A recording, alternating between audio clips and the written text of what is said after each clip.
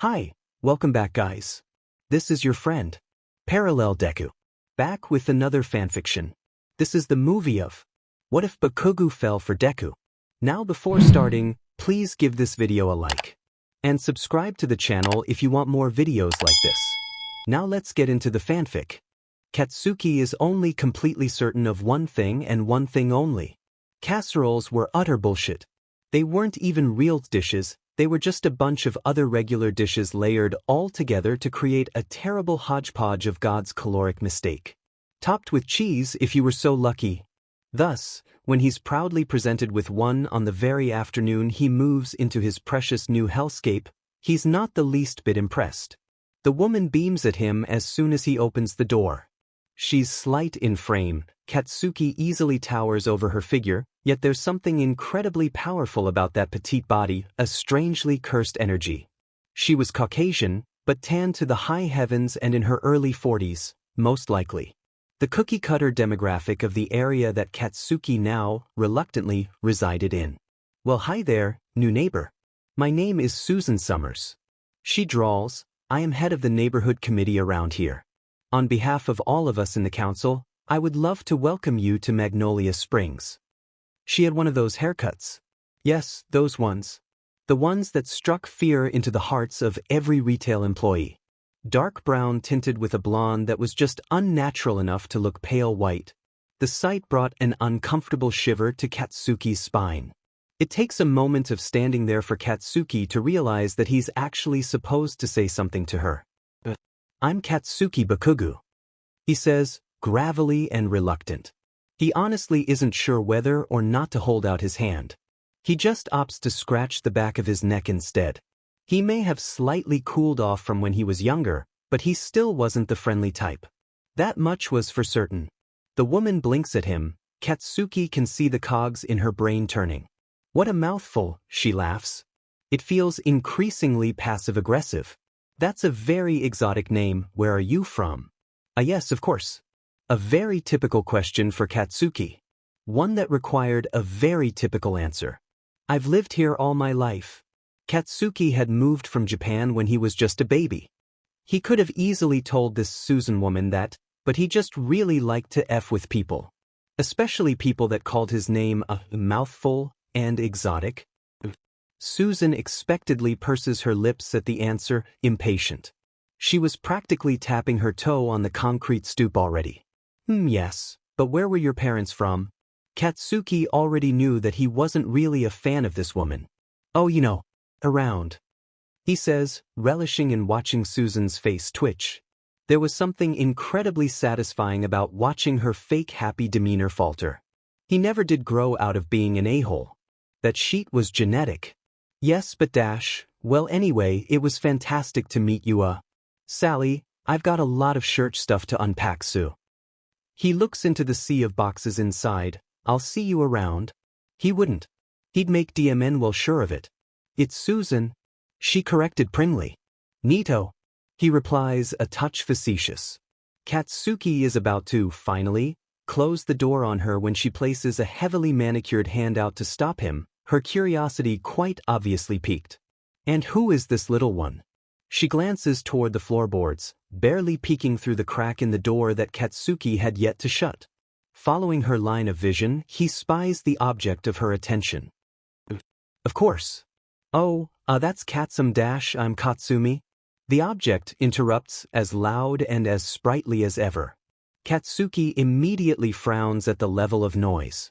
He was fairly certain he'd just given a killer lesson on inside voices. Is she yours? Sally. Or Susan or whatever asks, a questioning and incredibly penciled, eyebrow raised. Katsuki can tell by her expression that she was trying to add and subtract their presumed ages, trying to decide whether or not to be scornful. He knew the type. Katsuki fixes her with a look. Nah, I've never seen her before in my life. He rolls his eyes. Of course she's mine, she's my daughter. Susan pointedly ignores his sarcasm. Hello there, Kat, my name is Susan. The woman speaks slowly, leaning down to the tiny girl's level. Katsuki doesn't neglect to notice the newfound nickname she just coined for his daughter. He had to admit that he wasn't entirely impressed. How old are you? Before Kat can even begin to answer, another voice pops in and a second little girl comes into view. Not as old as me, she declares proudly. Her copper eyes shone bright with smugness. 7 minutes doesn't count. Katsumi pouts, furrowing her eyebrows at her sister. Disregarding semantics and Katsumi, the girl turns to the woman by the door. I'm Kyoko. Curse Katsuki's kids. It had been nature's cruel joke on him to make them actually friendly.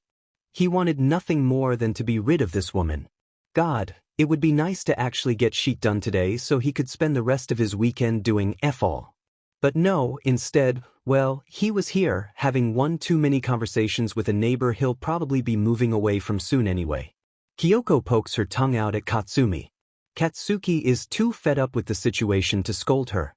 Well, at least they're friendly to strangers, if not each other. That's not good. Katsuki makes a mental note to add a stranger danger talk onto his ever-growing roster of sheet he still needs to do. Susan smiles down at them, casserole still in hand. Katsuki looks at it as if it were the cause of every problem in his life. Perhaps, maybe just maybe, Katsuki was being a bit too much of an a-hole about this whole situation. This woman had come all of the way out here to give them food. A housewarming gift, albeit unwelcome. She was awfully presumptuous, sure, but she seemed quite harmless. Yeah, she was trying to be a good neighbor. Katsuki should at least try to be nice. Where is your mommy, darlings? Katsuki freezes. Never mind. There's a silence in the air. It's incredibly tense and thick with unsaid words. It's awkward, but Katsuki can't find the will to answer. Especially in front of his two girls. Kyoko and Katsumi just tumble over to Katsuki, wrapping their arms around his legs. Don't need one. Daddy is enough. Kyoko smiles, sing-song. Yeah. Katsumi nods along, grinning in agreement. Daddy said that Mama was AF munch anyway? Katsuki chokes on his tongue. Katsumi. He hisses, trying so hard to sound mad. In reality, he found it fing hilarious. There was just something so utterly endearing about little kids swearing, it always made him lose his sheet. But I heard Daddy say it to Uncle Eiji before. Katsumi looks crestfallen, her puppy dog routine far too well rehearsed. She kicks her tiny sock-covered feet all sheepish-like. The cheeky little sheet. How could he be mad at that? Katsuki snorts, ruffling her hair. The action making Katsumi's already messy blonde pigtails become even wilder. As he rakes his hand through, he finds a lost glob of toothpaste and disgustedly retracts his hand. Well, at least she brushed her teeth. Susan, on the other hand, looks utterly horrified. She rises to meet Katsuki's gaze before handing him the glass dish in her grasps. Her expression fixes back into what it was originally, about as plastic as the tip of her nose. It was nice meeting you, Mr. B-. She fumbled with the name before giving up almost immediately, and you two girls. Please take this as a housewarming present. It's my famous casserole. Oh, but be careful. It has a kick of spice in it. She nods at them before turning her heel and sashaying away from their front door. Katsuki sighs, quickly shutting the door and locking it, unwanted casserole still in hand. When he's certain of the silence, he turns to face his two daughters and begins pointedly glaring at Katsumi. What did I say about swearing? That we shouldn't fing do it. Katsumi replies, innocently enough. The cheeky grin on her face said otherwise. Kyoko giggles, yeah, and girls don't swear. I don't give a sure to men if girls swear. Just not kids. Kids aren't allowed to swear. But Daddy says it all the time. Katsuki feels like he's had this conversation a million times already. Daddy is an adult. But Daddy still watches cartoons. Katsumi provides. And Daddy drinks all our juice boxes. Kyoko adds. And I pay our electricity bills to power those cartoons. I go out grocery shopping to get those juice boxes. So unless you want to sleep outside for the rest of your life, I need you to keep your potty mouths away from prying, judge-why eyes. The girls' eyes widen almost immediately. Outside. Camping. They both let out a shrill squeak of pure delight. They cheered, dancing around the empty house. Their laughs were echoing all over the hallway, bouncing off the bare walls like it was a barren cave. Katsuki just groans. Of course, his children were little sheets. Of course, they had smart mouths and swore like sailors. They were his kids after all. And for all of that, he loved them so. Maybe inside camping tonight, Katsuki says, mostly to himself, looking around at all the cardboard boxes he still had yet to unpack. 2 5-year-olds weren't any help, and it was already getting kind of late. Moving was such a huge pain in the butt. And he still had no idea what he was going to do for dinner, either. Katsuki scowls as he reaches into his wallet. Ninja moth may as well have flown out of it, judging by how empty it was right now. He looks down at the glass dish in his hands. It's a pale yellow color, with tiny pieces of macaroni noodles poking out of the substance. The cheese on top hadn't been fully cooked, but the pasta beneath didn't look inedible. This was a new low. Katsuki closes his eyes and counts to 10 before turning to his 2 daughters. Who wants dinner? It turned out that the kick in the dish, that Susan had so helpfully noted before she'd left, was effing pepper. Pepper as in salt and pepper, pepper. Of pepper.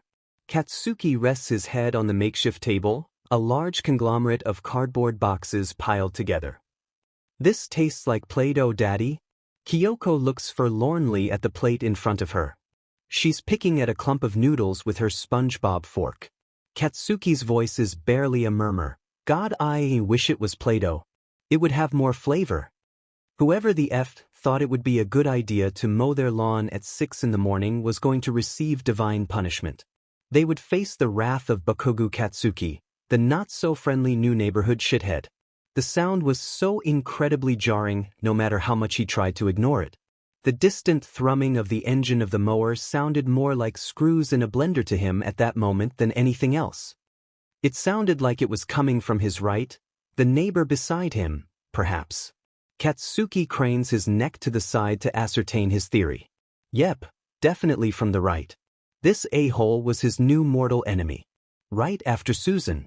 Katsuki is almost certain that this FO would be named Dave of Craig or some other sheet. He'd wear cargo shorts and talk about how much he hated his wife. The usual bullshit. Throwing off his covers, still clad in his dumb moth-eaten black tank top and boxers, he stomps out into his front lawn. Katsumi and Kyoko were, of course, not awake yet. Those 2 slept like the dead. Which meant it was hard to get them ready for school, but it also made things like homicide a lot easier. With his bare feet crunching on the artificially green grass, he looks over his quite literal white picket fence at the object of his extreme irritation. And as certain as the sun, Katsuki sees him. It takes him a while to figure out who he's looking at exactly, why his face looks so awfully familiar. The person wipes the sweat off his brow, his hair moving to reveal an all-too-familiar, freckly face. Katsuki squints. It couldn't be. This kid couldn't be any older than 13.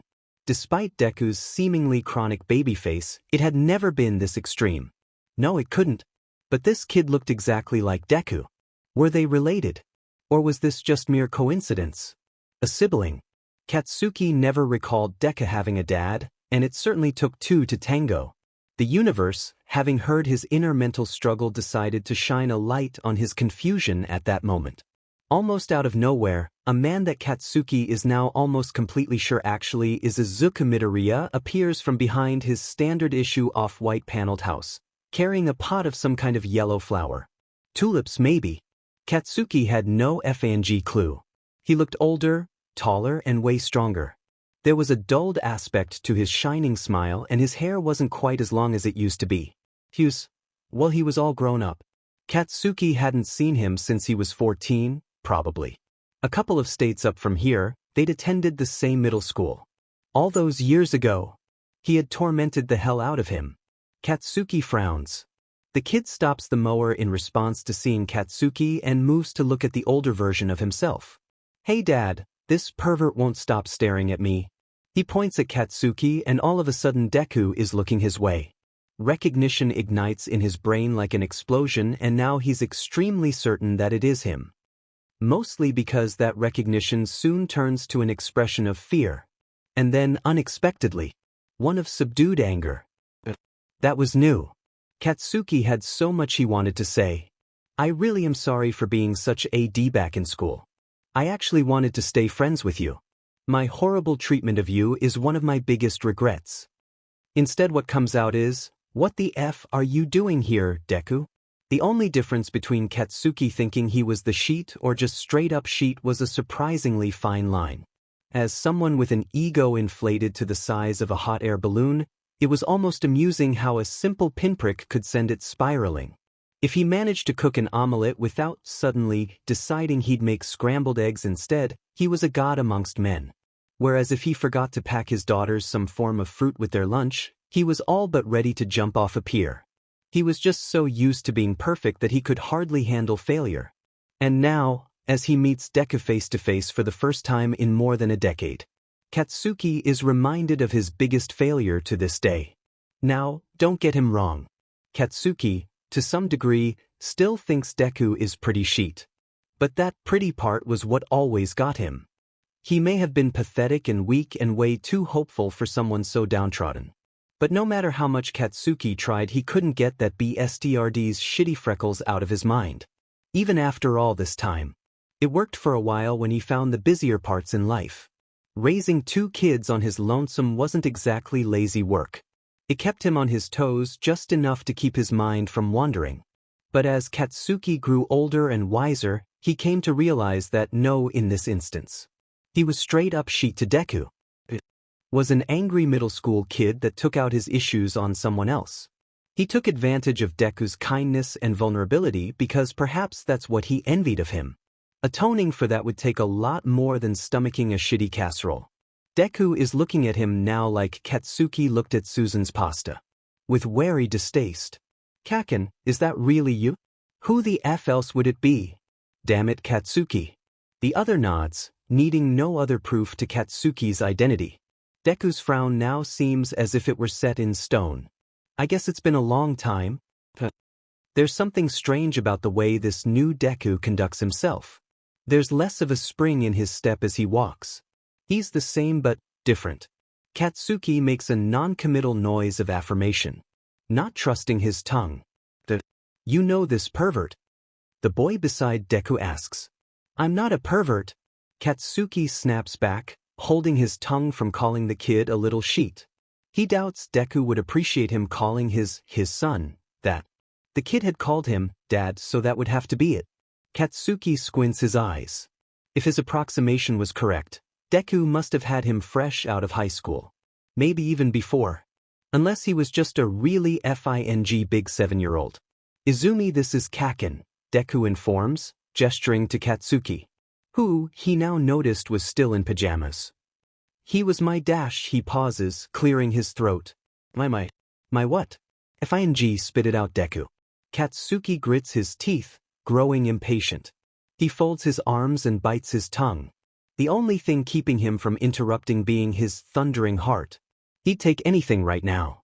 He just wanted to know where he stood, where he would have to build up from. If he could, when he could, if he even wanted to. A voice calls out from the distance. Feminine. Pitchy. It shatters the quiet tension in the air with a butter knife. I see you've met our brand new neighbor, Izuku. Katsuki moves his head to the side to meet the jarring noise, and lo and behold, Susan. Again.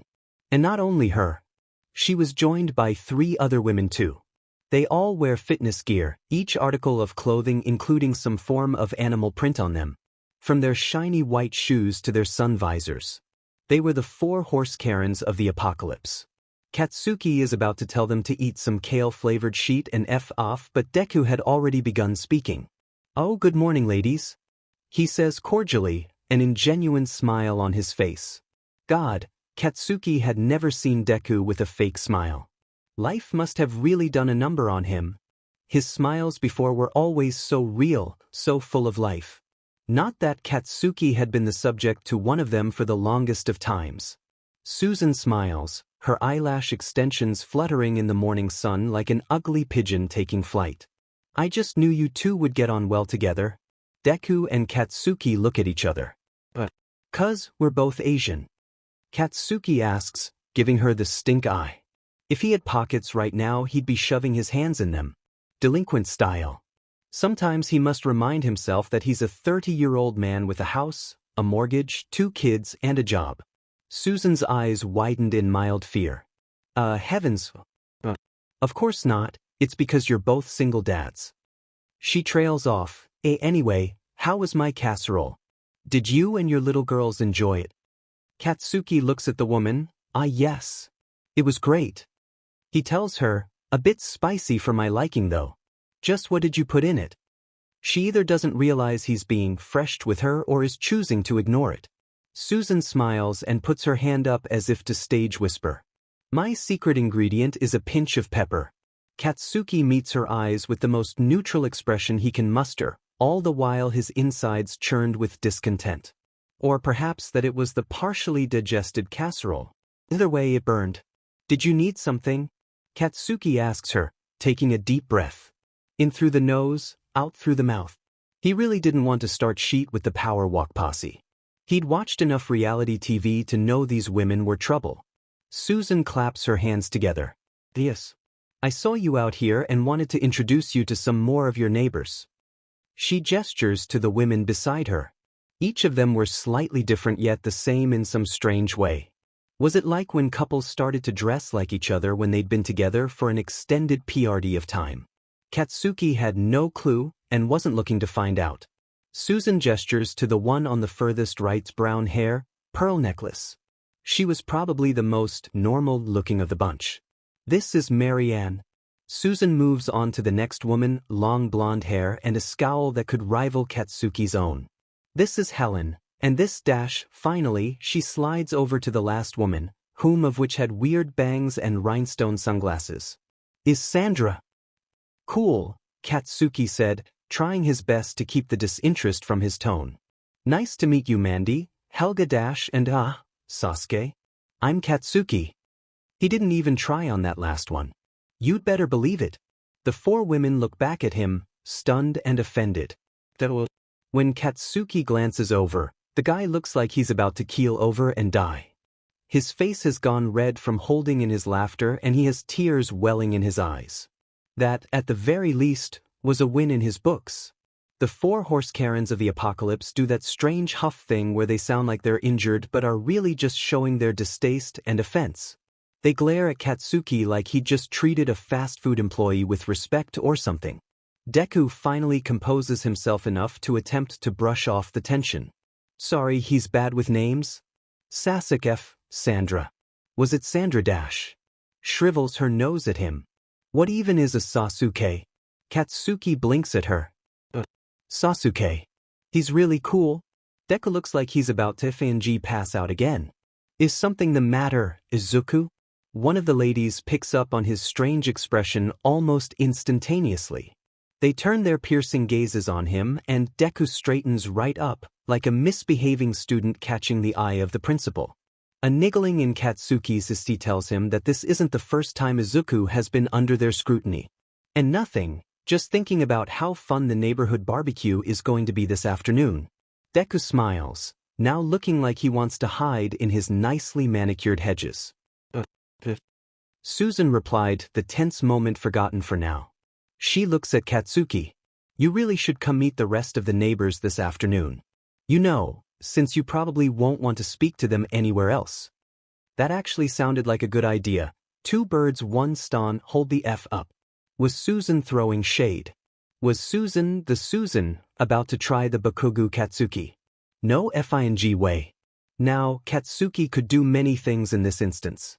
But from what he's seen from movies to television dramas, don't judge him, was that women did not typically fight the way men did. Don't get him wrong, women could be badasses, most of them were. But these types of ladies, well, they didn't use their nail fillings to rip out each other's throats. They used some good old-fashioned, petty, disgusting, passive aggression. Who was he, Bakugou Katsuki, to ruin such an age-old tradition? Oh, you're absolutely right, Susan. I'm all tired out from socializing. Some people just really take it out of me. He yawns for effect, stretching his arms out, ready, plotting his fiery revenge. He turns to Deku, more out of mercy than anything else, and in an act of pure pettiness, Start speaking to him in Japanese right in front of them. I'm just speaking Japanese to bother these sheetheads. Do you mind playing along? Deku doesn't really need to oblige him, or even humor him for that matter. But if Katsuki is right, and he always was, then Deku will do this for his own motives. It seemed that time had made Deku more jaded, and Katsuki more tame. You know, they're really not that bad. Katsuki looks at him, dead on. Then how come you're helping me out, stupid Deku? Because your Naruto joke was funny. Hell if a year it was. Katsuki turns to the mothers and then turns back to Deku. Now act like I just said something funny to you about them. Deku does as he is told and laughs, fake and shrill. It doesn't suit him, but it does wonders for Katsuki's cause. I'm going to feel really bad about this later, Deku admits, sheepish. But it's kind of fun, being able to speak Japanese again. I've missed it after all this time. The women, fed up, look over at them with angry expressions. This is America. Speak English? The blonde one, Katsuki can't FING remember their names anymore, bites. Her velvety pink tracksuit getting all crinkled from her putting her arms across her feet. This is my lawn, off, Katsuki says. Now in clean-cut English. Giving them an award-winning smile and a cute little wave. Susan, shocked, grabs the cross at her neck. How dare you use such vulgar language? Do you know how impolite it is to swear in front of a lady? Look, if you don't want me to swear because you don't like it, I'll try my effing best. But if it's for some bullshit reason like ooh women are just so feminine they can't possibly hear or, God forbid, say these words. Then like, what kind of internalized bullshit have you been learning? Katsuki really loved to swear, especially in English. In Japanese, their insults were creative. That was for sure. But in English, the universal use of F- was incomparably appealing. It was probably Katsuki's favorite word. Katsuki cracks his knuckles. He looks at Deku again. He then looks to the women, still standing there on his lawn, and sighs. He wouldn't get to the bottom of this Deku thing this morning, that was for sure. Leave it to Katsuki's shitty guardian angel to let him find the piece of his missing puzzle while in his pajamas at 6 in the morning. Leave it to Katsuki to F it up. I'll see you all at the barbecue. He says the words as pleasantly as possible before turning back toward his house. We need to talk later, shitty Deku. Looking back to the women one last time, he glares at them. I'll be bringing my famous casserole. Hold on to your taste buds, Katsuki can't help but smirk in satisfaction. The moment he shuts the door, though, he remembers one vital spot of information. One tidbit his mind seemed to have foregone. He had no FNG idea how to make a casserole. Those PDAF heads put the butt in casserole, and there was no way in hell Katsuki was going to be outdone by their shitty, bland pasta concoctions. A casserole could be anything, anywhere, any person. It was inside of us all. The true meaning to life itself. Was Katsuki a casserole? Quite possibly. He was several layers of beef and an immeasurable amount of salt. Okay, maybe he was looking too far into this sheet. Katsuki thinks back onto every meal he'd ever had in his childhood. He finds himself peeling through his mind for anything glass dish-shaped or topped with cheese. He thinks of his mother's rare home-cooked meals. They happened once a fortnight if he were lucky. He thinks of how good the fresh food had tasted on his tongue, and then he remembered that reminiscing was pointless when Google existed. Katsuki stomps over to his work laptop that had been left on from the night previous. He types his question into the search engine with a fiery fervor, making the letters on the keyboard creak with the pressure he was putting on them.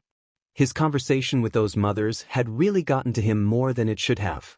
And not only that, it had interrupted his and Deku's reunion. Katsuki cringes. If you could even call it that. He's surprised Deku hadn't socked him in the nose the moment he saw him.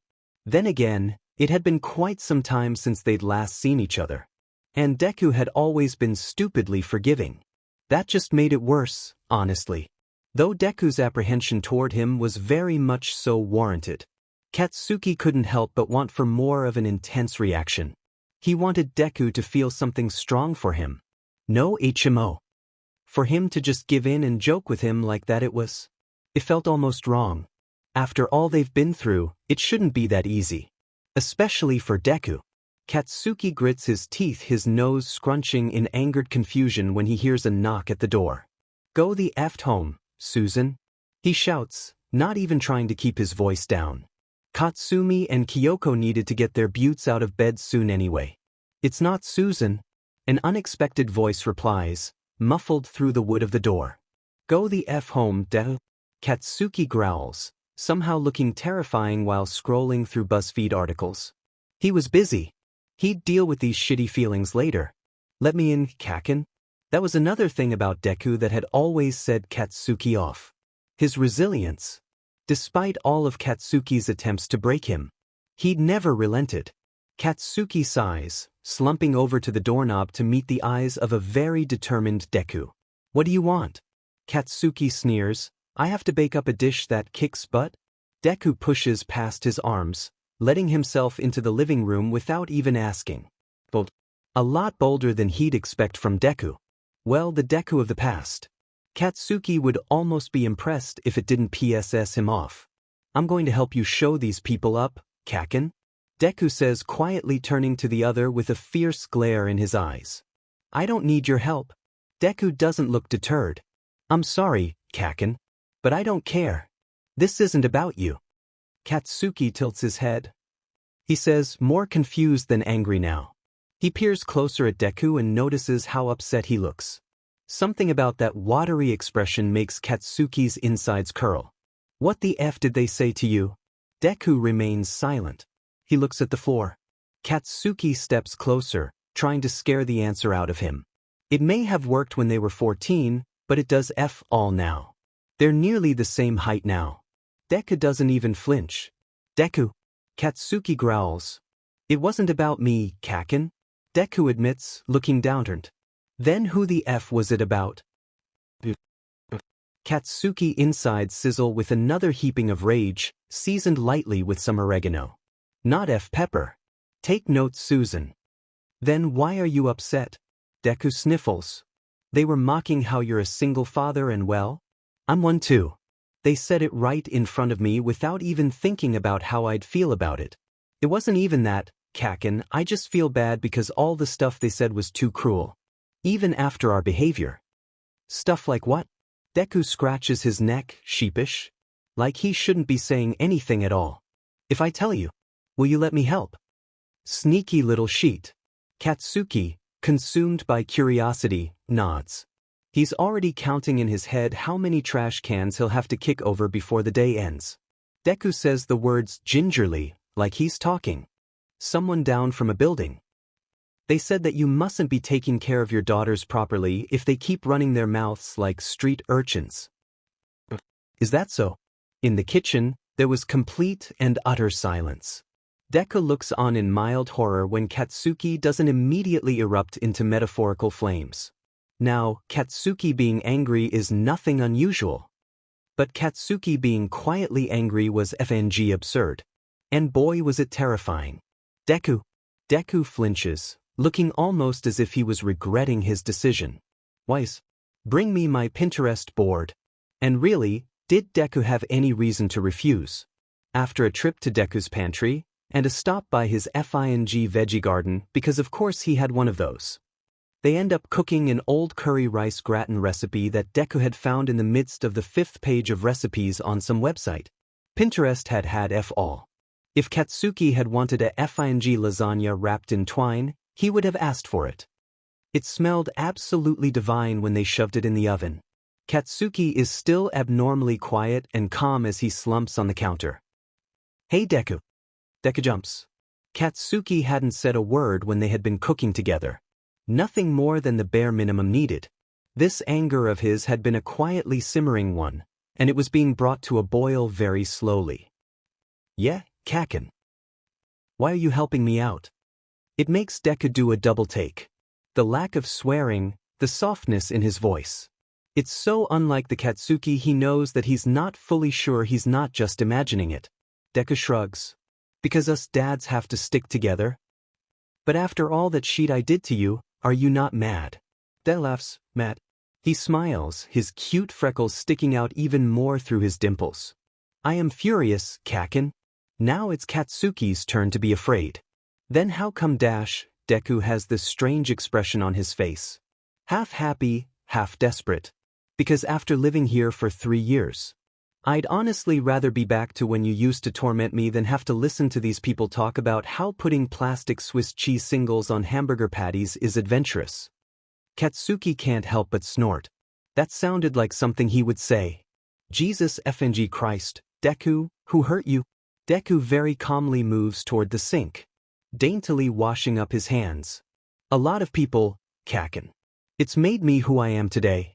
But as much as it once did make me miserable, it's only made me stronger now. Strong enough to understand you a bit better, I think. That's a fit, isn't it? So do you wanna punch me or something? Deku looks over to him, hesitating. He definitely seems like he's considering it. No. Then what do you want? Katsuki scowls, propping himself up against the kitchen counter. Is this your way of apologizing to me, Kaken? Deku asks, as blunt as a spoon. There's no nervousness there at all. Katsuki froze. Was that what he was trying to do?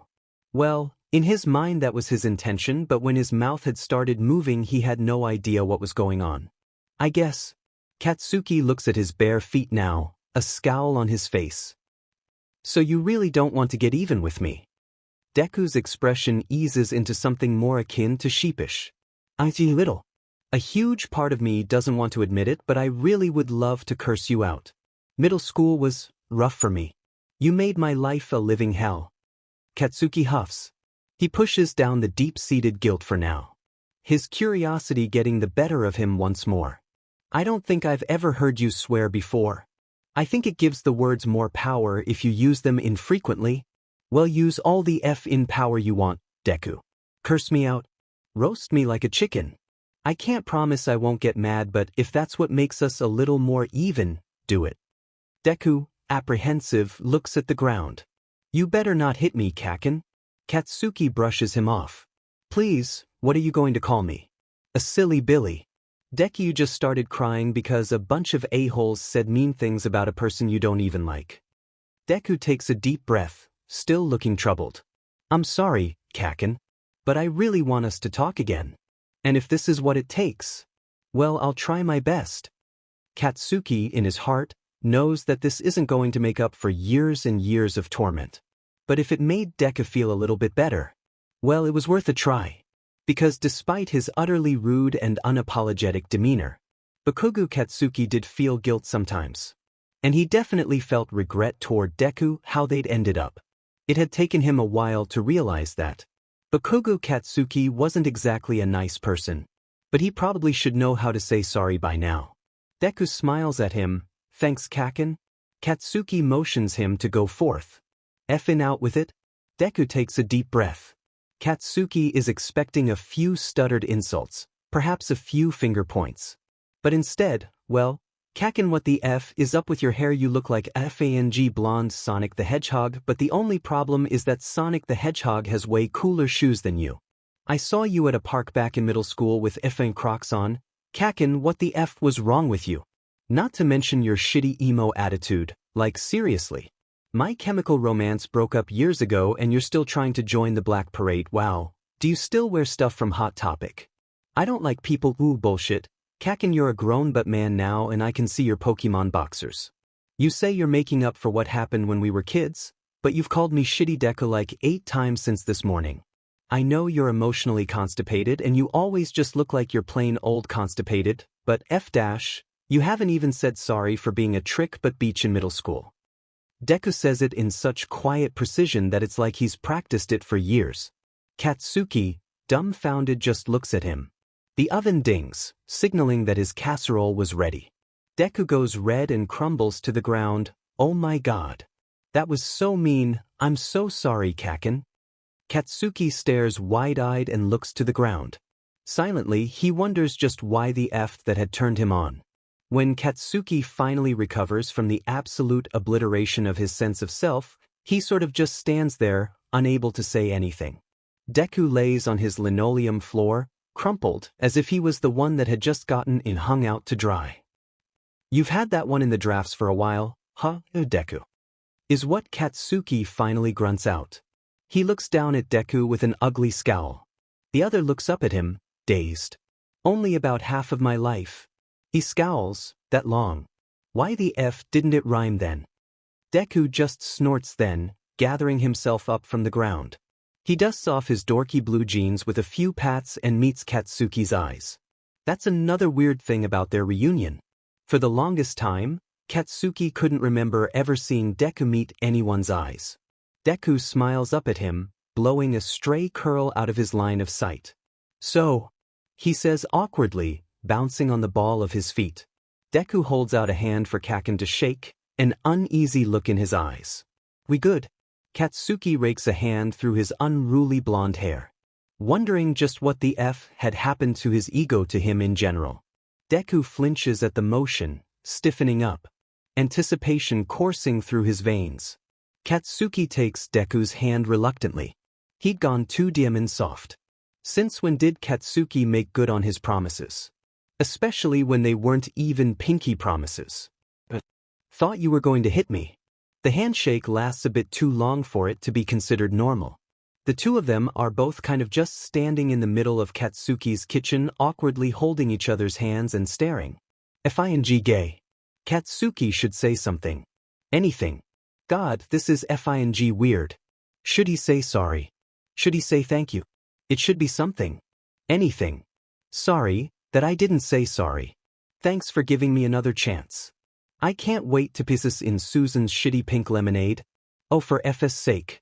Deku somehow knows what he's actually saying because he just huffs out a laugh. You're welcome, Kaken. He retracts his hand and suddenly Katsuki's own feels empty. Come on, we can't just let our vengeance burn in the oven. Katsuki feels himself sneer. You sure as shit didn't think twice about burning me? This casserole didn't throw my school books into the fountain in 7th grade. Katsuki soon learns that the aforementioned barbecue is at 2, leaving him a solid couple of hours to sit and stew about his whole situation. Deku leaves soon after, telling Katsuki that he needed to get back to Izumi to make sure he hadn't burnt the house down. Some part of Katsuki wishes he would stay for breakfast. Maybe meet his daughters. He kind of wanted to know what they thought of each other. That part of Katsuki needed to shut the F up, honestly. These intrusive thoughts are hurting his head. Overthinking was never really a problem for Katsuki. He was more of a shoot first ask questions later kind of guy. But it seemed like Deku's dumb analyzing shtick had come over to his house to play. Katsuki decides to ignore his inner turmoil and goes to watch Pokemon with his daughters instead. Now what did I say about today, girls? Katsuki repeats, kneeling down to his daughter's heights. His badasserole topped with foil was balancing on his knees. Snitches get stitches? Katsumi sends a toothy grin toward her father, thumbs up. No. Katsuki growls, the other thing? They tilt their heads in confusion. Talk sheet get hit? Kyoko asks, more uncertain.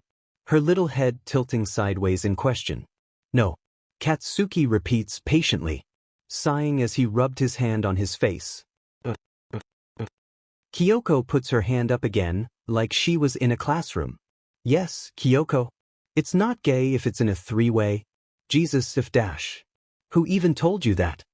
Katsuki groans. Never mind, just don't beat anyone up. Even to himself he sounds defeated. Okay, Daddy. The twins chime, cheeky grins on both of their faces. They knew exactly what they were doing to their poor father. And it definitely didn't help that he was outnumbered 1-2.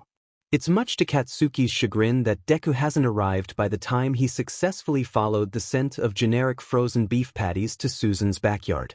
Susan's house is the nicely manicured one a few houses down from Katsuki's. Literal white picket fences line the 2-story brick house and the grass. Katsuki could swear she'd covered that sheet with green paint. It leaves him feeling somewhat stranded, but Katsuki never backs down from a fight and he never would. He unlatches the fence gate and steps into the backyard. The place is teeming with people, neighbors, some spilling out onto the streets. Mostly kids playing hockey on the road. There's laughter, chatter, the familiar sound of footsteps rushing around in jest. It doesn't seem half bad until he realizes they're playing Fing Nickelback on their stereo system.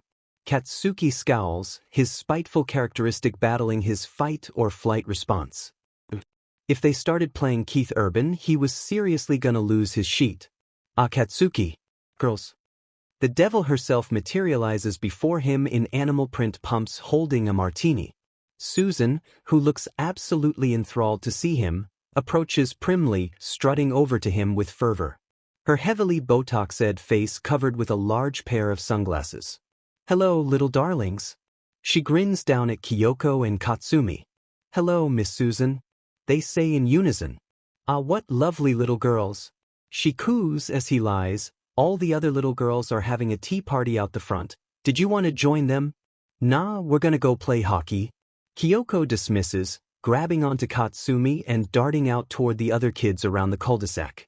Ah, but Susan's sentence dies in her throat and her expression turns into one of distaste. It's quickly fixed though. She gives Katsuki another plastic smile. I wasn't sure if you thought you were still invited after this morning. Susan laughs. There's definitely some passive aggression in it. But Katsuki doesn't take the bait this time. Low-hanging fruit. So, Katsuki follows her through to the patio, the strong chlorine of the yard's pool permeating Katsuki's nostrils. It's a good thing I'm so forgiving then, Susan. Katsuki ushers the casserole into the woman's arms with a smile. Here, just returning the favor. One neighbor to another.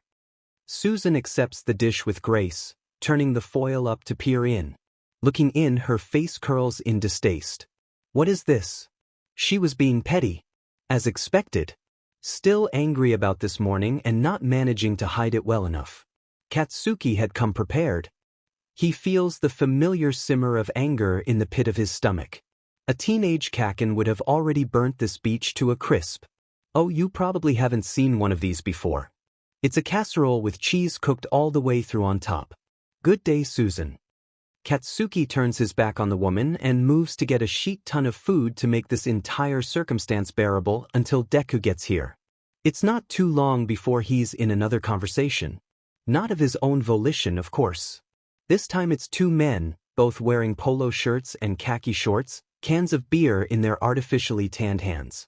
Howdy, you must be the new neighbor. Blue Polo says, extending a hand to shake. His salt and pepper hair is probably the spiciest thing about him. Katsuki takes it. Katsuki Bakugou? Whoa bud, strong handshake. I like that in a man. I'm Brad Summers. Susan's husband. Wow, I'm so sorry dude. Red Polo introduces himself next. Craig Smith. I live just up the street, Deborah. He shouts in the direction of a group of women all standing around a punch bowl. A wayfish woman saunters over to the men. Her red lipstick smudged on her wine glass. This is the new neighbor that moved in yesterday, Craig explains. Deborah, as she is described, just looks up at him with a blank expression before turning to Katsuki. Oh yes, I've heard a lot about you from Susan. She has a distasteful look on her face now. Katsuki knows instantaneously what Susan's been telling her. News must travel fast in this shithole. He may have greatly underestimated that she witches power over the entire block. He does remember Susan saying she was the leader of the something or other. Probably elected President Beach of the block or something. Katsuki scowls, deep and callous. Well, it was nice meeting you, he says, trying to remain as civil as Katsuki could be in the face of these people. Tell Susan I appreciate the introduction. Sometimes he really can't believe he's in the middle of a suburban hellscape, listening to Nickelback and talking to people in matching polo shirts and boat shoes. Well, he can believe. He just really doesn't want to. Katsuki drags himself on over to another side of the green lawn. It's beside the pool where a few more kids are playing. He's just far enough away from it that he's not getting splashed. It's quiet for a moment, it's nice for a moment. All before another white devil comes for his butt. Excuse me, boy. This 50-something woman comes up to him, looking livid. She has her hands on her hips but then points straight behind Katsuki's back. Are those your children? Katsuki looks down at the kids on the street and finds Katsumi and Kyoko chasing other children with hockey sticks raised. There are manic grins on each of their faces as the other kids scream in terror. No. It really SCKS that he couldn't just do that with all the adults. But no, he had to be responsible. Bakugou Katsuki may be a fully fledged adult, but he wasn't exactly responsible. Well, at least not according to other people. Macaroni and cheese is absolutely a breakfast food f off mom. The woman is still glaring bullets into his head and Katsuki is staring right back. He wouldn't back down to a bear. Let alone a 5'0" soccer mom with shitty highlights. Susan, ever the sticky beak, sidles up to the woman, a concerned look on her face. She must smell tension like a dog or something. "What's the matter, Sharon?" she asks, sickly sweet, artificial sugar. Sharon, apparently, downturns her eyebrows and changes from infuriated to horrified in a matter of seconds. "This man's children are wreaking havoc on my darlings." The look Susan has when she sees Katsuki's kids going wild, it's psychotic.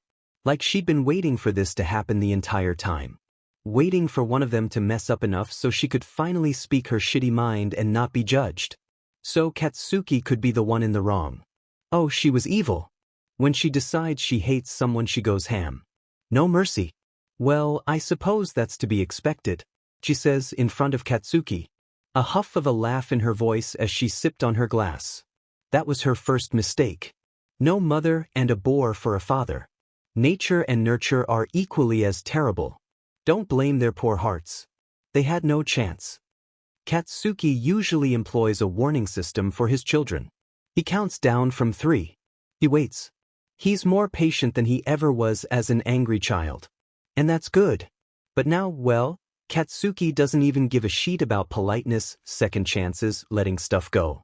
Patience was never exactly his strong suit.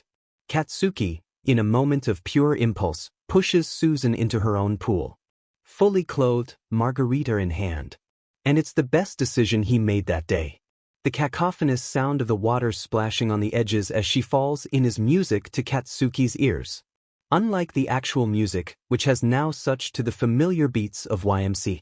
"Eat sheet, Susan." "Young man. There's no need to feel down." I said young man. "I'll put your butt in the ground." Katsuki's crass words aren't at all a surprise to himself, but by God, they are to everyone else. It's as if these grown-but adults haven't heard a swear word in their life. Perhaps all the Sesame Street had made their minds numb.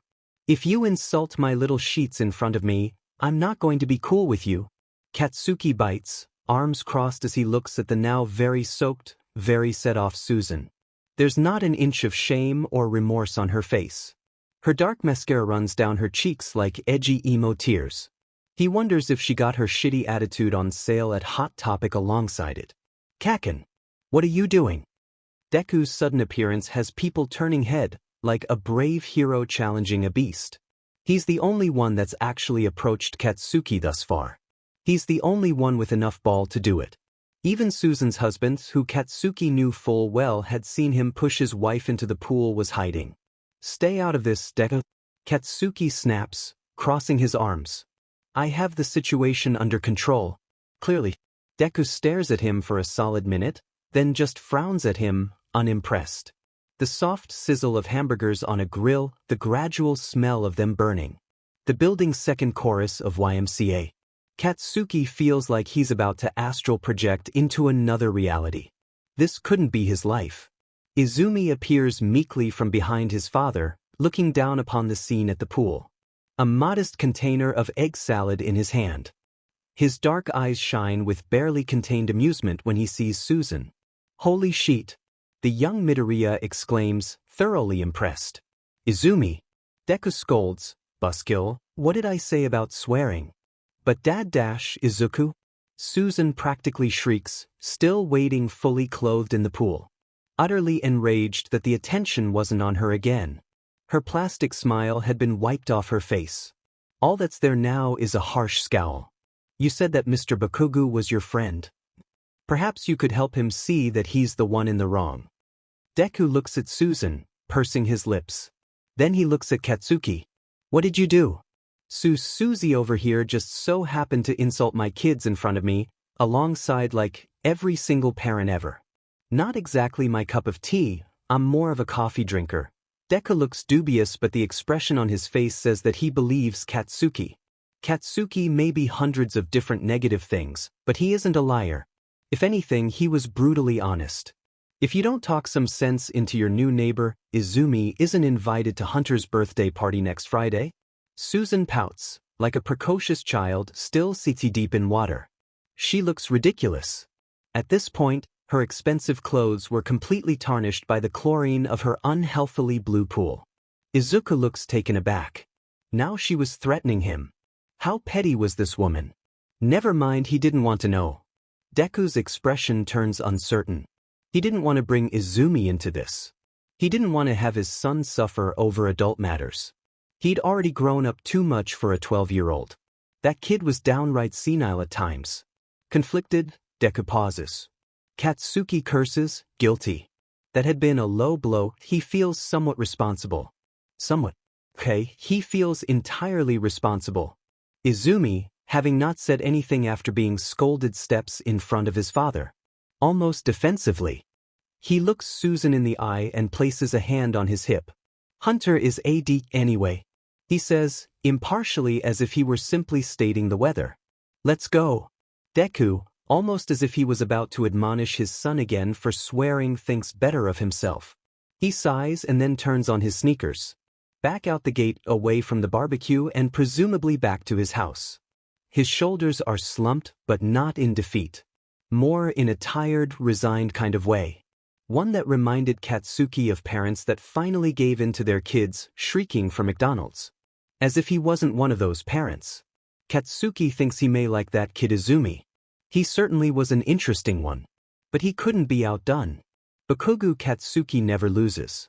He grabs a cup and delicately pours himself a glass of punch. Drinking half of it as everyone stared. I'm Katsuki Bakugou. I'm 30 years old. I have 2 daughters that are gremlins and they are my favorite people in the world. PSS me off and you might go for a little swim. We're acquainted. You don't have to introduce yourself to me now. Bye. He then crushes the cup in his hand and throws it behind his shoulder into a wastepaper bin and stalks away to the front of the house.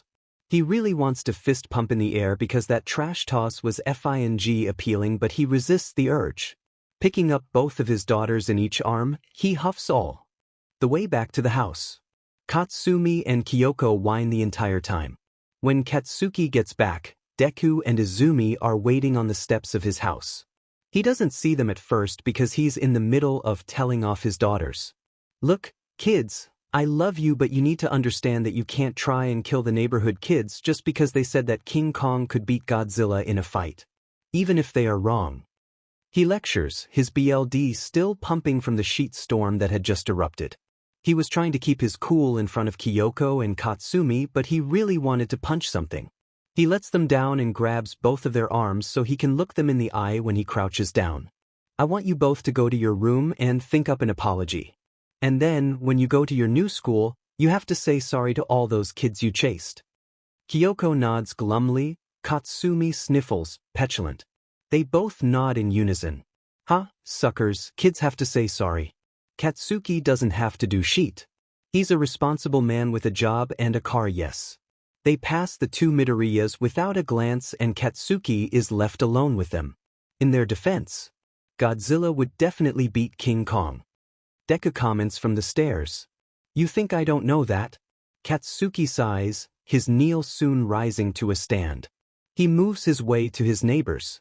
The ones that he could actually put up with. Somewhat. Remind you of a certain someone? Deku says quietly. Katsuki scowls. I know they take after me, unfortunately. Well, actually, I was probably the better of the pair. Katsuki shrugs, oddly candid. He begins scratching his head awkwardly. Their mother was negligent. Deku doesn't reply, only looking at Katsuki from his perch on the stairs. He gives him a sad smile. Look, Deku, I'm sorry. The words kind of hurt coming out on his tongue. They certainly weren't used very much. I'm sorry for roping you into this shit. You had a peaceful life here before I f'd stuff up. You can pretend you don't know me if you want. Katsuki is angry. Well, he's always angry. But this time he's also angry at himself. It's a change he's not exactly fond of. Deku, unchanging, just smiles more lightly at him. It's okay, Kaken. When I saw you this morning, I kind of knew you'd be burning a lot of bridges for me. But this was probably the most fun I've had in ages. And if I have to miss a couple of bake sales for that, I think I'll manage. Izumi nods along, his bouncy hair moving to uncover his face. His big eyes were so reminiscent of Deku's when he was younger. He looks upon Katsuki with a wary kind of curiosity that makes him look a lot older than he was, though. "Don't get my dad in trouble," he says, rising to move upwards. He dusts his jeans off and trudges off to the other side of the fence. "Otherwise you'll be the one having a pool party." Katsuki watches him go, a peculiar frown on his face. "He's pretty protective of you." Deku stiffens. "Yeah?" He frowns. "He's too brave for his own good." Katsuki smirks. "That remind you of a certain someone?" Deku rolls his eyes. I suppose I'd rather eat my words than Susan's cooking." Katsuki snorts. Rising from the porch stairs, Deku, so much like his son, dusts off his own breathes and sighs. "I have work tomorrow, I should get going." The pair of them looks on at the impending sunset. The light tangerine sky, creating a final farewell for the sun as it drifted away for another day. "Where do you work?" It's a simple question, one that should have been brought up much earlier. Tilting his head, Deku raises his eyebrows. "I didn't tell you." Katsuki shakes his head. "I work up at the hospital. I'm a doctor." Katsuki hums, impressed but not at all surprised. "You always did love saving people?" It's a simple statement, but something about the lack of biting sarcasm, the absence of a sneer on Katsuki's face. It was so weird. Even to him. They leave it at that, going back to their respective houses for the night. He can't exactly say the same for Deku, but for Katsuki he can't help but feel a strange thumping in his iti. He's not at all sure if it's because of the happenstances of the afternoon or what had become after it. There's something shifting in the air of his and Deku's relationship. It would never be what it was, that was for certain. But now that they were all grown up, what could possibly happen? Katsuki isn't sure what to do. So he does the unthinkable. He texts Kirishima. "Fuckles the echidna. You need to smash." Katsuki growls at his screen. "Bakugou Katsuki, just F off fuckles the echidna. You came for advice, I delivered." Bakugou Katsuki, telling me to have it to see with Deku is not advice. Fuckles the echidna. Are you telling me you don't want to bang? Katsuki pauses. "Fuckles the echidna, H a beach I knew it." Bakugou Katsuki, SCK my but fuckles the echidna. If you are offering, winky face. Bakugou Katsuki, your boyfriend might get said. Fuckles the echidna, no it's it you're my hall pass. Bakugou Katsuki, WTF is that?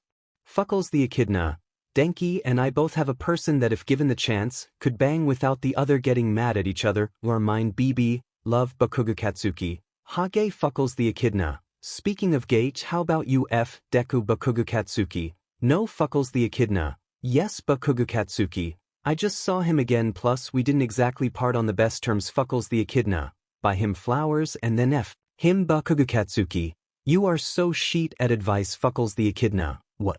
That's like, romantic, that's how it worked with me and Denki. Bakugou Katsuki, W. Fuckles the echidna, IS2G bro I will come over there to be your wingman. Bakugou Katsuki, I would literally rather anything else. Fuckles the echidna, I have heard you talk about Deku since I met you, and sure at first it was angry and insulting but eventually it just started getting fang gay.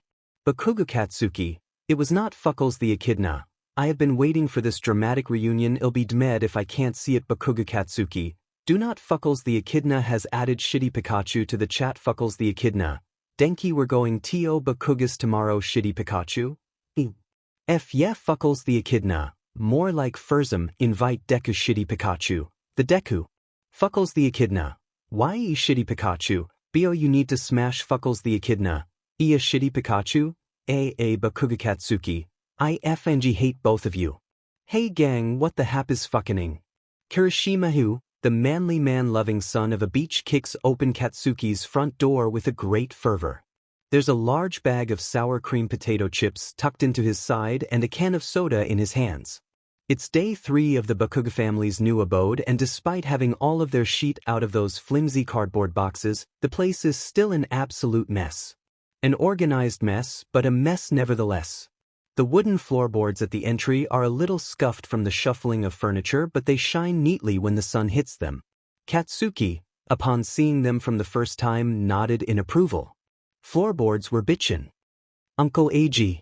Katsumi and Gyoko rushed to greet the fiery-haired fucko, whom of which was obviously doing his best to subconsciously ruin Katsuki's afternoon. Kirishima crouches down and scoops up the pair of them effortlessly, squeezing them both into a big hug. The girls giggle and wrap their arms around him, effectively hanging off his neck and choking him. Kirishima makes a noise of discomfort, but quickly moves their hands to lessen the burden around his neck. They were too weak to be assassins quite yet, but Katsuki knew they'd have potential when they grew older. God, you look more and more like your dad every day, Kirishima exclaims, a little hoarse from the murder attempt. He was grinning ear to ear nevertheless. Except you're both a lot cuter than him, sorry dude. He sends Katsuki a fake apologetic look. It was not very well received. Katsuki flips him off. I thought I said 12 o'clock. He grunted, hands on his hips. Kirishima doesn't look fazed at all. He'd stopped being intimidated by Katsuki many years ago. Time is an illusion. But Kirishima, holding the twin girls, one on each arm, just gives Katsuki another dumb smile. I'm glad we both found the place. Every house in this neighborhood looks the same. Kaminari finally makes an appearance from the driveway. He comes through the door carrying even more bags of sheet. Tell me about it. Drew kicked down the door and said that what the hap is fucking thing to 3 other houses already. Katsuki snorts and looks at Kirishima. Dumbass. Kirishima just laughs. Man, did I scare the sheet out of some little old lady? He plays it off like it was something completely normal to do. Kaminari just smirks from beside him. Yeah, and you apologized like 1,000,000 times to her. Then afterwards she invited us in for tea.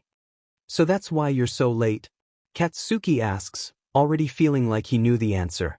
Kirishima scratches the back of his neck and laughs awkwardly. That would be it? Kaminari looks sheepish. We couldn't say no, she had brownies. Outstanding. Kirishima finally puts Katsumi and Gyoko down and they happily run to Kaminari next. Katsuki had made the 2 of them the girls' honorary uncles, considering that he didn't have any siblings of his own. They were practically family at this point anyway. Even if they were a pretty terrible influence, they were fun at the very least. They'd brought Katsuki out of his shitty moods before, usually putting him in even shittier moods after, but he digresses. Who's up for a picnic? I brought tequila and Gouda cheese. Kirishima there 5. So, just the tequila? Remind me to never ever let you babysit my kids. Kaminari boos him. Kyoko and Katsumi, like the parrots they are, begin as well. All of a sudden it's a huge sheet on Katsuki party. Fine, bring the Gouda. No tequila. Louder booing ensues. I have juice boxes. The jeers quickly turn to cheers. The 3 friends watch Katsumi and Kyoko play around in the lush green grass of a semi-empty park. They chase clumsily after fluttering butterflies and swat at bumblebees. They miss every single one of them. Their laughter mingles with the soft afternoon breeze and Katsuki decides this isn't so bad. Kirishima tilts his head, a sheet-eating grin on his face. So, nevermind. This was the worst. DEFCON abort. Abort. Abort.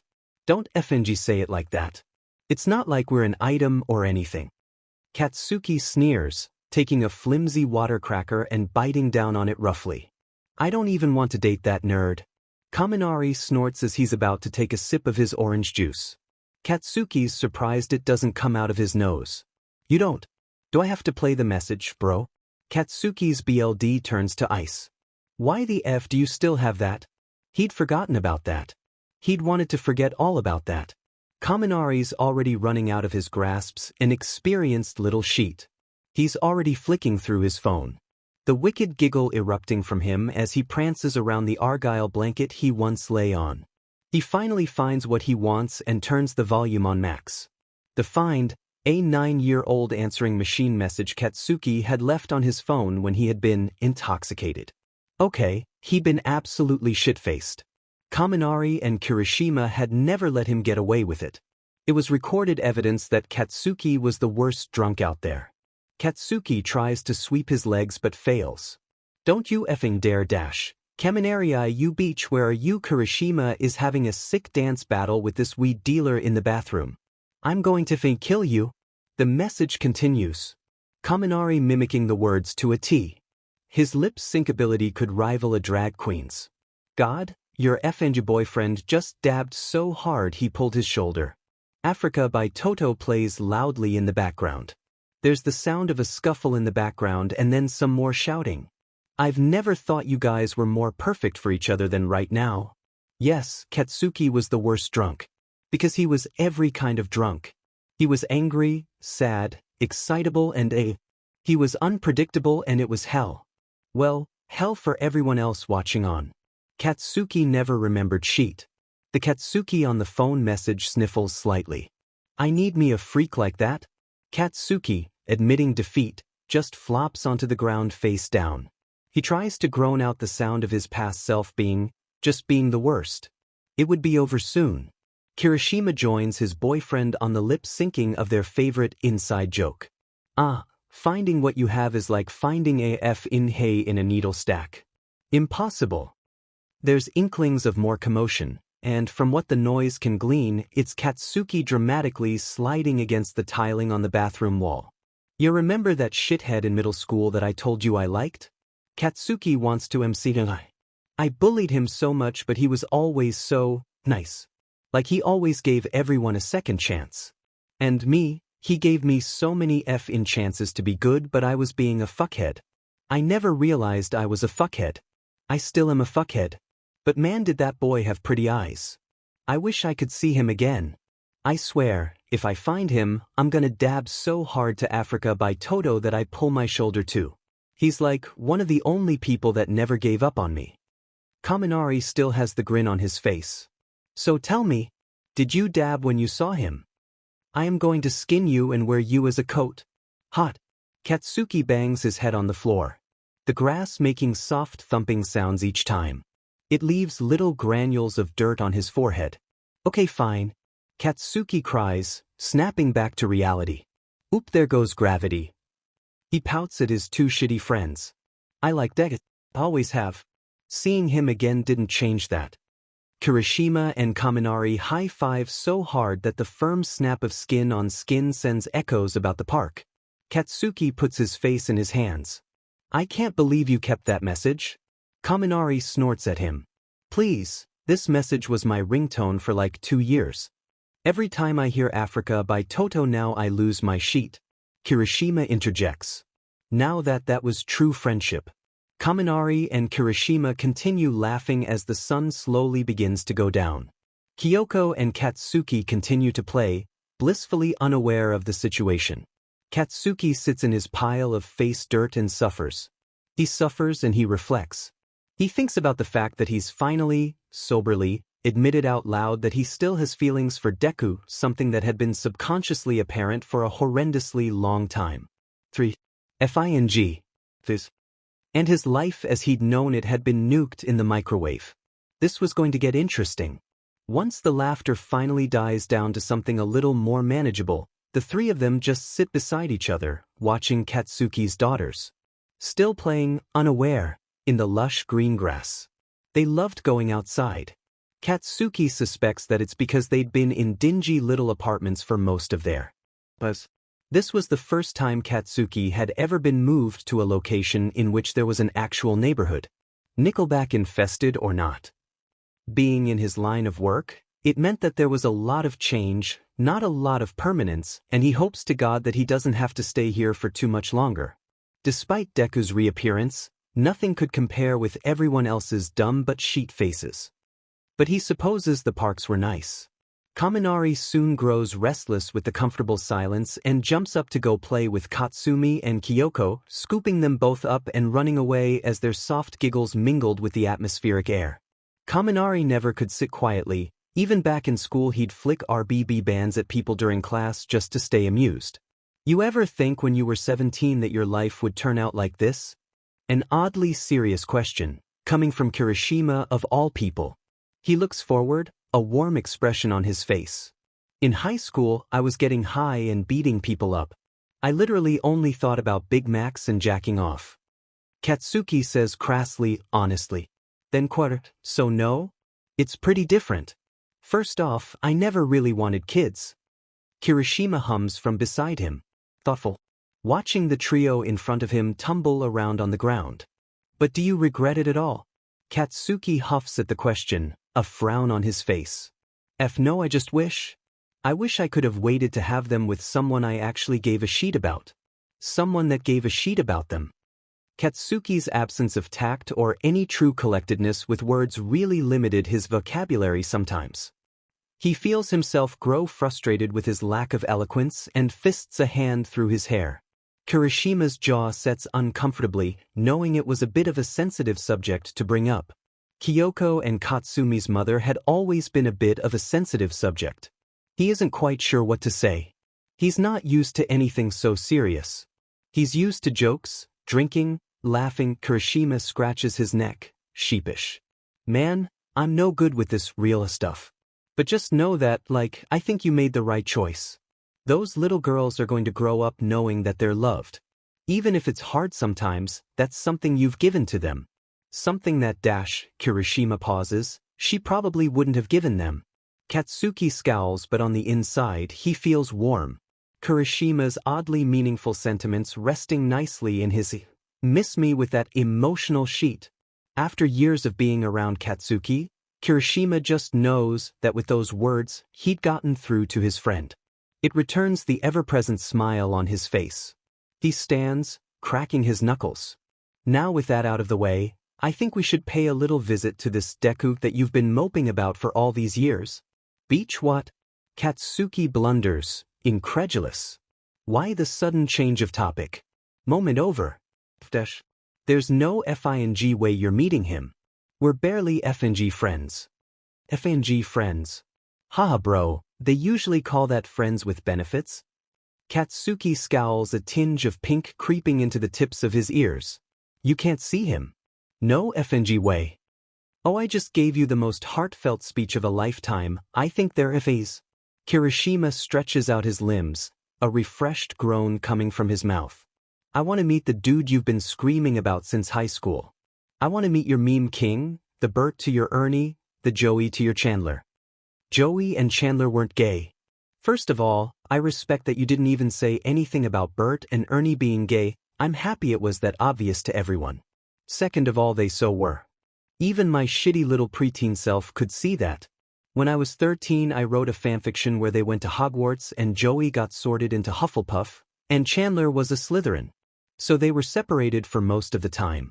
But they always had potions class together and F-ed in the cupboard. I swear, I should have been a writer. My immortal has nothing on me. Katsuki looks dumbfounded for a brief moment, wondering if he should ask why the Hufflepuffs and Slytherins would have potions together when the Slytherins clearly have potions with Gryffindor, but realized his argument would be redundant. The conversation had somehow shifted to the semantics of an enigmatic gay love story featuring Joey and Chandler from Friends. Meeting. Katsuki declares with finality, his arms crossed and his frown twitching. Yes. Meeting. Not. Chance. Africa. Toto. Eat sheet. Hey, that wasn't 3 words. Go. Yourself. There, much better. Katsuki scowls at his friend, who still has a stupid smile on his face. Like he's already won. Like sheet. Kirishima hasn't beaten him at anything in his life. You said he was your neighbor, right? Kirishima asks slyly, tilting his head to the side, cunning.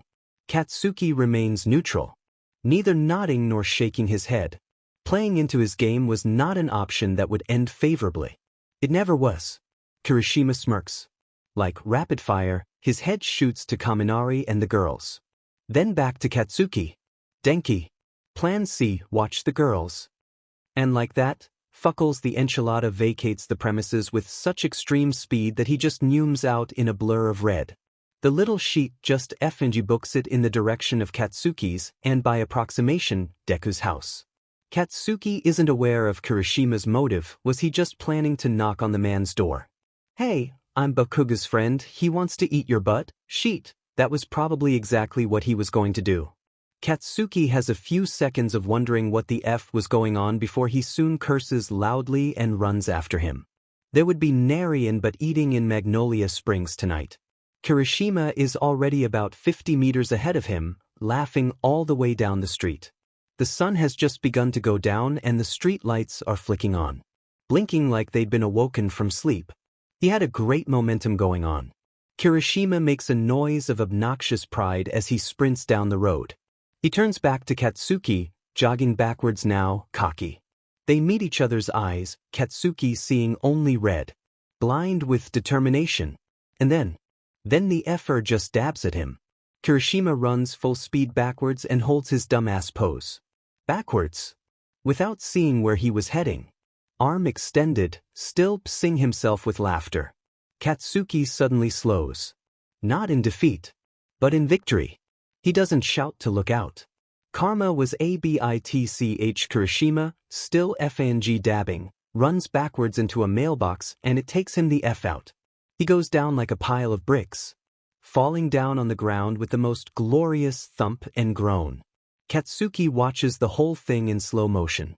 Kirishima, still in position, slowly falls, dabbing as he loses his balance from the momentum. In the arms of an angel, playing in the background somehow as he fell to his death. The whole thing is so surreal that Katsuki really has no idea what to do except die with laughter. He guffaws, keeling over from all the running and now the laughing. Kirishima stays down, even as Katsuki approaches. He thought so. He'd been knocked the F out. Kaminari and the girls soon find him and Kirishima, who was still out like a light. Kaminari laughs for an entire 5 minutes. Wow, I can't believe Kirishima is effing dead. Once he doesn't wake up after 10 minutes. Kaminari decides to call it in. Hey yeah, 911. Yeah, my boyfriend got knocked out by a mailbox. He might have a concussion. Do you think you could send someone over? Kaminari tries to say it without laughing. Shouldn't you be worried? Katsuki asks, wiping the tears from his eyes. I am. But God, this is so effing funny. That's how all 5 of them end up in the nearest hospital. That's how Katsuki sees Deku again. Sheet snacks. The last conversation they'd had plays back in black and white like an old film. Deku had told him he was a doctor. But this was almost uncanny. These coincidences were almost romantic comedy worthy. Deku arrives through the doors that doctors walk through to call out patients. Dressed in his medical scrubs, the short sleeves show off more of the muscle that he'd gained in the years past. He's got a pair of reading glasses perched on his head and a couple of pens at his ears, probably forgetting each time where he'd put the one before. He doesn't see Katsuki there for a moment, but when he does, the surprise on his face is imminent. He trains his expression to something more neutral. Hey, Kaken. Deku. Kaminari beside him nearly FNG nuts right there. He makes a noise of shock and just whispers, holy F dash. Luckily, Deku doesn't take much notice. Too far into his head, or too tired from being at work all day to comprehend. Do you mind telling me what Mr. Kirishima was doing to sustain his injury? It would help me try to determine how serious it is. Straight to business. This commanding, boss-like Deku was quite an interesting take on his usual personality. It was kind of hot. Katsuki's mind is elsewhere when he answers. He FNG ran into a mailbox because he was too busy dabbing at me to see it. Kaminari, beside him, having been reminded of what had just happened, starts crying with laughter again. He covers his mouth but just ends up snorting unattractively. He's such a dumps, I love him so much. Katsuki smirks when he soon sees Deku trying to withhold a cheeky grin himself. Instead, the doctor clears his throat and tries to remain a bit more professional. Don't worry, he's going to be fine. He's just a bit dazed. I gave him a light sedative just to help the headache he's going to have. You can come see him now. Follow me. Katsumi and Kyoko, who had been previously playing with the wooden blocks set out for the waiting room, soon ran to follow, their little feet padding on the linoleum floor. The pair of them flank the doctor, grabbing onto his white coat. Uncle Eiji is going to be okay, right? Kyoko asks Deku, hugging his leg. She looks up at him with big auburn eyes. He hadn't even told us what song he wanted us to play at his funeral yet, Katsumi adds on, her bottom lip wobbling. Deku, with a soft smile on his face, kneels down to their height. He ruffles their light hair with his calloused hand. He's going to be just fine. Kaminari, beside Katsuki, whispers to him. He wants my neck, my back played at his funeral just what. Katsuki's too busy watching Deku interact with his children to actually acknowledge that little tidbit of info. When they enter the room, Kirishima is propped up on one of the exam tables. His head lolling lightly to the right, a large white bandage on his forehead. When he sees them his eyes light up. Denki, my love, how long have I been out? He sees Kyoko and Katsumi toddle in. My god, I have daughters, Denki, they look just like you. They're mine, dumbass, Katsuki growls. You knocked yourself out running backwards? Yes. The memory comes back to him. I did make it to Deku's house, right? Did I organize a double date? Did you get some fuck? Katsuki freezes his head, turning mechanically to the doctor's side. Kirishima. Shut up. Kirishima just laughs at him. His mind is clouded. You're effing the...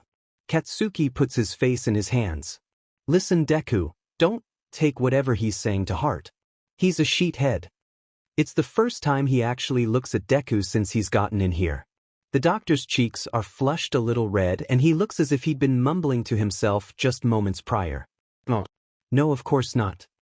He laughs uncomfortably. Anyways, I should be going or I'll be late. Deku clears his throat. Places to see, people to do, wait no, oh no. Stop waffling, dumb but, thanks, I'll take it from here. Katsuki scowls, trying his best to stay calm. Why the F was Deku all flustered all of a sudden? God, he was going to kill Kirishima. He'd probably just ruined everything. Wait, Kirishima mumbles incoherently. You're Deku. The Deku. Deku nods, confused. Kirishima looks around, dazed. Wow, your house is really weird looking, why does it have an X-ray machine? Deku quickly turns to Kaminari. You may need to let him sleep for the remainder of the day. Just to shake off the confusion. Kaminari nods, he looks starstruck, still. Deku then looks at Katsuki, concerned. Are your friends okay? Oh. Don't listen to anything they've said. Nothing at all. Deku looks dubious. Are you deaf? Nothing. An embarrassed Katsuki was even more brash than usual and was he embarrassed? Deku looks at him. A large spot of color on his cheeks.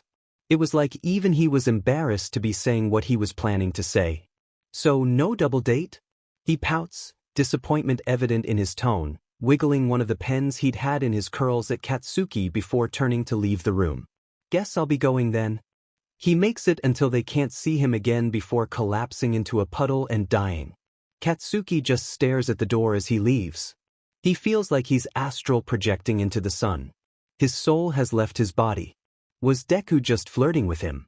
Dude, Deku wants some daisuku yo. Kirishima says, still dazed. Kaminari and him high-five. Kirishima misses his hand and slaps him in the face.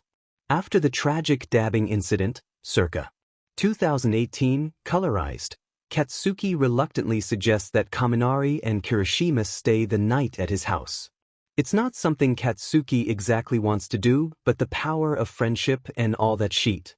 He didn't want either of his idiots to hurt themselves. Before they exit the hospital, Deku and he meet eyes once more. He's in the middle of talking to another doctor. Katsuki frowns, taking in the close proximity in which they were conversing in. For some reason that had rubbed him the wrong way. Yeah, some reason, Beach, seriously. Katsuki needed to get his gay butt in check. It only rubbed him the wrong way because Deku wasn't rubbing him the right way. Katsuki decided to name this other doctor Fucky McFuckface because he, indeed, had a very fucky face. He looks very stoic as he speaks to Deku. But not bored, like he'd expect. His Prince Zuko-looking Beach but almost looked enthralled while listening to Deku's mumblings. Deku meets his eyes, his frown, and he stops talking mid-sentence presumably. He'd always do that in class when they were younger. Katsuki supposed some things just never changed. Following his coworker's gaze, presumably, this deviantart OC of a man looks up at him as well. Well shit, now Katsuki feels like he should say something. He looks back at his little group. his daughters, each of them holding on to his hands. And then at Kirishima and Kaminari, he sighs. Girls, watch your dumbass uncles. I'll be back. Kirishima and Kaminari, as if hearing their title, shoot their heads up. Kirishima is still pretty effed up from whatever they gave him, so his eyes are somewhat glazed over. The F are we? He asks ineloquently, snorting at his own voice. Babe, we're heading back to Bakugou's for tonight. Kaminari returns. Sleep over. Fiaha, let's paint some nails. Kirishima slurs, leaning heavily on the other. They don't notice Katsuki leave their proximity. Hey Deku. Just wanted to say thanks or whatever. Katsuki grunts, scratching his neck uncomfortably. He still wasn't used to actually thanking people. Especially Deku of all people. Even after all this time. Old habits really did die hard. Katsuki just wished they'd die quicker. He really was trying his best. Okay, maybe not his best, but he was trying. Oh, it's all part of the job, Kakin. Deku waves it off with a flush. He looks over at the doctor still standing idly by his side and then right back at Katsuki. Who are you? He asks Katsuki, seemingly sizing him up. Katsuki just sneers at him. Shudo, don't be rude, Deku chides, stage whispering to him. Shudo sighs. He doesn't hold out his hand. Something about the way this man conducted himself didn't instill the greatest character perception of him to Katsuki. Shudo Todoroki, neurosurgeon? Katsuki scowls, but decides to try to be civil. He's made too many enemies in this town already. Katsuki Bakugou, not rude? Well, never mind. Deku frowns at the two of them. I'll see you sometime soon, Kakin. Yeah. Dash. Katsuki's ears go red, remembering the real reason he'd come on over here. About the double date thing dash, Deku raises his head, interest coloring his gaze. Katsuki furrows his brows. That's a effing stupid idea. Deku nods, downtrodden. For some reason, that comment hurt a lot more than he thought it would. Perhaps his feelings for Katsuki ran a lot deeper than originally thought. But what? Katsuki can't believe he's FANG doing this. Believe me, you don't want to be with these two for an extended amount of time. Katsuki gestures to Kaminari and Kirishima, currently in the middle of making faces at his daughters. So, we should just go by ourselves one time? He then turns on his heel and zooms out of the door so quick Deku doesn't even have time to reply. Doesn't have time to reject him. Doesn't have time to tell him that Todoroki guy is probably trying to smash as well. Izuku covers his heating face with his hands. I never should have egged him on like that. Todoroki huffs. Midoriya, I believe that angry man just asked you to dinner. Katsuki's pretty sure the parents aren't supposed to be the people dragging the chain on the first day of school. But God, did he not want to get up after the night he'd had? Katsuki had finally put the girls to bed after an extremely nutritious meal of nuggets and was already proceeding to fall into his own comatose state, but then, well, he'd forgotten he'd had guests over. Cut to 5 in the morning and 2 seasons of RuPaul's Drag Race later. Kirishima and Kaminari were finally passed out on the couch together. And Katsuki was ready to FNG die. Katsuki holds Katsumi's hand on his right and Gyoko's on his left as they walk up to the brightly colored stairs of the kindergarten. They had been painted what Katsuki would call smashed smurf blue with an equally as eye-burning yellow railing. The place screams finger painting and eating glue, and well, he supposes that's what you would want in a kindergarten. They open the door to a cacophony of noises. He swears one kid is both crying and laughing at the same time. The walls are covered in paintings that were oversaturated with paint, leaving the paper curling at the edges. Alongside that was a bunch of cute posters of the alphabet along the ceiling trim and a, presumably unused, poster of the times table. It wasn't what he'd been expecting from a neighborhood like this, but Katsuki didn't hate it. You must be the Bakugous. A female voice calls to him, only just audible over all the noise. Katsuki looks to see 2 women making their way to him. The first, the one that had just spoken, looks like she could be a cartoon. Her eyes are large and round, her cheeks rosy and warm. She has her bobbed hair up in a tiny ponytail and a splotch of purple paint by her eyebrow. The second, well, there was something amphibian about her. She was a lot of long, awkward limbs. She had dark, sleek hair that traveled well down her back. She regarded them with slightly more reserved enthusiasm. "My name is Achicho, I'll be your teacher," the first woman says, introducing herself. More to his daughters than to Katsuki. She then gestures to the woman behind her with a warm smile. "And this is your other teacher, Tsuyu?" Tsuyu nods her head politely. Kyoko's eyes are open wide, her ears are red. "You're very pretty, miss." Ah, Katsuki wished he had the courage to just call Deku pretty like that. Ochako laughs, slightly embarrassed. "Oh, well, thank you, sweetie." She tucks a stray strand of her hair behind the back of her ear. Tsuyu snorts inarticulately behind them. "She looks just like a princess, doesn't she?" she asks the girls. They nod. Ochako just looks even more embarrassed, looking back at her coworker. Tsuyu winks. Maybe not just a coworker. Plot fucking twist. She quickly snaps out of it though, slapping her red cheeks together. She brushes off her skirt and looks determined. "I will take very good care of your daughters, Mr. Bakugou," Ochako says. Katsuki believes her. He nods, crossing his arms. "Good." Tako nods right back. "All right girls, how about a song? Come join all the other kids on the carpet." Katsuki can tell his girls will like it here. Though it is a little bit of a mess, it's quirky. Their teachers seem trustworthy enough. Katsumi and Kyoko hug his legs and he pats them on the head. "Give him hell, kiddos." He would usually ruffle their hair, but he spent way too long braiding it this morning. He had to look up a YouTube tutorial and everything. Kaminari and Kirishima, though originally giving him shit, actually joined in after a while. They were a lot worse than Katsuki, but in the end, Kirishima's usually spiky do was also in 5 messy braids, all sticking upwards. It looked so stupid. Katsuki laughed at him and took like 80 pictures. Katsuki hears the little jingle of a bell near the door, announcing the presence of someone else. He sees another man, a father presumably, move to watch the teachers interact with the students. He places his hands in his suit pockets and sighs. His hair is just beginning to gray. Ochako is singing a song with Tsuyu on guitar. They exchange a smile between one another that is so sugary that Katsuki will need a dentist after looking at it. Katsuki can see Katsumi and Kyoko in the crowd, sitting together with rapt attention. God, he hadn't seen them sit that still since ever. Impressive. Ah, I'm so glad that the children's teachers are such lovely friends with each other, the businessman says from beside him. Good old gal pals.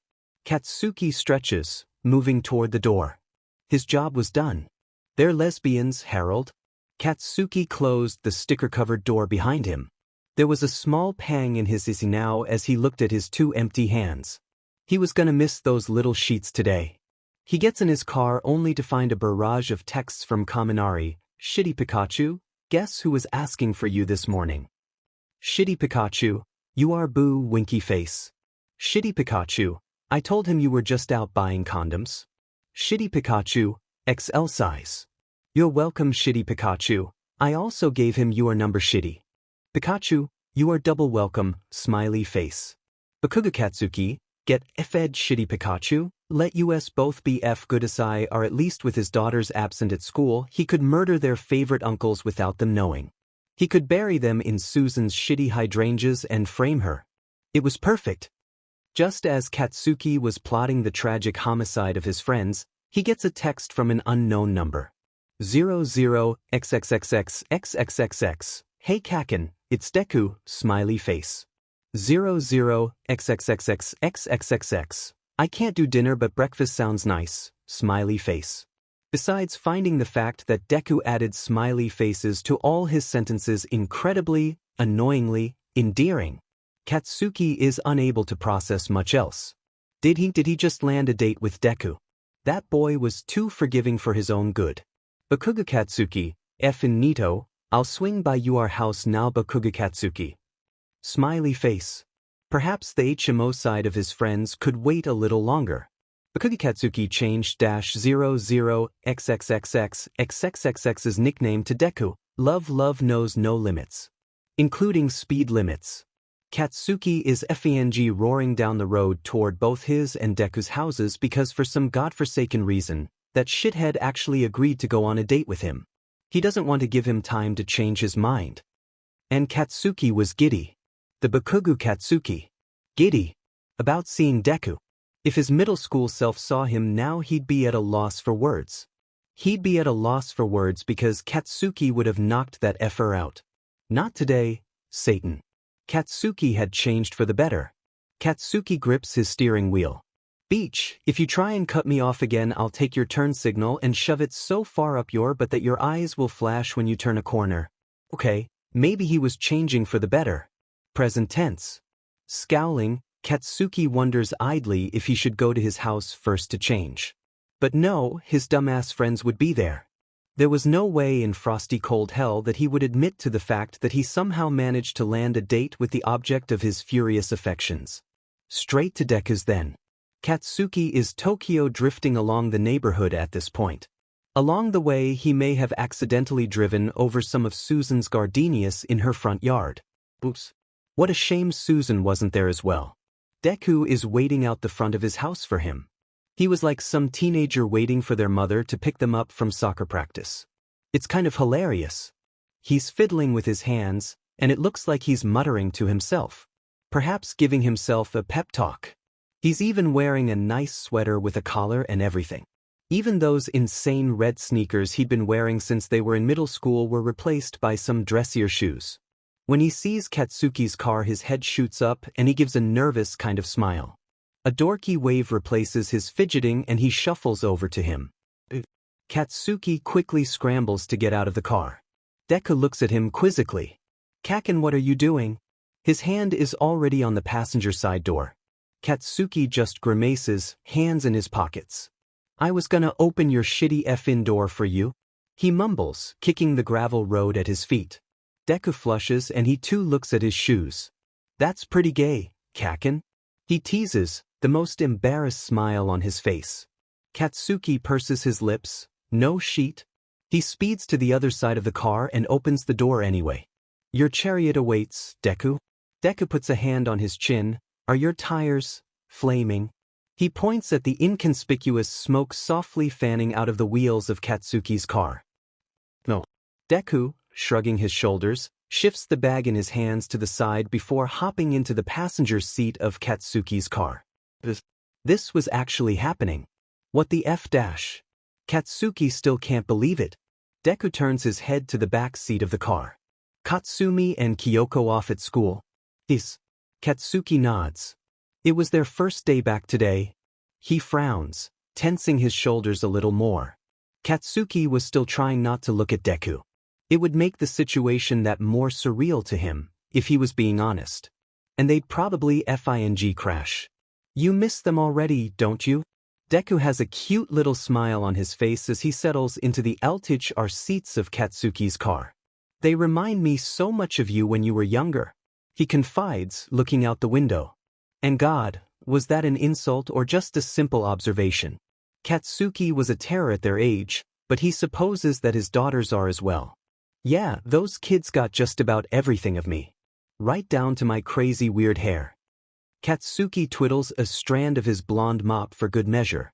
He swore that every time he wet it down in the shower it would just spring up time and time again. When he was younger, Katsuki had thought it was super FING rad, but when he started working, applying for jobs and all that jazz, it soon became apparent that other people didn't think quite as highly about it. Well, he told those people to get F-ed anyway. "So, where are we going, Sheet?" "Sheet?" Deku breaks out into another grin. "I thought so. I have a place I go with some of my friends sometimes. Do you want to go there? Strip clubs aren't open at this hour."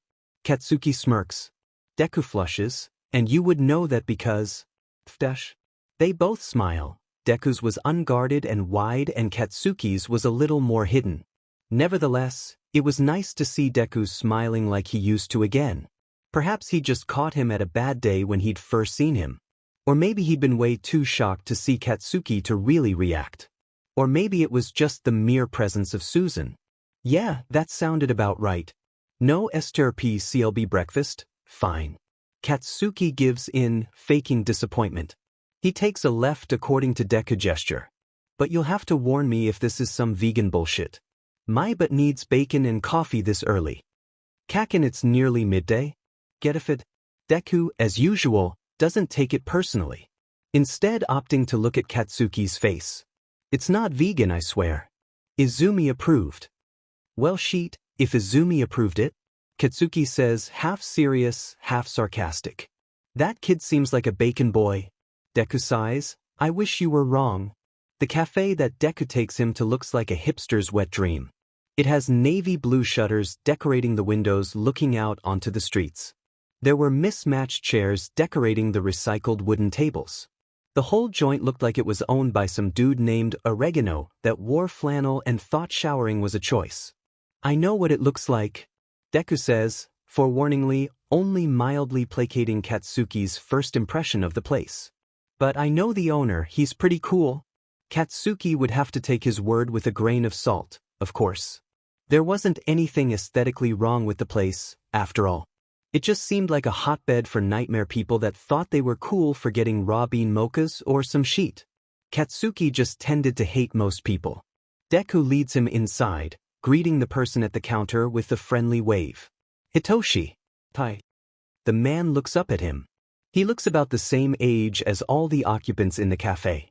His spiked dark hair and the circles under his eyes didn't exactly fit the image of Oregano that Katsuki was thinking of. He seemed more like an emo than anything. And Katsuki effed with emos. He nods at him. Hitoshi waves back with a little smile on his face that doesn't really fit him at all. It's even more proof that Deku's blinding sunshine of a personality really did F up everyone around. Amazing. Deku grabbed a table by the window for them. He gravitated toward it, so Katsuki supposed it was a favorite spot of his. He looks toward the posters behind the counter. The whole wall was a mix of dorky quotes, band posters and dates of events. You seem chipper today, Katsuki observes. It's a good day. Why is that? It's Muffin Monday. Oh, if hell yes. So those guys that came into the emergency rooms, the guy with the concussion and his boyfriend. They are unfortunately my friends. Katsuki grimaces, taking a gulp of scalding hot coffee. He was trying to be a tough beach in front of Deku and drink it black. He usually took it with so much milk and sugar that it wouldn't even be called coffee. But he really wanted to look cool. And then that effer just had to order his coffee black as well. Like he drunk it all the time. Who the hell could drink this as a choice? Why would someone do this to themselves? I thought they were very cute together, Deku admitted, both his sleeved hands curled around his huge mug. It was so big that it nearly dwarfed him. It definitely would have if he'd looked the same as he did in middle school. I think they love you very much. You talk about them like they're my parents? If anything, Katsuki was their parents. Dragging them back to his house to sleep, forcing them to eat a vegetable with dinner, throwing them in a shower. Albeit, this had only begun happening when he actually became a parent. It just kind of worked with his personality now. Deku shrugs his shoulders. It's just nice that you have good friends now, Kaken. Katsuki raises his eyebrows. What do you mean by that? Younger Deku would have fidgeted at the question, but the man who stares at him now just smiles a little more idly. Those kids you hung out with in middle school weren't exactly the best. You mean my legion of shitlords? You were the leader, that was for sure. But I kind of felt like they egged you on a lot more than you think. Katsuki frowns, tilting his head up at Deku. He wondered just what his angle was. You don't have to defend my shitty actions by saying I was misguided. I knew exactly what I was doing. He states, twitching his nose. It wasn't mere arrogance that had him saying it, it was the truth. Deku nods, I know. It's just easier to think of it that way. Katsuki feels a wave of guilt flush over him. I'm sorry. I know. Deku smiles. Otherwise I wouldn't be sitting in a coffee shop with you, Kaken. This place is cool. Katsuki concludes, relaxing into his chair a little further. He was still a little bit tense.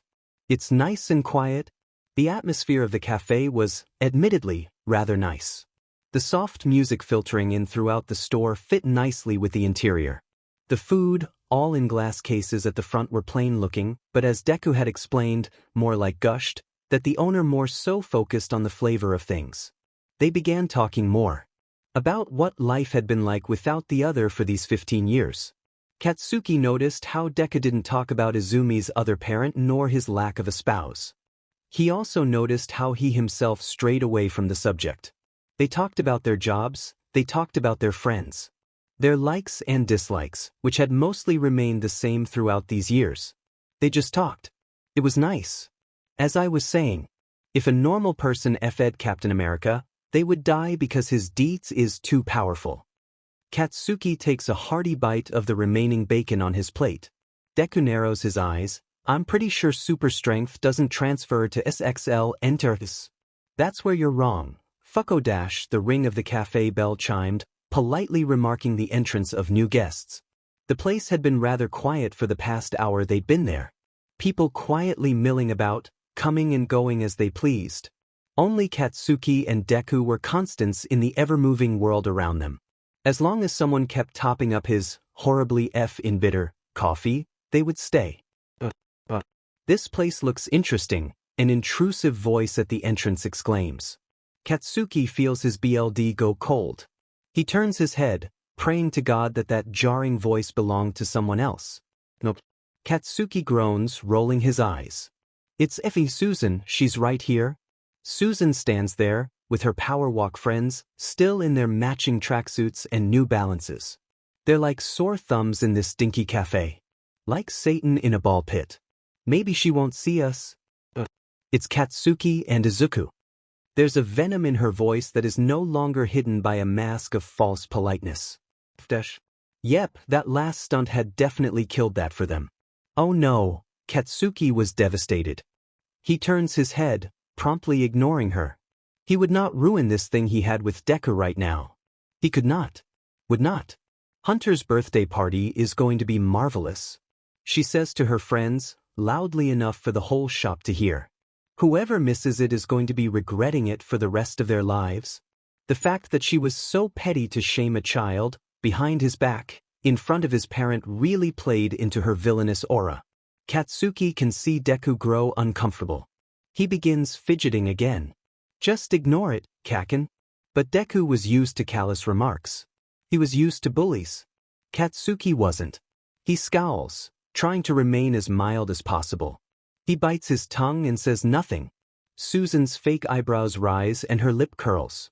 Nothing to say. No apology. She turns back to her friends, rolling her eyes. I don't even know why I try. She scans the glass with the food behind it. She looks entirely unimpressed.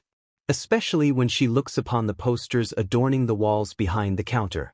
Her eyes stay on one in particular. He can hear Deku's "oh no" from inside his coffee cup and his head turns back to watch as well. Susan's eyes stay fixed on the "say hey if you're gay day, June 9th, ILMAO poster for an uncomfortably long time. I hardly think that's appropriate for a cafe. What if children were to come and dash? She looks back at Katsuki and Deku. A cursory look now in her eyes. It seemed she may have joined the dots together far quicker than they could have imagined. Hey, they both say in unison. Who would have ever thought that Susan would be homophobic? It's outstanding really. Katsuki was super shocked. The way that she looked at Katsuki and Izuku was a lot more murderous now. Perhaps it was the fact that they just laughed at her. Or perhaps it was the fact that they were the HMO to her phobic. Now Katsuki wouldn't classify himself as homosexual entirely. If anything, he was a furious bisexual that liked making gay jokes too much to correct himself. Not that that mattered to Susan. At all. She just saw two dudes that had feelings for each other and that, apparently, was super wrong. Katsuki has the pleasure of callously turning his back on her as she gapes and faces Deku, who looks equally pleased by her shocked silence. Shocked silence was still silence after all. As long as she said nothing for the rest of their stay, it would be sublime. This kind of sheet wasn't quite unknown to Katsuki. Though he wasn't mainly the subject to it, he'd witnessed far too many times the f'd-up sheet that Kaminari and Kirishima got if they ventured out too far of their city-living abode. He knew they could handle themselves, but God did it great on Katsuki's nerves not being able to just go up and punch every a-hole in the world. I didn't know you two were of that persuasion. Susan says coolly, eyeing them still. Katsuki bites his tongue. He hears the RBB soles of her feet stomping closer. He has a mental image of her manicured hands on her hips. Her fake nose pinched and ugly on her face. She stops when she's in front of their table. As if she were a waiter. It's rude not to answer. I thought you'd have learned that in preschool. Susan glares at them. Do your children know about this? She gestures to the air around Deku and Katsuki. Katsuki didn't even really know what this was. God, why did Susan have to ruin everything? He needed a plan to make Susan leave. But he didn't want to leave. Katsuki really didn't want to stand down. He looks at Deku. His eyes are on the table, but there's the same kind of frustration there as well. Pointedly not looking at Susan, he faces Deku, takes another sip of his dumb tough guy coffee and says, in Japanese, with the most pleasant voice imaginable. This speech is testing me. Do you think the guy who owns this joint will mind me putting her head through the coffee grinder? He can tell that Deku isn't sure if he's being serious. He likes that unpredictability. It was an edge that had Katsuki being compared to a ticking time bomb most days. We should probably just ignore her. He replies, despite the mischievous hint in his eyes. Oh yeah, Deku was definitely thinking about Susan being grinded into a bitchy little cappuccino. Speaking of beach cappuccino, Susan opens her dumb but mouth again to speak. Don't you care about ending up in hell? God says it's wrong for a man to dash. Listen here, you grass-fed, organic beach of a human being dash, Katsuki begins, softly, in English this time. Taking a moment to take another bite of his bacon.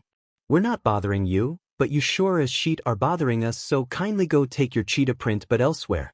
Or I will set fire to your crock collection. Deku has his hand on his mouth. In shock or to suppress more laughter. He's not sure. Susan just looks really sad. I guess you'll be going to hell. Katsuki doesn't even blink. I'm going to hell. But it ain't because I sck an occasional d-dash. I'll see you there. She turns to Deku then. Her angry hands clenched at her sides. I'm disappointed in you, Izuku. I expected more. I thought a doctor of people would notice when he is sick. Deku looks nonplussed. He wasn't the trembling teenager he used to be. There's a hint of refrain, of restraint in his expression. But it's hardly the wobbling limps and knocking knees of the past. Katsuki feels a strange sense of pride overwhelm him. It's weird and it makes his eyes feel warm. It's nice. You don't have the right to feel anything about me, Deku declares in a thin veil of decorum. He was just as sad as Katsuki. It felt nice to know that he was valid in his actions this time. It felt freeing. You always talk down to me and I've dealt with too much of that in the past to let it slide anymore. Deku stands up meeting her face to face. They're about the same size and height. But in that moment, Deku looks so much bigger. He's angry. You're a woman that hasn't gotten over the fact that her prime was her high school years. You're someone that is jealous of everyone else's happiness because on the inside you're miserable. Your politeness is as plastic as your nose and your husband is effing the maid. Good day, Susan. Deku grabs Kaken's arm and careens him out of the shop, dropping a bunch of bills onto the counter and a nod to the cashier. Katsuki presumes it's the owner because his nonchalant face looks almost impressed with the little scene that had just ruined the ambience of his shop. Katsuki is certain he could roast a marshmallow from Susan's shaking body. That beach had gotten burnt. Just like Katsuki's own tongue lashing, he suspects that Deku had been holding that in for a very long time. And just like the first time, Katsuki found it kind of hot. Susan's wig just got snatched and it wasn't even Katsuki doing the snatching. He'll have to remind himself to never get on Deku's bad side again. He can sense Deku's unease from his side. He turns to look at him. Just like before, he might be reeling from the release of all that negative energy. He really hopes he doesn't feel bad about it though. Oi, Deku-dash, that crazy son of a beach is giggling. His eye not shaking with exertion, but actual laughter. Deku, what the f-dash? In between breaths, Deku tries to justify himself. I dash breath. Have. Puff. Wanted. Another. To do that. He gushes. For too long. Katsuki gives him a smirk. I'm glad you did, it was kind of hot. Oh if dash. He did actually say that out loud. Deku stops laughing. Oh yeah. He says, a dusting of pink on his already red face. Katsuki decides to own it. F it. I mean what I say. Deku gives him a grin. I have something else I've been wanting to do for a while as well. Katsuki raises his eyebrow. This Deku was certainly strange to behold. But definitely not in a bad way. Again, kind of hot. His ambitious face was sparkling with excitement. And what's that? Perhaps it's the rush of adrenaline, or perhaps it's the mass amounts of coffee they'd both just ingested. But Deku gets on the tips of his toes and plans a chaste kiss on Katsuki's lips. Katsuki remembers the day he started turning on Deku in their youth. It had happened so long ago that it felt almost like it were a mere mirage. Looking back on it now, it makes Katsuki feel like shit. He remembers being jealous of him. Of all things. This dorky little kid who used to be his friend, who used to sleep over at his house, who brought extra crackers to share with him at lunch. He was jealous of him. Katsuki envied how easy he found it to be a kind person. He envied how his mother cooked him dinner every night. He envied how all the teachers treated him with gentleness and nurture. He envied him so much that it easily burned into hate. In his clouded, shitty, young mind, he had put two incorrect pieces together to puzzle that everything he hated about himself was Deku's fault. Instead of fixing those aspects of him, he chose to take out his anger on Deku. It's accumulated into a crude punch to Deku's cheek. He remembers his little fists burning from the blow. Deku was always a timid kid. He was shy and didn't always stick up to people. This was no different. There was just something different about his eyes this time though. As opposed to the other kids that used to pick on him back then. Those green irises had looked so awash with betrayal against the sand of the playground. Katsuki remembers that Deku didn't cry. Crybaby Deku refused to let his tears fall. In a way, he supposed that was his way of fighting back. It worked. It made Katsuki's little brain flame with white-hot anger. Those years of torment can't be redeemed by a few kind words. Katsuki has always known that. He'll probably always be sorry about the way he treated Deku. And so he should be. That's why he's the first one to pull away from the kiss they shared. He places an uncharacteristically gentle hand on Deku's isi, separating the two of them. Izuku tilts his head, a tiny flash of hurt welling in his eyes. What's wrong, Kaken? Katsuki looks troubled. He bites his lip and scowls deeply. Eyebrows furrowing down further to hinder his vision. Are you sure you want this? After all this time he finally had a conscience. What great FNG timing, Katsuki. Deku raises a dark eyebrow. His lips pursing, searching for the right words to say. He was always good at finding them. I'm kissing the Kaken I know now, not the one I knew in school. Deku says resolutely. You're too forgiving, Deku. Katsuki says hesitantly. Forgiving you was easy, Kaken. Something about that sentiment has Katsuki's esti blooming with warmth. And why was that? Because even after everything that had happened, even back then I still thought of you as my friend. That's effed up. Theos, I know. But I guess I was always good at looking for the best in people. Katsuki feels a smile cross his lips. It is without mirth or venom. It's genuine. It hurts his face to be so sincere. We're totally different people then. I can't stop seeing the worst in people. Magnets are always attracted to their polar opposites. Izuku supplies helpfully. A wave of his finger as gesture. He meets Katsuki's gaze with a mischievous glint in his green eyes. Want to meet in the middle? Katsuki finds himself laughing despite himself. That dumbass joke had tickled him. He presses closer. Yeah, alright. He's the one to kiss Deku this time. He grabs his cute face. So up close to him. He tries to count every freckle on his cheeks first, but it's impossible. He grows impatient, one kiss and he's already so greedy. He plants a kiss on Deku's pointed nose before going straight for his lips. Katsuki wasn't sure this was how he'd pictured a kiss with Midoriya Izuku to be like. Lips tasting like bitter coffee, pumping with adrenaline from snatching the wig off some beach in a cafe. It was a little too niche for his mind to fully make up on its own. Not that he would change a thing. Their first kiss was good, but Katsuki was a little too in his head to fully comprehend the weight in his heart being lifted off and flying away. The second is better. When they break away, Katsuki fairly certain that a third could be even better, but alas, he is, of course, cock-blocked out of his stupor. HOOI sheet. Hollers a familiar voice. Kirishima. Dash. Katsuki scowls. Deku squawks. They jump 10 feet apart from one another in an instant. You spiky little beach. Katsuki growls, glaring daggers into Kirishima's head. How the F did you even find me? Kirishima just holds up his phone. Find my friends? I don't even have that turned on. Good thing I turned it on yesterday then. Beach. Deku looks uncomfortable. I believe we've met before. Kirishima gives him a toothy grin, recollecting himself. Standing straight, he splays out his right hand. Yeah, I was knocked the F out the first time. Thanks for taking care of me, dude. It's nice to meet you. Bakugou said you were cute, but I didn't know you'd be this cute. Deku reddens, so does Katsuki. I never said anything like that. Katsuki bites back, fists curled at his sides. Never mind, Operation Homicide was back with a vengeance. You've got game, Bakugou. It's only been like less than a week and you're already smooching against the wall. Kirishima continues, shamelessly. I chalk it up to 15 years of SXL tension. Deku, despite his flusteredness, only nods in affirmation. Yeah, probably. Katsuki looks horrified. Deku? Denial isn't just a river in Egypt, Kakin.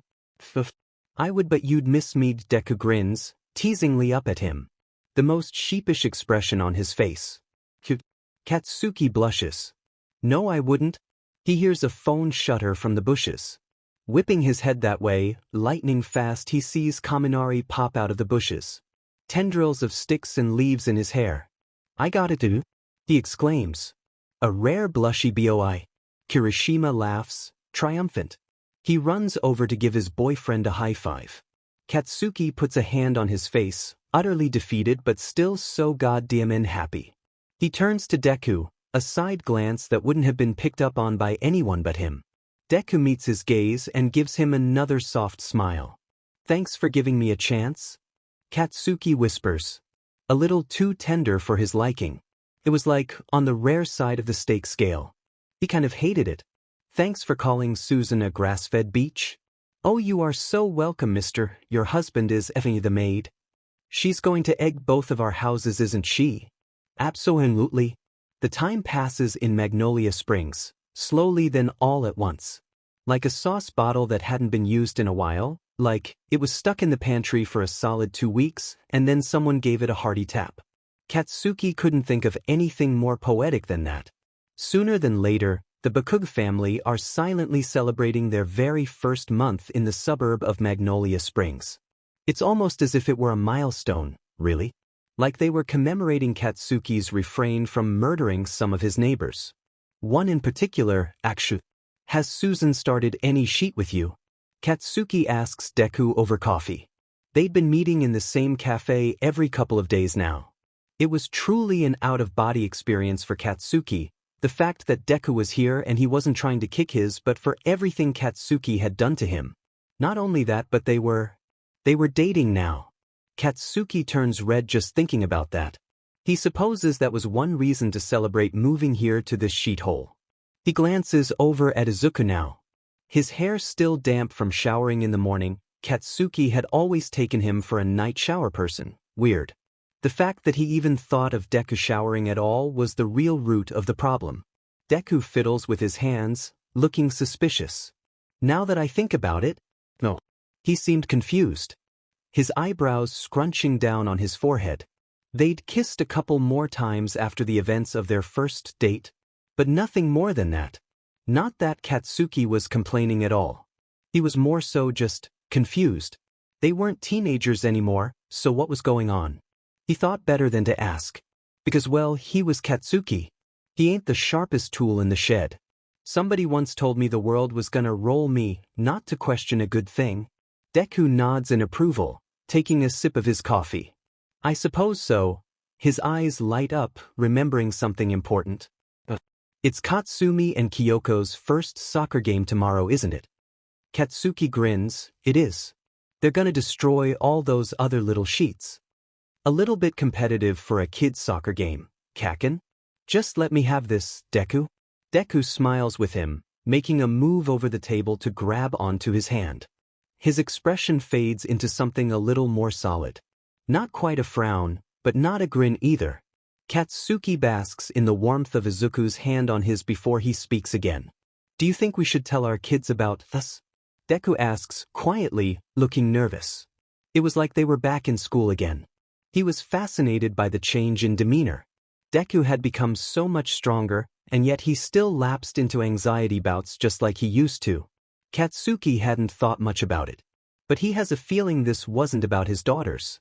This was most likely centered around Izumi. Izumi was just that much older that he would be able to comprehend the weight of it more. All that, and he was a pretty clever kid. And very protective of his father. Katsuki gulped. Izuku was probably nervous to tell his son. Which was understandable. Katsuki feels guilty he didn't think of it earlier. I just know how awful Susan can be. I wouldn't put it past her to pass the news around to everyone that will listen tomorrow. I just don't want Izumi to find out through that. Katsuki nods. Solemn. Do what you gotta do, Deku. I can talk to him after, if that will make him feel better. Katsuki didn't really want to. There was something about Izumi that had him on edge. He thought he was an amazing kid, but there just seemed to be this huge chip on his shoulder. Definitely not from homework or losing a game of FANG Roblox or some sheet. It was something a lot darker than that.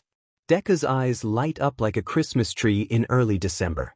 That would be really amazing, Kakin. Katsuki scowls, looking to the side. Don't look at me like that, I'm just doing what I have to. He gives Deku a side glance. I want to make sure he knows that I'd never want to hurt you. Deku flinches a little before giving him a smile.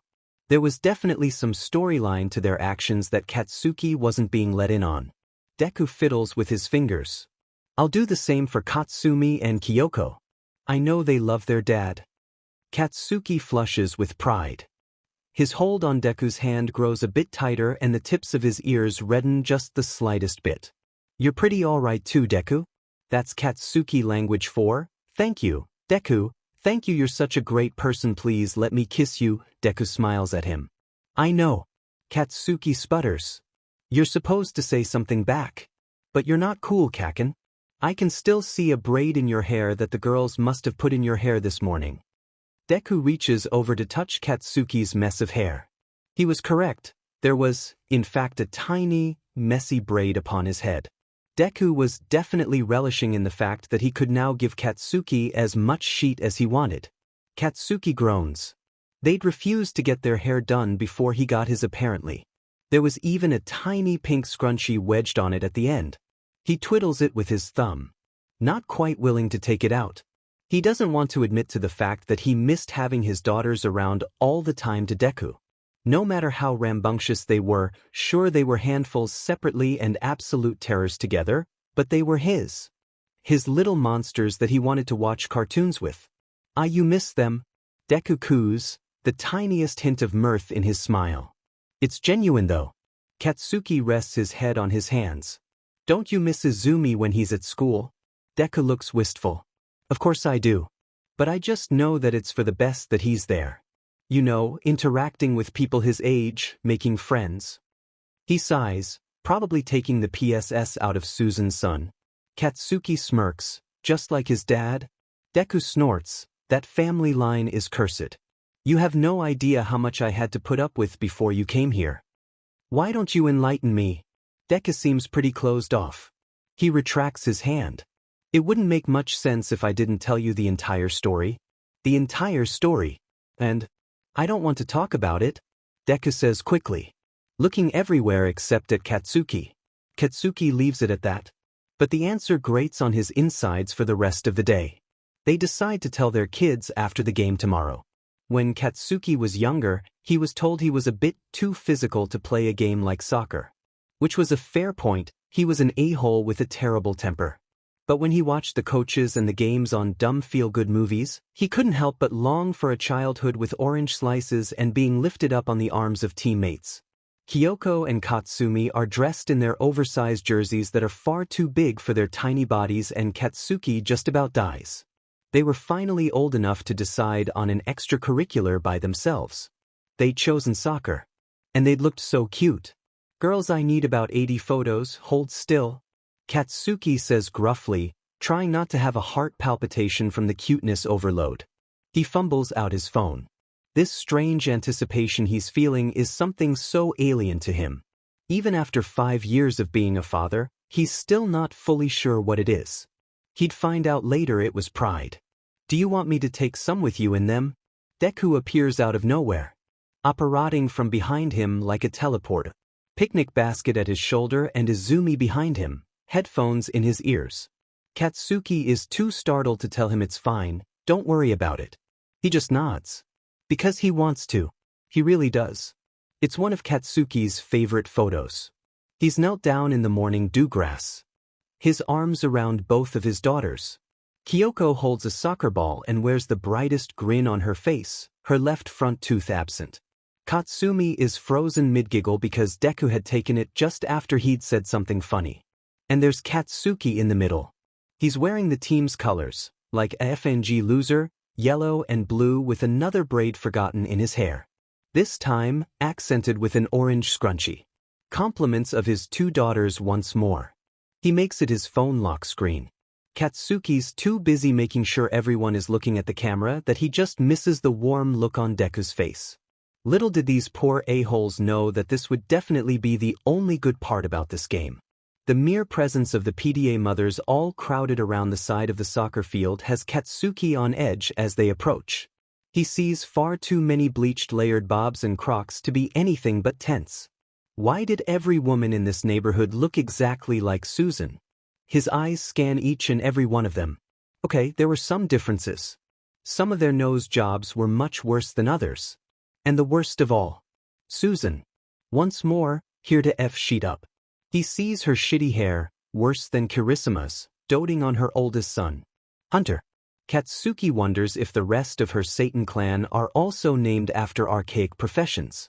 Oh boy, here we go. Deku stops and looks at Katsuki's sightline. He stops in his tracks and groans. Hand on his forehead. I forgot Susan has another younger son. Katsuki scowls. That would have been helpful to know. He shoves his hands in his jeans, his light mood being weighed down by cheater print anvils. Let me guess, his name is FANG Braden or Hayden or something. A small boy rushes toward them in a flurry of wispy chestnut hair. Susan's attention is swayed from her doting. Hayden? FING knew it. Katsuki raises his hand for Deku to high-five. It's returned promptly. Turns out the plastic nets in soccer weren't the only goals on the field today. Hello Yoko, hello Kat. Caden greets cheerfully, his front teeth absent from his mouth. He smiles at the pair of girls. His uniform was also too big for him. Guess he would be skinny if all he had to eat was kale and chia seeds. Poor little sheet. Hi Caden. They chime simultaneously before looking up at Katsuki. Daddy, this is our friend from school? Katsumi exclaims, tugging the boy's hand and pointing. The friend? Susan's son. The local beach tornado, Susan. F dash. He can do 2 cartwheels. In a row. Kyoko gushes, eyes wide with excitement. She clenches her little fists together. 3 now. Caden corrects happily to the girl's surprise. He meets Katsuki's eyes and tilts his messy head. I saw you push Mama in the pool. Katsuki freezes, his limbs locking up just the slightest bit. He really didn't want to be the reason his daughters lost a friend. Despite said friend being the son of Satan. He can hear Deku intake a sharp breath. His gappy smile accentuates the freckles on his nose. He doesn't look upset. He laughs. Caden's curls bounce up and down with his head. It was funny. Katsuki grins at him. Glad to hear it. He ruffles the boy's hair in a playful manner. He decides he likes the kid even if his mother is a she-devil. After all, the sins of the predecessor should not be passed on to future generations when they aren't in the wrong. No matter how much of a manic beach that predecessor was. Speaking of which, or should he say which, get your hand off my son. Susan shrieks dramatically, squawking after her second son halfway across the field. Waving her pointy finger. It causes the entire PDA crowd to draw their attention to them. Of course. Always a flair for the dramatics. Susan would be wonderful at reality television. Katsuki willfully retracts, deciding not to come out of the gates SW. He didn't want Katsumi and Kyoko to lose a friend. Moving them around all the time made it harder for them to find people that they could really connect with. So he chose to swallow his anger for now. God, he hated being a responsible adult sometimes. Okay, all the time. Susan glares venomously at the pair of them. Deku tenses. It takes a while for Katsuki to figure out why. After all, it was evident that neither of them were actually scared of her whatsoever. Katsuki realizes with a dull bitterness. Deku thought that Susan was going to spill the beans about their relationship to their kids. To Izumi. Protective, fierce Izumi. She wooed. Oh wait, no, she totally effing would. Good morning, Susan. Katsuki says as pleasantly as he possibly can. A gritted smile on his face. He had no idea why she kept approaching them. She kept getting FING destroyed every time she did. Was it a pride thing? She was resilient, he'd give her that. Resilient but stupid. So stupid. It was probably because she held leverage over them. For now. If they could get through this game without anything going wrong, they'd be back to their roastings quick smart. Katsuki could only hope that it went as easily as he'd made it up in his head. Katsuki, girls, Izuku? She's glaring at Izuku now, hand at her hips. Deku meets her gaze, nonplussed. He takes a sip of the cup in his hand and nods in her direction. Katsuki was dating a bad beach, bless his soul. And Izumi? Izumi says, slightly to the right, pulling off his headphones in one quick moment. But I guess I don't exist. He carries a smoothie in his hand and an irritated expression. God, that kid was beyond his age. Who knew a 12-year-old could act like a jaded old woman? Katsuki thought it was kind of hilarious. Sorry, Izumi, you're not cool enough for the gang. Katsuki returns, giving him a sly grin. How will I ever learn to cope? Izumi replies, expressionless. His humor as dry as the desert. He takes another slurp of his smoothie. Susan huffs, her arms crossed. Obviously not impressed by the fact that the group wasn't paying attention to her for a few split seconds. Caden toddles over to her side when she beckons. Like a dog. Your girls aren't wearing the proper shoes. Susan looks down, her pointed nose turning up at them. She looks back at Katsuki, gesturing to his daughters. Katsuki glances lazily down at Kyoko and Katsumi's footwear. His lips quirking downwards. And what's wrong with them? They are not the approved colors. A raised eyebrow. They're blue. They're light blue. The code calls for mid to dark blue. Katsuki really didn't have time for this whatsoever. He didn't have anything to actually do after this, but he definitely didn't have time. Susan was nitpicking every detail and he was powerless to stop her this time. Katsuki soldiers on like a goddamn trooper. Facing Satan in her plastic face and giving her a smile. His mother would be so proud of him he'd have to text her about it later. That's strange because when I read the guide it just said blue. The team guide specifies blue, intended to mean mid to dark blue. I know because I rewrote them at the Recreational Sports Committee just last month. You do not want to get on my bad side, Katsuki. Oh great. Now he's being blackmailed. By a soccer mom. At 9 in the morning. Surrounded by a bunch of orange slices and 5-year-olds. Was this really Katsuki's life? Was this real? He looks at Susan's get-up. A velvety blue tracksuit with yet another colored pair of yellow Crocs. Clunky earrings adorning her stretched lobes. It was garish and attention-garnering. Bold and brash and belonging in the trash. Atrocious. Yeah, well, the team guide says, no mascots, but here you are dressed as AF in clown. Cool. Katsuki says nonchalantly. Trying very hard not to lose his sheet in front of a bunch of toddlers at its early o'clock in the morning. He looks at Deku, then back at Susan. He takes a deep breath. Do it for him. He couldn't just be selfish now even though he really wanted to be. I'll look into that. Nice talking to you, Susan. God, it felt good dismissing her like that in its own way. Not as good as giving her a verbal bashing, but that was the most kid-friendly he could possibly be at the moment. He was trying this new thing where he tried to stop insulting people in front of Kyoko and Katsumi so they'd stop saying it to their peers. He'd just gotten them to stop calling people punches. He wasn't going to start a new insult. One that could possibly be even worse than that. Okay, definitely a lot worse than that. Deku and Kaken find their way to an unoccupied slice of green beside the field. It's a fair distance from the rest of the parents and they both prefer it that way. They can even hear the chirp of morning birds by the trees amongst the fanfare of children playing. The grass is still dewy from the morning and Katsuki curses. He'd forgotten. Deku unfurls a blanket from his bag and lies it on the grass for them to sit on. I thought you would have forgotten one. Deku confides with a sly smile on his face. You were too busy worrying about the girl's braids. Katsuki feels his face heat up. I was not. I saw you through my living room window. You can't hide from me. I see all. Izuku says jokingly, even the late-night video games in your Ninja Turtle boxers? Kyoko and Katsumi seem to find that extremely hilarious because they crack up laughing at their father. They had been so easily turned against him. Katsuki couldn't help but feel utterly betrayed by his own kin. Katsuki glares at Izuku but he's too busy splaying out on the blanket on the ground to notice. That little sheet. The distant sound of the referee's whistle marks the start of the game. Katsumi and Kyoko nearly run off without another word but Katsuki grabs both of their arms. Kick butt, girls? He says with a smile, bending down to their level. Do your best. Deku adds from slightly further away, giving them a thumbs up. Don't die. Izumi adds, surprisingly, not looking up from his phone. He's stretched out on the blanket, leisurely seated on the right back corner.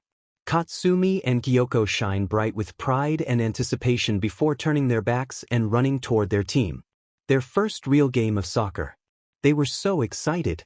Izumi wears a frown on his face, squinting at the group after the girls were fading into the distance. They're so much smaller than everyone else playing. Deku nudges his shoulder. You worried, Izumi? Nope. It seemed that Izumi had taken a shining to the girls already. Katsuki and Izuku weren't sure if that was a good thing or not. Nevertheless, it made Izuku feel just that bit more at ease when the time came that they would tell their children about the extent of their budding relationship. If they could get through this soccer game without Susan blabbing, of course. It was a ticking time bomb, but even more erratic. Don't worry about them, Izumi. Do you not see who their father is? Katsuki asks, beaming with pride. That's why I would be worried I have. Izumi returns, raising an eyebrow at Katsuki. Great, now Katsuki had gotten FNG destroyed by both father and son. A familial burn. Sunday roasts had never quite been like this. They don't quite notice the quiet and chatter between the other mothers among the soccer pitch. The glances to their direction. And of course, Susan's manic grin. Izumi picks up on it first. While both Katsuki and Izuku are watching the game. He hated soccer, so it was natural anything else were to draw his attention. This almost elementary grade of gossiping action was prevalent enough for 12-year-old Izumi to perceive. And it was strong enough for Izumi to grow curious. He knew well enough that it wasn't because of a pair of shoes. He decided to go investigate. Soccer FNG SE anyway. Izumi Midoriya was a deadpan child. That mixed in with the nihilistic approach on life that came flat-packed with post-millennial children. His personality was an eclectic mix of FNG strange and concerning. He really did hate soccer, though. He hadn't an inkling whatsoever why he'd been dragged here by his father. He hadn't a clue why his father kept asking about what he thought of that Katsuki guy. And he had no idea why it meant so much to his father that he liked this new neighbor and his children. It had never been that way before. Izuku would have his friends, Izumi would have his. Why the sudden need now? Perhaps Susan had something to do with it. Who was he kidding? Of course she did. Izumi was only 12 but he could sense the evil in that woman. He thought better than to approach the crowd head-on as he approached. No matter how much he wanted to stop this obvious slander of his father. Whatever it may be. He needed to find out the source first. He decides to pull a solid snake and sneak the F around instead. Wanting nothing more than to listen in and perhaps get an idea on what was going on.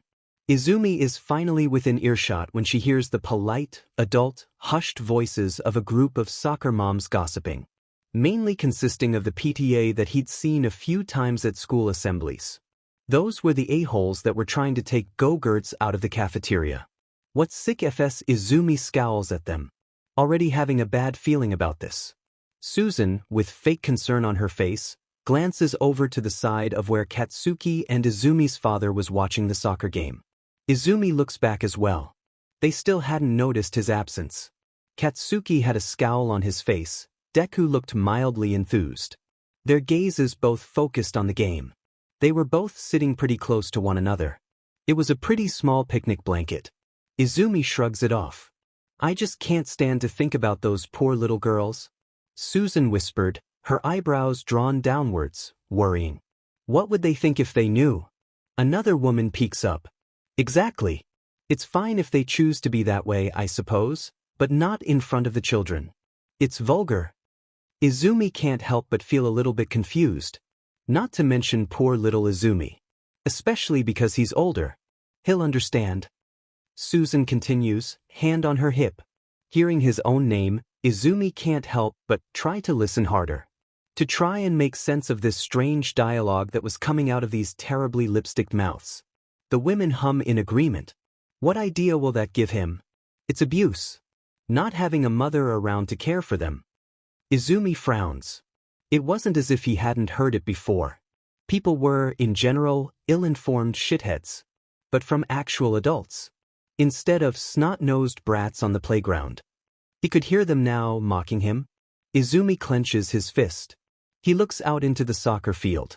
Watches as Kyoko and Katsumi laugh as they kick around the ball amongst the other players. They were good. They were like him. In a way. He really didn't want them to have to go through what he did though. Those dumb taunts about how he didn't have a mother. Who the F cared about that kind of stuff these days? Now Izumi may have figured it out. It wasn't the kids.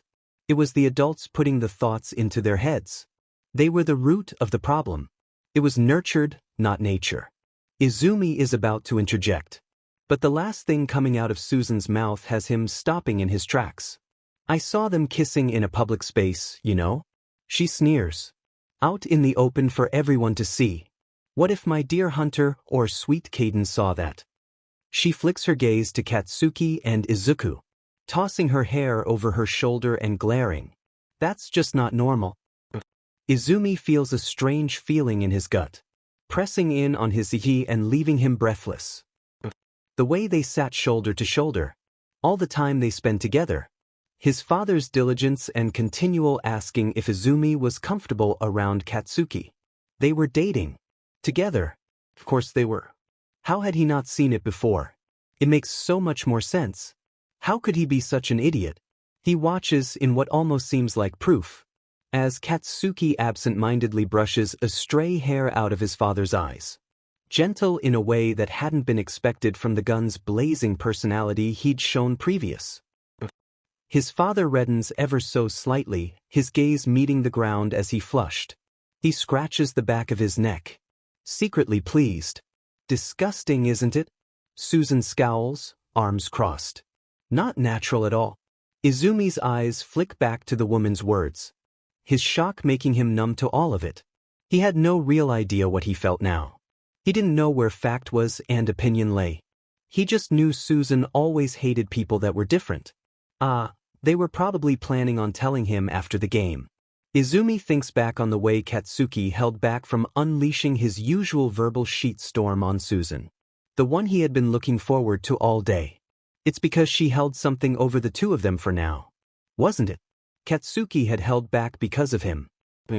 Izumi is still just a child, so he knows full well that he can't just go up and knock Susan the F out. Nor should he. That would probably only ruin things further. Besides, his father hadn't raised him like that. But he doesn't just want to leave it here to stew. It would almost be like he was accepting this news in the form that he'd been given inadvertently. So he does what every 12-year-old would do in this situation. He books it. Back to his dad. Back to his dad's.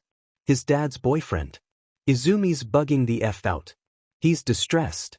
And even though his father is somehow a bit of the problem as well, he'd always go to him for help. Because he used to be all he had and old habits don't perish easily. His footfalls crunching on the grass alert the pair to his presence. Katsuki turns fast, instinctively. Izumi heard he had fast reflexes. Katsuki sizes him up with mild concern, looking at his expression. What's up with you? He says brashly. Izumi knows to take the emotion with a grain of salt by now. For what Bakugou Katsuki deems as worry usually comes out as apathy. Izumi can see his father analyzing his expression, sees his eyes go wide. Izumi. Deku's eyebrows furrow, he stands up quickly and puts his face in his hands. You're crying. What's wrong? Izumi, shocked by the statement, draws back, rubbing furiously at his eyes. He hadn't even realized that. He doesn't know why either. He hadn't cried in front of anyone for ages. He doesn't answer. Just sniffles a little bit, looking at the obnoxiously green grass at his feet. Deku. Katsuki says as warning, not looking at Izumi anymore. He's at his left, his gaze following toward the group of Susan's shitty minions. The rest of them aren't looking toward his way. But Susan. Susan is. Deku looks up just in time to see Susan smile, full of mirth, waving her hand at them. Deku inhales deeply. Izumi. Are you okay? What did they do? Katsuki's BLD begins to boil. Izumi shakes out of his father's grasps. Not all that harshly, but Katsuki can tell it left a touch of hurt in Deku's heart. Izumi is gritting his teeth a little bit. He looks at Katsuki, then at Deku. Izumi was a lot of things. But he was always honest. I saw those guys over there laughing at us, so I wanted to know why. Deku's BLD drops a few degrees of heat and he stands there, watching his son. I went over to spy on them just to see, and they… Izumi wipes another furious tear out of his eye. Clenching his fist, he tries to speak again. Susan said she saw you guys kissing. Izumi mutters out so quickly it's a wonder the pair can even make out, pun intended, what the boy was saying. She said it was disgusting and that she was worried for Katsumi, Kyoko and me.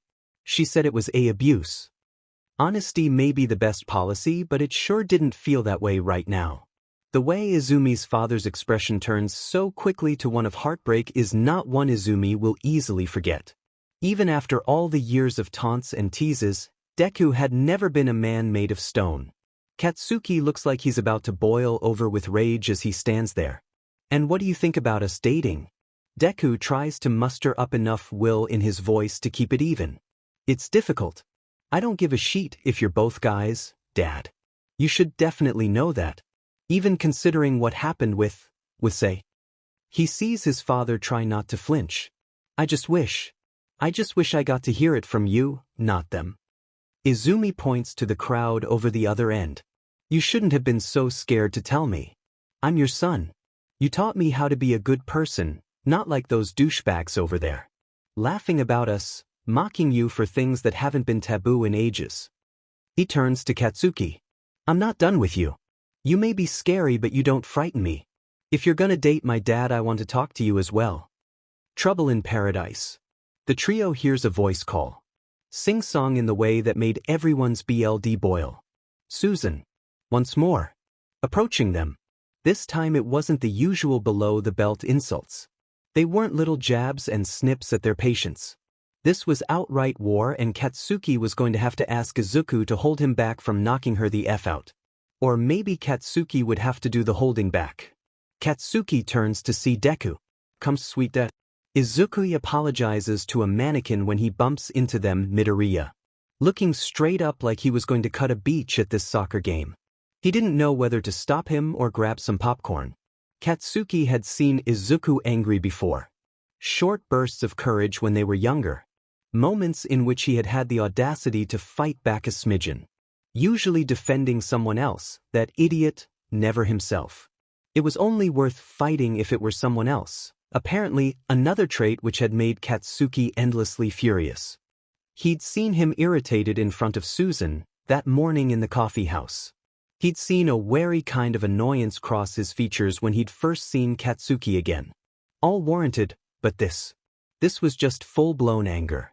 Deku's lip is curled upwards ever so slightly and his eyebrows are furrowed well into his eyeline. Shoulders hunched and a glare that could cut steel directed at the product of his taunts this time. Katsuki wonders if Izuku had had the courage to look at him like that in middle school. If his student self would cower and wither away. There was a high probability. Katsuki didn't very much want to be on the receiving end on that look, even now. Susan looks a little unsure of herself for a moment there. A bit of genuine worry crossing her features. Katsuki is impressed. She trains her usual false polite expression back onto her face with psychopathic ease that Katsuki had never seen before. Maybe she really was Satan. If Katsuki looks closely at Deku, he can see him shaking slightly, with what he can only assume is intense anger. "Susan," Deku finally says, his voice even and calm. It's definitely terrifying. Katsuki kind of wants to draw back himself. He meets her eyes and takes a deep breath. Almost like magic, his expression morphs almost completely into something more normal. The shaking doesn't stop though. There's a kind of eerie sense of calm washing over Deku's body, and it's kind of horrifying how chill he is about this. Katsuki wants to get angry, but he's far too dumbfounded. Izuku trains his expression into a smile. It wobbles and it's ultimately a bit horrifying. "Are you excited for your annual summer break barbecue? Everything planned?" A shadow appears over his face. Susan, confused and unaware, just nods back. Her dangling earrings clinking uncomfortably against her skinny chicken neck. Her pettiness was blinding her to the imminent danger she was facing. "Yes, of course, I've been planning it for months." She gushes, "It will be extravagant. I'm sure you'll be able to hear it from your house." A hint that they weren't invited. Who would have ever thought that would be the case? "I don't know about that." Deku smiles, cheerfully. Susan's lip turns downward, a cross expression on her face. "What do you mean by that?" "I mean Izuku steps closer to her, his eyes closed in a polite glee. "That we won't hear you over our own barbecue that we're having. The 9th of June, remember. Say hey if you're gay day." "I can't believe you'd forgotten." Deku moves in even further so he's in Susan's face. Unavoidable and frightening. "Hey!"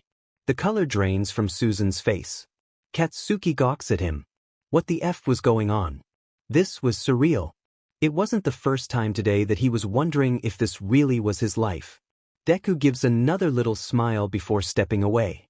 "We'll be having quite the party at the same time. It is our people's disgusting holiday, right? Be sure to drop by." There Deku goes, hitting Susan where it hurt. Not physically. Verbally. First her husband, now her precious barbecue tradition. Susan has been found dead in Miami Diamond Beach. Katsuki wanted to kiss him right then and there. "Oh shit." Izumi murmurs from behind him, in utter awe of the situation at hand. It was kind of hilarious after everything that had happened. How quickly and precisely Deku could find the weaknesses in this woman. Kind of haunting, really. Izuku shoots a glance back at him and he quickly slaps a hand over his mouth. Eyes widened. This Deku meant business. He was here to kick butt and take names. But he also still hated swearing, apparently.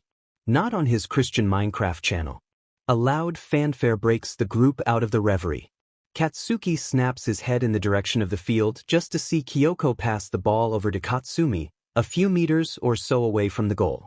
Katsumi gives off a tiny battle cry before booting it right into the goal. The harsh expression eases off Katsuki's face as the girls turn to where they're seated, looking to see if they'd seen. He gives them a hearty thumbs up and they grin, giving each other a high five. Deku smiles a little, before turning back to Susan. "Careful, Susan, if you stay here too long you'll get sick." Everyone knows homosexuality is transferred through germs. He smiles pleasantly, remembering fondly the constant state of cleanliness Susan's house was in. Deku takes a stab in the dark. A homophobic germaphobe is a toxic mix. Better hurry off. I feel a sneeze coming on. Maybe vaccinate your kids for this one, at least. You people are always so needlessly rude. Susan huffs, but hitches her handbag over her shoulder, sauntering back off to where she originally was seated. Deku sighs, letting some of the tension leave his body. He turns to the two of them with a wary kind of expression. Glancing at Izumi, he gives him a serious look. "I'm sorry we didn't tell you, Izumi. We were planning to after the game. With you and the girls." He glances off to the soccer field, his eyes saddened. Izumi nods, somewhat satisfied with the answer. He crosses his arms, his expression a lot more neutral. He'd had time to regain his composure. "It's kinda my fault for wandering over there." Katsuki scowls. I can't believe they would do that at a kid's soccer game. I can. Deku replies. Yeah, okay, fair. Izumi looks up, waving a finger at Katsuki. I'm not done with you, Katsuki. The boy says, a furrowed brow against his determined expression. Such an ambitious face, it made him look so much like Deku it wasn't funny. The only evidence that Deku straight hadn't cloned himself was the fleck of brown in his eyes, the mole by his eye and a bit more of a curl in his hair. A sharper edge to his jaw and a few less freckles. Features that wouldn't even be noticed if the person looking hadn't taken every detail of Izuku Midoriya to heart. Unfortunately, Katsuki undeniably had. Which was a bit FNG gay. Izumi is still looking at him when Katsuki stops daydreaming. I need to talk to you alone after the game. After you tell Kyoko and Katsumi about you guys. Actually no, that's not a question. You will come with me. Izumi-Izuku starts. No, Dad, let me do this. Deku sighs, scratching his neck. With the shirt he had on, the action really made the muscles in his arms stand out. Deku was FING built. Not that Katsuki hadn't realized that before, perhaps Katsuki was just feeling extra into Deku right now. Apparently he found Deku owning Susan increasingly attractive. No surprise there. Alright, fair. Deku allows. I have a barbecue to plan now anyway. Katsuki smirks. Good thing us unnatural freaks of society all know each other, right? I already have a guest list in mind.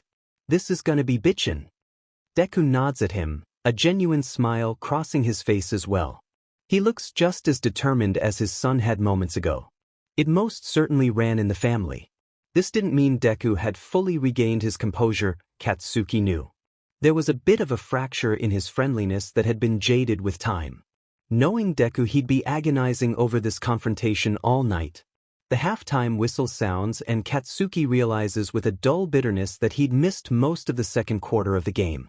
He assures that he will curse Susan for this. Most definitely. Deku claps his hand together. Alright, back to the game. He plunks himself down on the rug like nothing had really happened. Katsuki and Izumi soon follow, stunned. Izuku Midoriya was a force to be reckoned with. A smattering of nicely manicured trees decorate the park space the game was being played on, almost artificial in the perfect roundness of their leaves. The grass that they sat on was like the grass in Willy Wonka. Katsuki had to resist the sudden urge to taste test it out. They finish watching Katsumi and Kyoko's soccer game seated a lot closer than they needed. Since Izumi knows, does this mean we can hold hands now? Deku whisper asks him, leaning over to speak into Katsuki's ear. It sends a shiver down his spine and he hates it. Izumi obviously has supersonic hearing because he hears it and looks up from his video game. That's fine, but if you guys start making out, just know that I am putting myself up for adoption. They're both back at Izuku's house when they sit the girls down on the couch. They tell them exactly what's going on. Their relationship. About what it may mean for them all. In the end it only takes 5 minutes or so, but all that time Katsuki's heart is lodged in his throat. It's a strange feeling, searching for approval. He'd never actually actively looked for it before. It's silent for a moment. Kyoko and Katsumi kind of just stare at the pair of them, neutral expressions on both of their faces. They could cut the tension in the air with a knife. The quiet is ultimately broken by Kyoko, who purses her lips in thought. Daddy, she says questioningly. Katsuki nearly jumps. Yes. Can we have McDonald's for dinner? Kyoko asks, tilting her head. Oh, I want pizza. Katsumi whines. Daddy, can we have pizza? Deku and Katsuki exchange glances. The girls rise from their perches, running over to Deku. They glance up at him with big, pleading eyes and grab onto each of his arms. Are you okay with me dating your dad? Deku promises, a bit blindsided. Yes. Katsumi provides, but you have to buy us chicken nuggets? How could he ever pass up that deal? Katsuki Bakugou never said he was a patient man. In fact, it was never even implied. From his demeanor to his appearance, everything about him said I want it and I want it now. So when Izumi approached him but an hour after Deku and his talk with his daughters, he thought it would mean immediately. But no. Apparently Izumi loves to make people wait. Especially Katsuki. He was waiting on his back porch as instructed, looking for some kind of sign that Deku's strangely intimidating son would be approaching anytime soon. After about 15 minutes, Katsuki was antsy. He took out his phone and began fiddling with it. Recent Google searches how to make an intimidating teenage boy like you, not in the fucking creepy way. If you are watching FBI, I swear BFS son is scary and he said he wants to talk to me. Am I going to get effing murked? Yahoo Answers bulletproof vests for sale, night armor Craigslist, affordable night armor Craigslist, gay barbecue ideas, top 10 gay barbecues, planning a gay barbecue wiki. How are there any D-shaped meats? D-shaped meats, not pawn research purposes. Sausages, hot dogs, chili dogs, Sonic the Hedgehog Shadow, Sonic the Hedgehog Shadow, cool anime. CC Katsuki may or may not have gotten slightly sidetracked waiting for Izumi. It's about 20 minutes later that he realizes he's been waiting for FANG ages. He lets out a growl and pushes himself off the step he'd plunked himself down on. He approached the fence dividing Deku and his garden and peeks over in search of a messy mop of hair. He feels a tap on his shoulder the moment he does. Drawing back, shocked that he hadn't heard whoever it was approaching, he lets out a little shrill cry. "Knew you were a pervert," Izumi says, straight-faced as always. Headphones, not in his ears for once but around his neck. He shoves his hands in his pockets and stares blankly at Katsuki. "I was here waiting for your but you don't get to say anything." Katsuki cuts back with a groan, scratching the back of his neck. He can't believe he let this little kid sneak around him without even knowing. He must be getting rusty. Izumi wipes off a few specks of dust that had accumulated on his dark sweater. A queen is never late. Everyone else is simply early. Katsuki isn't sure how to respond, so he chooses to ignore it. It was 2 DMN late in the day to be registering Princess Diaries references. Anyway, he rubs the back of his head in an awkward gesture he wasn't used to. He couldn't angry yell out of this situation. "What did you need to talk to me about?" Izumi clears his throat, blinking at Katsuki before turning his gaze a little more grave.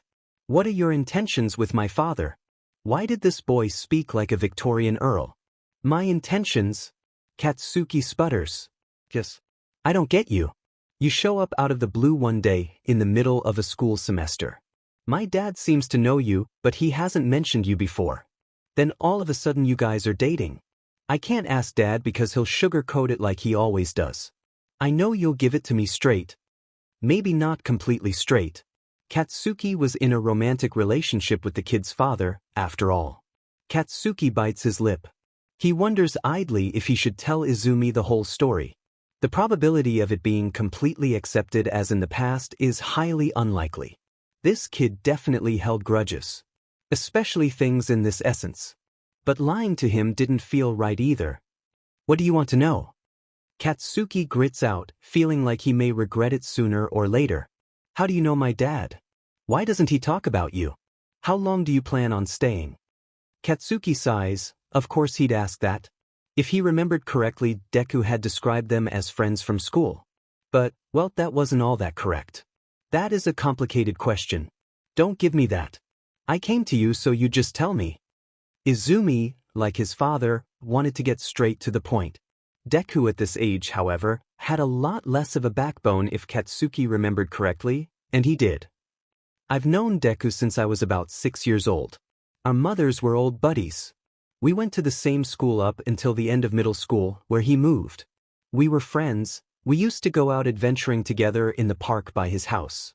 I'd sleep over at his house all the time, so much that his mom, your grandma, I guess, used to pack me lunch as well." Katsuki smiles softly from the memory. "She made the best onigiri." His expression drops. "But then this felt so wrong telling the story to Deku's son. It was hard." Katsuki loved a challenge, he loved overcoming it and rising, victorious. But this was just uncomfortable. There was no winning this. Izuku Midoriya was all too forgiving. It was a cruel irony that he had a son that held grudges like no one else. Katsuki either lied to this child or he made him hate him. Katsuki sighs. He never cared what people thought of him when he was younger. Why was this any different? Something happened. I fed up. Katsuki confides with a harsh scowl on his face. I was a dumbass and I decided that I should turn against your father. Despite him being nothing but kind to me. I got too cocky. People thought I was some kind of child prodigy. Izumi's features are so serious. They look out of place on such a young face. I was an angry kid. Angry that since I was apparently so special, I shouldn't have to hang out with all these loser normal kids. I was angry that they were technically on the same level as me. I'm still an angry adult, but well, let's just say I've calmed down ton more than you'd think. I used to bully everyone, especially Deku. Because he was small and he wouldn't fight back. Because he was everything I wasn't. The boy's eyebrows furrow, but he remains silent. Almost as if it were something he'd expected. Somehow that felt worse. Katsuki wipes a hand over his face, frustration creeping into his system. He wished he could be as eloquent as other adults. But then after your father left school, it felt wrong without him. I started to realize how much of a D I'd been. Especially when I'd seen his mother in the supermarket a few years later. He wasn't there, but she'd called me over. She talked to me a while about how long it had been and how she and Deku should have to come back to town to see everyone again. It was like he'd never even mentioned all the effed up shit I'd done to him. He was lying to his mother that we were still friends. At first, I thought it was because he didn't want to worry her. But now I think it's different. Katsuki heaves a great sigh. That sheet was probably trying to protect me. He didn't want his mother's opinion of me ruined because of how much I said I hated him back then. Katsuki can't remember the last time he's spoken this much. It leaves him a little out of breath. He frowns once more, taking a seat on the wooden decking outside the back of his house once more. Izumi remains standing. It took me the rest of high school to realize what a effing hole I'd been. By then it was way too late. I hadn't seen Deku since middle school. The Midoriyas had moved again. Deku probably off at some college while I was still stuck in the town I grew up in. I felt bitter, but not in the way that I thought I would be. I guess I finally felt guilt about what I'd done. How I'd acted. It fed me over for a long time, but I guess I finally made peace with it.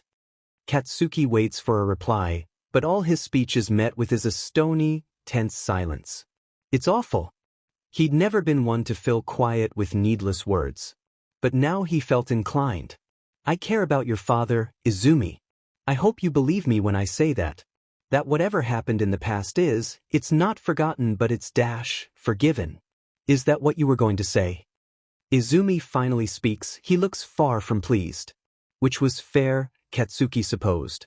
That because you gave some poor apology to my dad that it's all okay now. Katsuki bites back a defensive reply. It's instinctive even if it's wrong. No.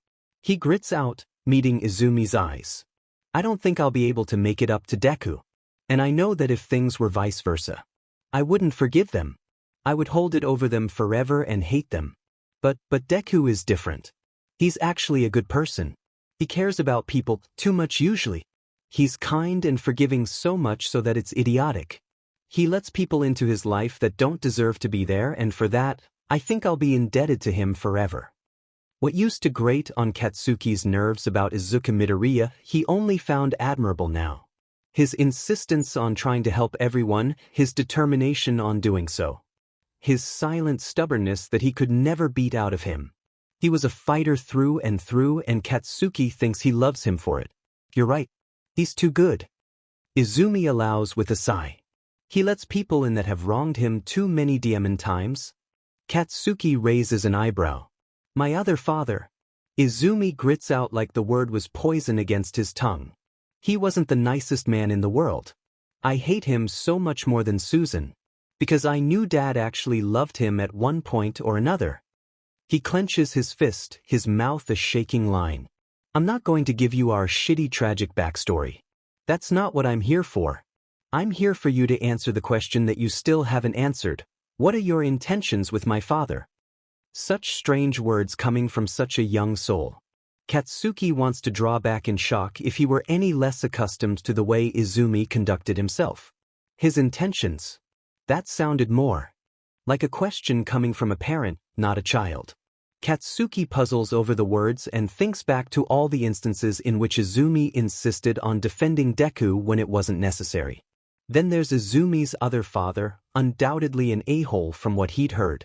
Izumi was protective, but Katsuki believes that though it may come from nature, this intensity was most assuredly from circumstance. But hold on. Other father. Katsuki most certainly didn't fail anatomy in high school, so he's fairly sure that 2 and 2 don't add up.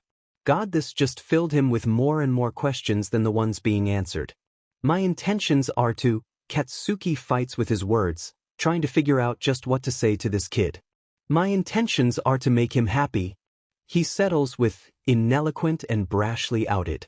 Not because I feel guilty about what happened the years before. But because Katsuki bites his lips. I care about him a shit ton, and if this was just guilt from back in school I wouldn't want any of this. If you give me a chance, just know that I have the worst effing temper and I'm irrational and shit. This is not convincing you, I'm sure. He rants. Know that I would never want to hurt him again. I wouldn't even think about it. Because I'm certain you'd kick my shit in if I even tried.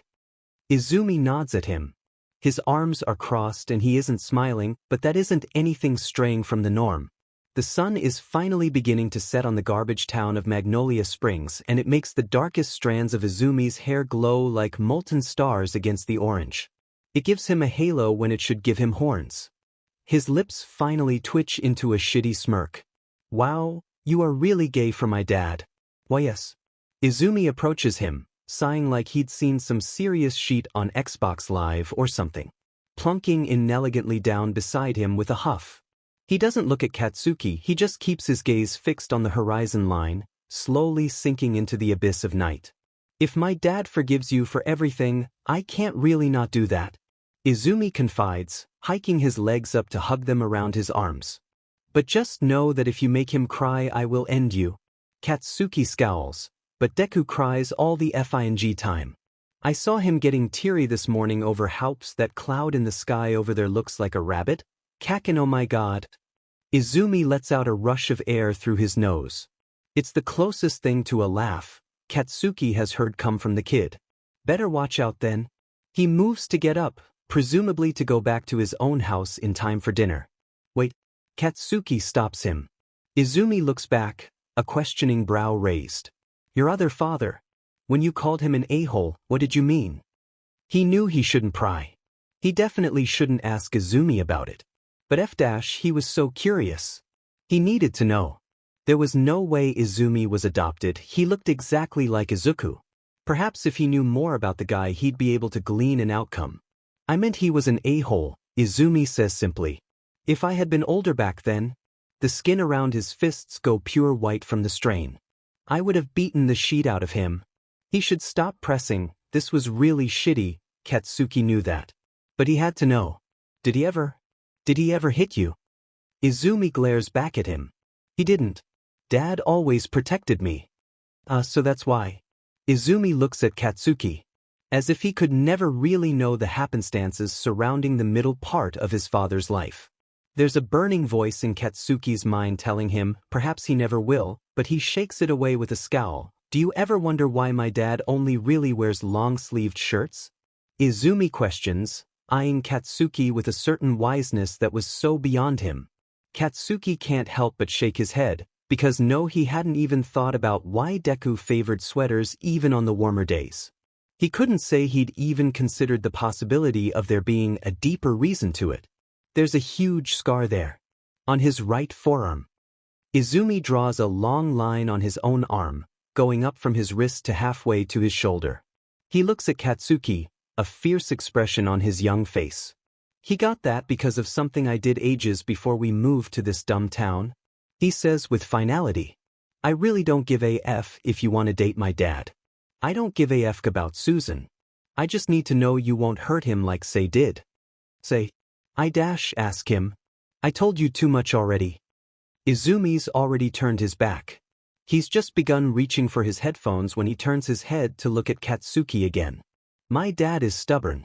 Making him open up about what hurts him is nearly impossible. It would probably help if you stopped being so mysterious and tell your own dumb backstory first, but I don't know.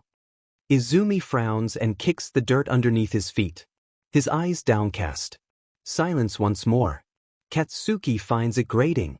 So that's why you're so insistent on being Deku's bodyguard, Katsuki says, feeling like a little piece of the puzzle was finally clicking to place. Izumi starts walking away. It's the only thing I can do, he whispers. It's the first time Katsuki thinks Izumi had actually sounded his age. That childish kind of helplessness couldn't be faked, and it didn't go away no matter how tough you tried to look. Katsuki should know. I don't want him getting hurt anymore because of me. Katsuki stands up as well. He's so much taller than Izumi, but he tries his best not to look down on him. Something that had become oh so commonplace in his brain. Likewise, he says simply, holding out his hand. Izumi looks at it for a moment, glaring a hole into it before he grabs onto it. Surprisingly strong little hands grasped Katsuki's. They shook hands in resolute silence. Dad wants you and the girls to come over for dinner, Izumi says after another moment. Turning on his heel, he shuffles away to his house. He always burns the potatoes. Just a warning for you. Izumi. God. What? Thanks. Yeah, they're pretty rank if you don't put cheese on them. You know that's not what I'm talking about. Izumi is silent. Pursing his lips, he simply fists his hands into the pockets of his jacket and moves his headphones back up to his ears. Don't be late. Katsuki smirks. I don't know, there might be some traffic. Izumi just flips him off and jumps the fence back over to his house. Katsuki like that kid. Deku does, in fact, have a penchant for burning potatoes. It's a common enough occurrence that Izumi easily just tops them with cheese and shovels them down. Katsuki, however, just looks down at his plate. At the gorgeously roasted lamb, the perfectly seasoned vegetables. And then at the portion of completely charred potatoes. More black than potato-colored. Sorry, Katsumi Kyoko? Deku smiles humbly. I'll have to buy you chicken nuggets tomorrow. He leans in and puts a sly finger to his lips. Maybe even some fries as well? The girls light up. You got a deal. They chime in simultaneously. Their tiny selves barely being able to see over the round oak table just outside of Izuku's kitchen. Katsuki pokes at a blackened wedge with his fork. Hey Deku. He hums. He looks so unbeknownst to this great atrocity on the best vegetable there ever was. So much so that, well, Katsuki kind of felt bad saying anything. Table manners. Since when did Katsuki have FING table manners? Had he been tamed that easily by the mere presence of shitty Deku? Abso-FING-lutely. He might even use please and thank you. Good food.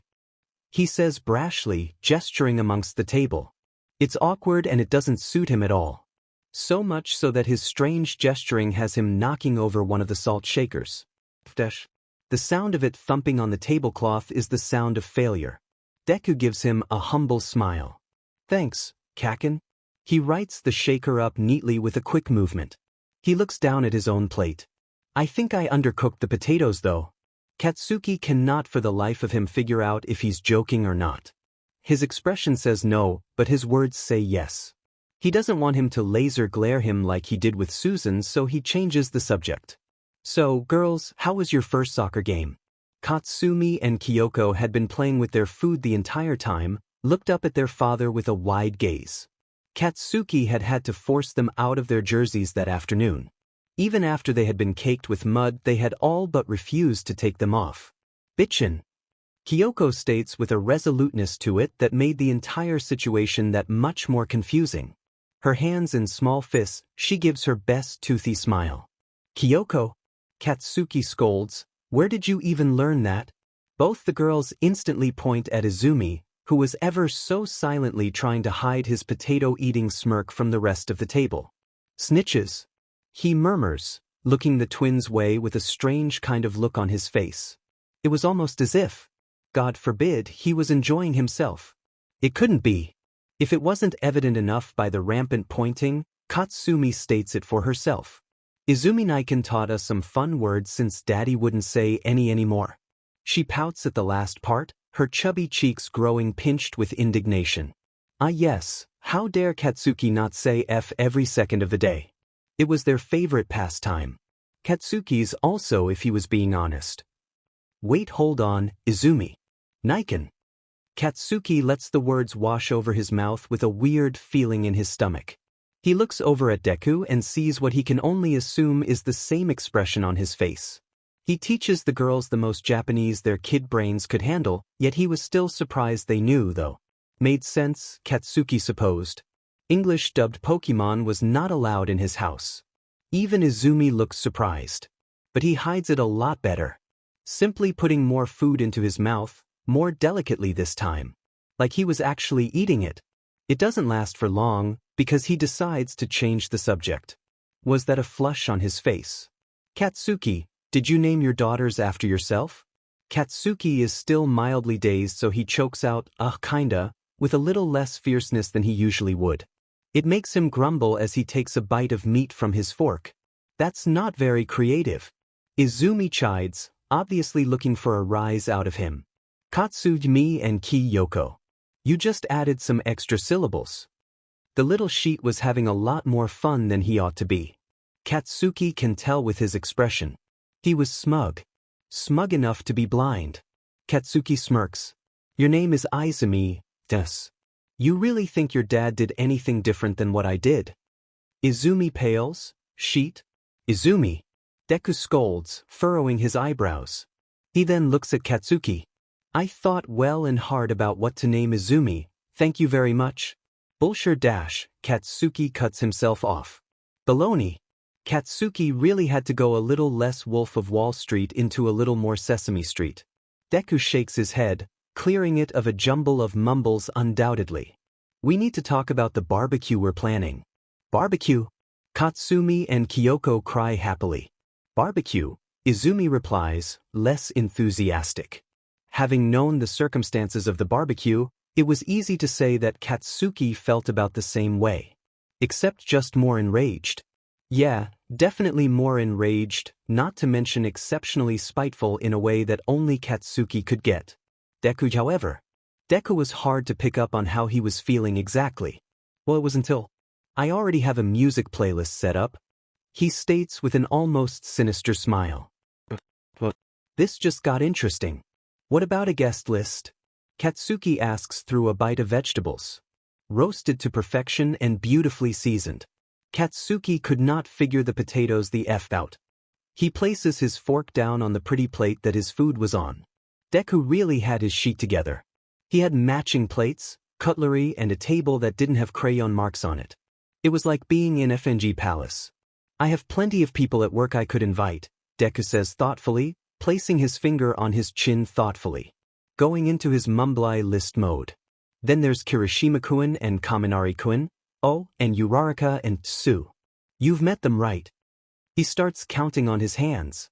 Deku continues. Shinso would definitely want to come.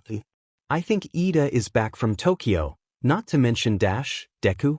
Should we invite our mothers? Deku asks, looking up. It was like there was a light bulb in the guy's head. One that wouldn't go away until he was finished with his thoughts. I don't know about your mother, but I'm sure my mom would love to see the both of you again. He has a warm smile on his face. And Katsumi and Kyoko? Upon mention of their names, Kyoko and Katsumi cheer. It takes Katsuki right back to the supermarket with Inko all the way in the past. I'll ask her. Katsuki declares resolutely. His voice neutral. It wasn't as if Mitsuki didn't know about Katsuki's romantic preferences. It was more so the fact that it was Deku above anything. She loved Deku, but she knew of his previous detest for him. It might create some discord. Spilling tea at this barbecue wasn't really what this was all about. Who was he kidding? They would only be spilling tea at this FANG barbecue. Deku seems to catch on to the strangeness surrounding Katsuki. Knowing it was best for him to be left alone, he just gives him another knowing smile. I'll make a group chat for everyone so we can work out what food to cook and everything. No potatoes, Izumi interjects, obviously not really thinking before speaking. But what's wrong with my potatoes? Izumi visibly has an oh shit look on his face. People will keep asking for recipes and shit if we bring these bad boys out. A huge pain in the butt, isn't that right, Izumi? Katsuki saves with a smug look on his face. Katsuki is no liar. Katsuki is no liar. Katsuki is no liar. Izumi nods, a bit too quickly. Deku sissy puffs out a bit from pride. Well, thanks, both of you. That's very kind. Izumi and Katsuki exchange a look. Katsuki never really understood the term mutually assured destruction until now. Deku? Asked Katsumi, breaking the small bout of silence amongst the table. Why do you like Daddy? Children said the darndest things. That's why they were better than adults, they just said what was on their mind and ate spaghetti. Yeah. Kyoko agrees. He's like a big scary doggy and you're like a cute nice bunny. Oi, Katsuki scowls, I am not a dog. He barked. Katsumi and Kyoko just giggle at him. Katsuki had made the manliest dudes cower in fear under him, and yet these little sheets were immune. Deku reddens ever so slightly. I like him because I think he's clever and funny. He leans in closer to the girls and stage whispers, and deep down he's secretly very, very nice. Once when we were kids he picked me a bouquet of daisies from his neighbor's garden. The girls both giggle at the thought of it and nod, satisfied with their answer. Nothing quite like little kids' questions to make everyone just the slightest bit uncomfortable. The rest of the meal goes about without any error. It's hilariously domestic. The way they all interacted. It was like they were a family. An awkward, getting-to-know-you stage of family. The girls adored Deku and Katsuki firmly believed he'd made some progress with Izumi. It was strange, in a way, dating now. Because Katsuki soon realized that not only was he dating them, but he was also sizing them up on how they treated his kids. He could only imagine Deku was doing the same. Katsuki wondered how he was faring in that department. Because Deku was passing with flying colors. Izumi is playing video games in his room with Katsumi and Kyoko. The girls' faint noises of laughter being heard down the hall. They were probably putting his hair back in pigtails. Katsuki smiles softly, the corners of his lips twitching upwards every so slightly. They really like Izumi. Deku nods, Izumi likes them too. Even if he doesn't show it. Deku looks at him before getting on his tiptoes and kissing his cheek. Thanks for talking with him today. He came back looking a lot more relaxed. Katsuki's cheek burned from where Izuku's lips had touched it. I'm sorry. Katsuki grits out. Those were the hardest words for him to say. It's like he was physically incapable of being the better person, especially when Deku was involved. Deku tilts his head. What for? For being an a-hole when we were younger. I don't think I ever apologized for that. He says reluctantly, scratching the back of his neck. Deku waves it off. I need you to channel that anger into planning for this party, Kaken. Katsuki feels himself smile again. What did he do to deserve a second chance? Whatever it was he promised he'd try not to F it up. Bakugou Katsuki has added Pikachu and Pikachufucker into the chat. Pikachufucker, SRSLY Baku, Pikachu F'er. Pikachu, ye just call him Ash Ketchum, it's the same thing Bakugou Katsuki, Beach what Pikachufucker. Denki what the F Bakugou Katsuki, get F-ed Pikachufucker. In breaking up with you Pikachu, https://www.com/watch. V Pedenzx 2 NQL2 Y Bakugou Katsuki. This isn't what I wanted to be talking about. Pikachufucker. 0 to 0. Pikachu, 0W0 what's this? Bakugou Katsuki, F you guys never mind Pikachu. And oh come on Bakubro Pikachufucker, BROOO Bakugou Katsuki, God, fine. Deku and me are having a barbecue to make some homophobes angry, do you want to come? Pikachu, I'm always up for some homosexual mischief Pikachufucker, F, yeah what time? What should we bring? Bakugou Katsuki, fucking a hit Pikachufucker, understandable have a good day Bakugou Katsuki, hold on Bakugou Katsuki has added Dekuch 3 into the chat Pikachufucker. I can see that heart right there Bakugou Katsuki, get fucked he put that name there himself Deku 3, no I didn't. Laughing face. Bakugou Katsuki, F off Deku Pikachu, y'all are cute. Need me a freak like that. Pikachufucker, I am me a freak like that Pikachu, sorry babe, you don't tell me to F off enough, uneasy face. Pikachufucker, fair Bakugou Katsuki, anyway Bakugou Katsuki, Deku tell them the details to the world's gayest barbecue Dekuch 3, with pleasure. Please do invite your friends, just make sure it's PG, there are going to be kids there. Bakugou Katsuki, we are classy beaches Pikachufucker, Deku, you are so pure, I love you. Deku 3, I love you too, Kirishima-kun. Pikachu fucker, how did you know it was me? Deku 3, because Kaminari-kun is Pikachu. So that makes you… I don't want to say that word in this context. Pikachu, I found him. The goodest boy. Bakugou Katsuki, so you guys coming? Pikachu fucker, I'm already cuffing my jeans in advance. Pikachu, yell if Inji's Katsuki and Izuku high-five each other from the opposite sides of the couch. We got two. Deku declares, triumphant. His fists clenched in determination. Katsuki can't help but smile a little bit over his expression.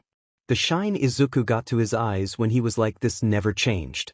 Katsuki's glad that he can finally appreciate it now.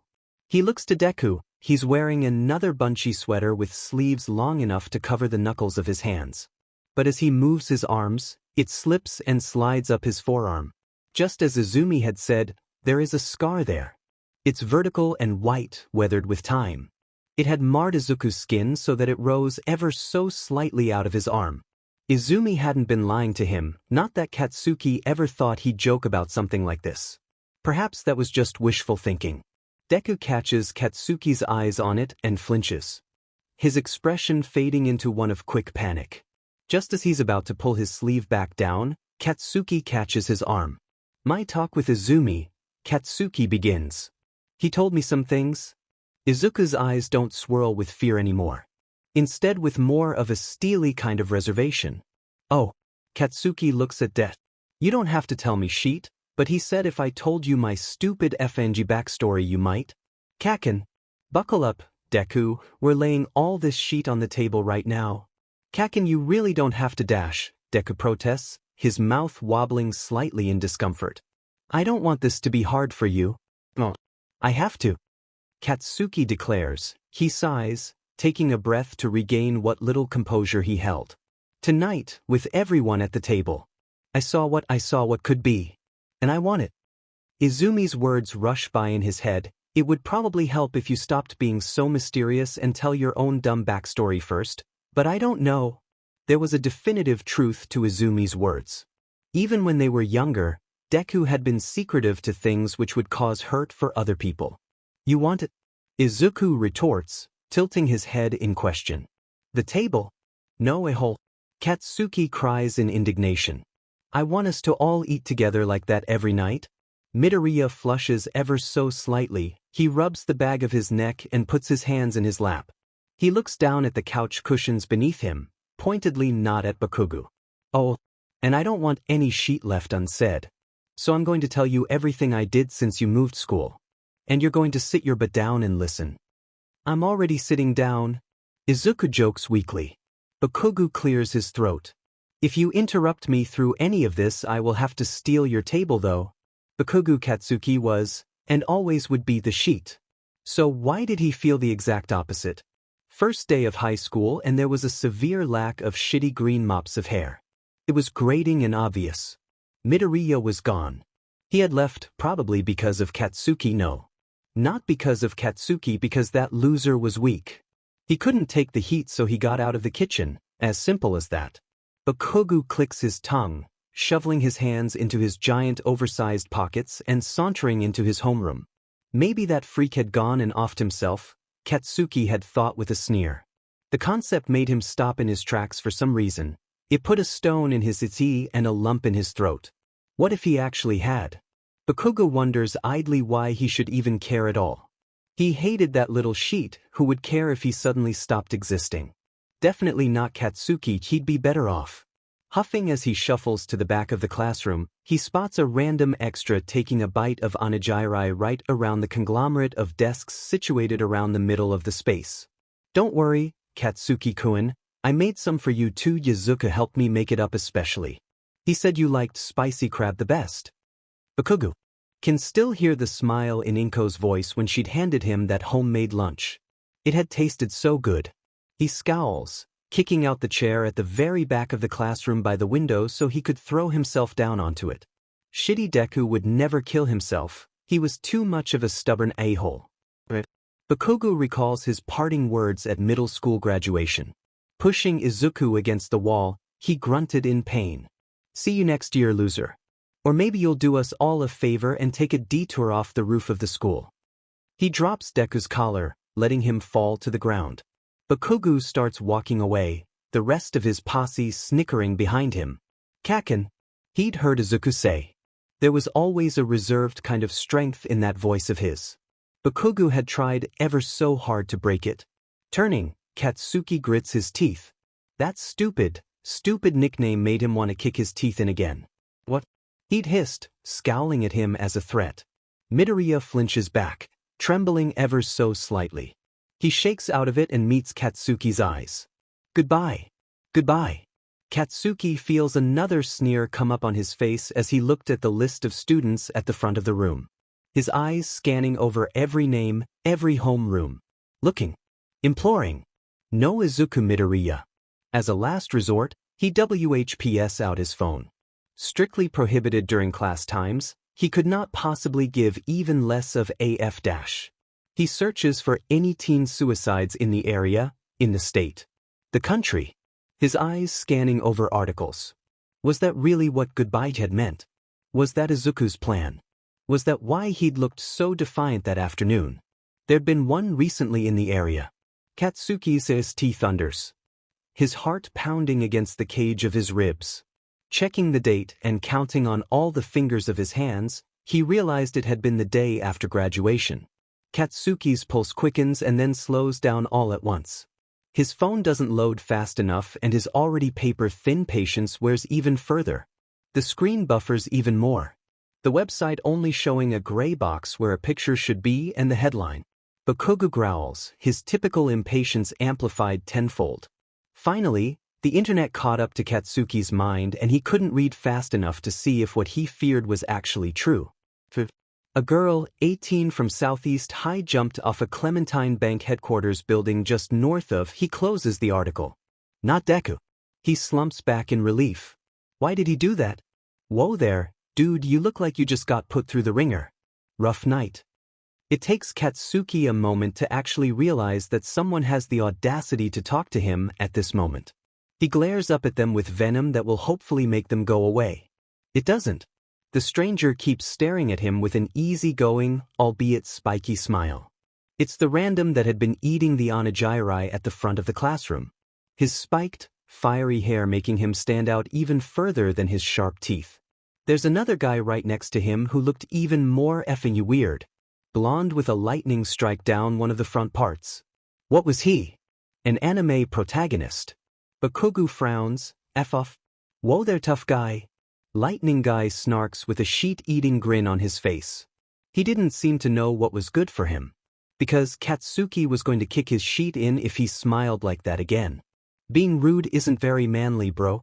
Red chides, hands on his hips. I don't give a F about anything like that. Geez, you're insufferable. Lightning MS dramatically. Katsuki was about to square up on him if he kept talking. And he was pretty sure Red could tell because he pushes Lightning a bit back. Whoa, easy man. We come in peace.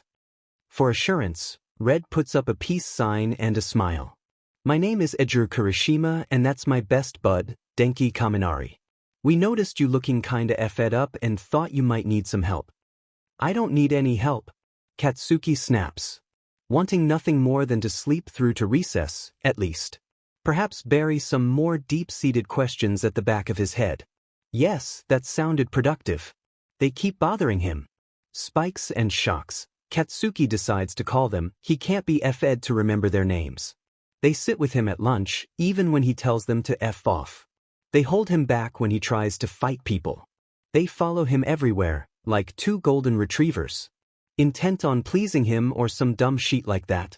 No matter what he throws at them, they keep coming back. After a month or so, Bakugou is fed up. He just yells at them to take what they want. He wants to be left alone. Their answer surprises him. Well, Ejiro had looked sheepish. To be honest, I saw what you were looking up on your phone. Suicide. He exchanges a glance with Kaminari. We were kinda worried about you. You were worried about me. Yeah, you looked frantic. We thought maybe you'd lost someone really close to you. Didn't want to leave you alone like that, no matter how grumpy you were. Close to me.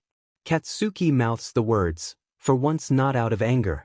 He cannot comprehend it, but he doesn't feel anger. Just a strange kind of shock. Had he looked that freaked out? That worried? It was just stupid Deku. Who really cared he did? It was like you were losing the love of your life or something. It's a stony cold silence before Bakugou can take it anymore. The statement makes him break out into a barking laugh. The kind that hurts your stomach after a while. He isn't sure why, but it tickles him, the fact that they thought he actually cared about Deku of all people. It was preposterous. Bakugou had made his life hell for the entirety of middle school. That's not something you do if you care about a person. Kirishima and Kaminari look even more confused from the outburst. It seems to bother them more than Katsuki's explosive anger. That's FNG stupid. It's nothing like that. It takes Katsuki another couple of months to come to terms with everything. The fact that no, Izuku wasn't dead, he just moved. And yes, Katsuki was relieved that the loser hadn't killed himself. That maybe, possibly, he didn't hate Deku. That perhaps he was the one in the wrong. It affects him over, sends him into a spiral of questioning every decision he's ever done. Then comes the overwhelming guilt, brought on by Inko's reappearance at the supermarket. It weighs him down like chains and clasping his ankles, engulfing him in the ocean with no hope of seeing the surface. He doesn't want to see Deku. He doesn't want to see him like this. He wants to see Deku from 10 or so years ago. He wants to be himself from 10 or so years ago. Before all this shit had ever happened. He wants to change the past so that maybe the future doesn't look so bleak without him.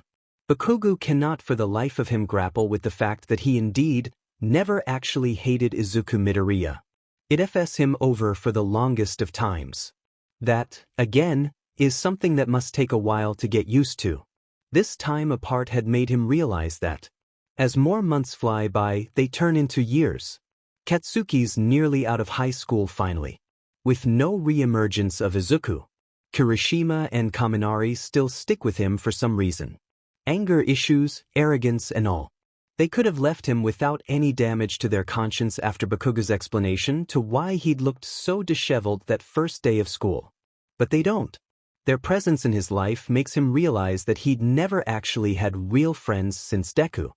His cronies in middle school hadn't been his friend, he'd essentially just been their domineering leader. They didn't play video games at his house or bring him cookies on his birthday. And Bakugou most certainly didn't use to help them with their homework. But there they were. Senior year. And Katsuki looks around and wonders what had happened to himself.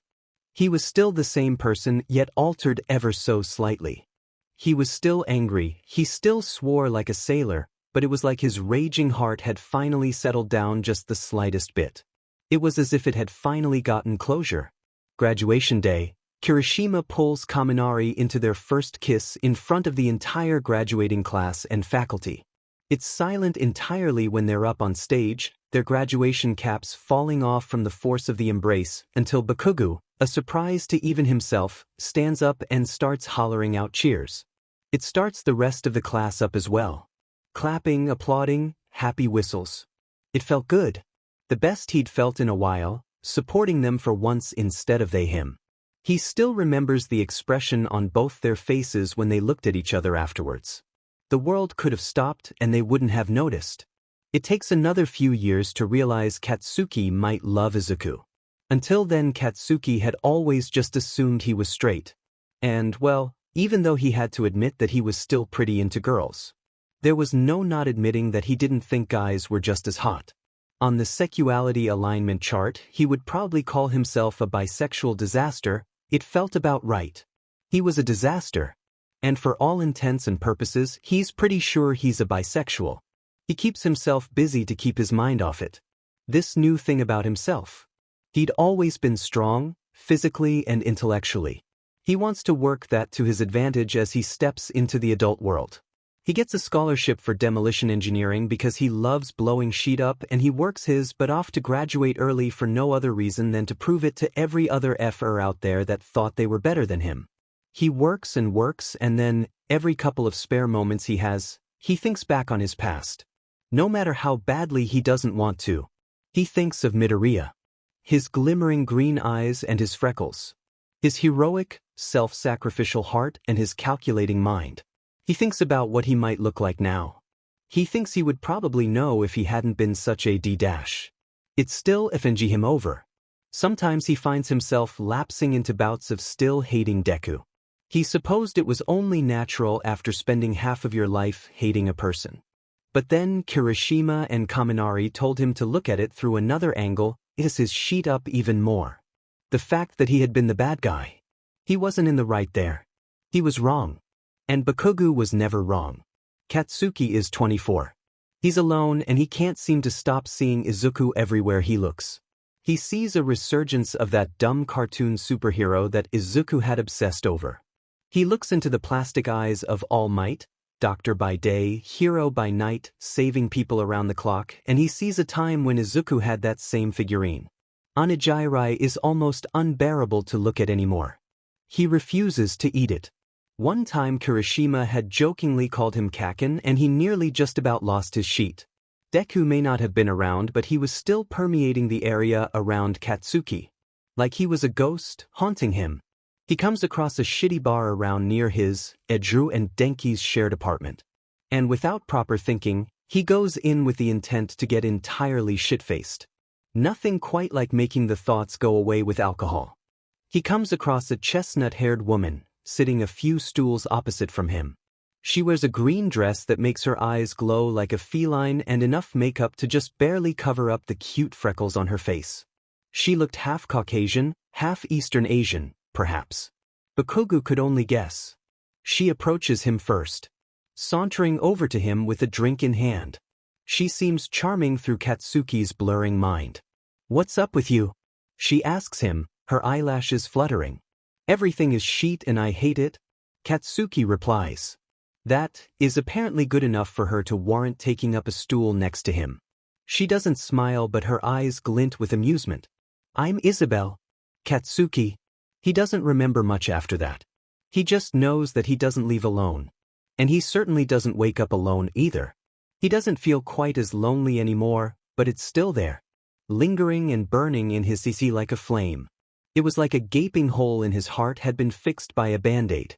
He leaves his number on the table, then he gets dressed and leaves, trying to erase the pounding in his head. There's no emotional attachment to the continual visits they share. He and Isabel perhaps only know 3 things about each other at most, and Katsuki wants to keep it that way. Every time they have SEC, they're usually drunk. And every morning after, Bakugou can't say he necessarily regrets it, but he can't say he feels good about it either. It's messy and unorthodox and there's no dumb sheet-like feelings in the equation at all. A few more late-night calls, a few more weeks in passing, and then all of a sudden there's one in the morning. A different tone entirely. The doctor's office is uncomfortable. It's the first time he actually finds out Isabel's last name. Alongside a number of other things that send a permanent chill down Katsuki's spine. Just as Isabel had said on the phone. PRDNT. They should have been so much more careful. They had been drunk and young and so stupid. He doesn't know anything about this girl. Doesn't even know how old she is. Doesn't know how she wants to deal with this. Katsuki doesn't know anything at all and that lack of knowledge has his brain pounding with panic. He vaguely remembers the doctor telling them that he'll give them a moment and Katsuki couldn't for the life of him figure out what he must have looked like at that aforementioned moment. His whole life was flashing before his eyes, he could hardly imagine what it must be like for her. Katsuki turns to look at Isabel. "What do you want to do?" His voice is even. He feels anything but. "This is all your effing fault." Isabel growls, putting her face in her hands. She looked different in the light of day. Without the haze of alcohol clouding Katsuki's vision, he could see the dark circles under her eyes, the needle marks scarring her skin, the tiny shakes spreading throughout her body. She was still appealing, but it was a scarred kind of appealing that was more broken than fixed. She was seething with rage.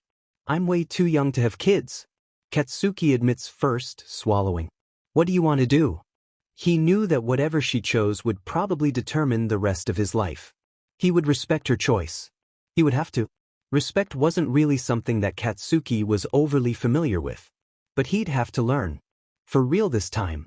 In a situation like this, it was vital. "I hate kids," she admits, but Bakugou can't see her expression. "But I'm not getting rid of it." Those words contradict each other. Katsuki raises an eyebrow. Why not? She sneers at him, because it's wrong. You can't just kill a baby. Katsuki raises an eyebrow. It's just a bunch of cells. If you don't want it, there's nothing wrong with Abtons are the worst thing a woman could possibly do. It's denying someone a chance for life. Jesus Christ. Katsuki remembers thinking. She was one of those people then. He knew 4 things about Isabel now. And all 4 of them weren't painting her in a fantastic light. That's bullshit. You're bullshit. I can't FING believe you got me PR gin and tea. Then get rid of it? Oh.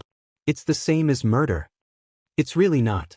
Katsuki heaves out a sigh, wiping his brow. He looks at Isabel, looks at her uncovered freckles and her chestnut hair. Think whatever you want. It's your choice. I won't be a FING shithead and say I had no part in this whole problem, but it takes 2 to tango. You should be informed about that at least. Apna's wrong. She crosses her arms, holding her head high. I'm giving it up for adoption. Katsuki's heart squeezes and he grits out a fine. They write the rest of their details in silence. It's quiet and cold, just like how Bakugou's insides feel. He tries not to think about what his kid might look like. For the strangest reason, it sends poison spikes into his anytime he did. Jesus FING Christ, Bakugou. Ejiru exclaims. I am so effing glad I'm gay. This sounds like a nightmare. You don't think I know that? Katsuki growls. He didn't want to tell Denki and Ejiru about the kid. It would make them think less of him. He was sure of that. And Bakugou didn't want to be anything but the best. He waited another month and a half before he got the ball to do it. She's really against Abtons as well, means she'll blame me the entire time, all the while ignoring the fact that there was a simple solution to her problem. Kirishima grimaces, the soft sound of the downpour outside in the background. This is F-Ed, Bakugou. You're gonna have a kid out there. I know. Katsuki admits, his mind still whirring through all the possible aspects of his life that would be different now. He really would have a kid, just in the world, not really knowing of his existence. And he'd never get to see them. Bakugou frowns, sitting up on one of the uncomfortable kitchen stools Kirishima had purchased for the apartment. They were bright sunny yellow, Kaminari had picked, of FNG course, and they reflected the absolute opposite of Katsuki's mood at that moment. Well, do you like her? Kaminari asks out of the blue, making Bakugou see red. It allows the frustration in his heart seep in. Maybe if you care about her you can make it work. Not at all, he says, deadly quiet. The more I learn about her, the more I realize what a shitty grave I've dug myself in. And she hates kids. Loathes them, apparently. But she's still yeah. I know I don't think dashed. He takes a deep breath that sounds more like a growl than anything.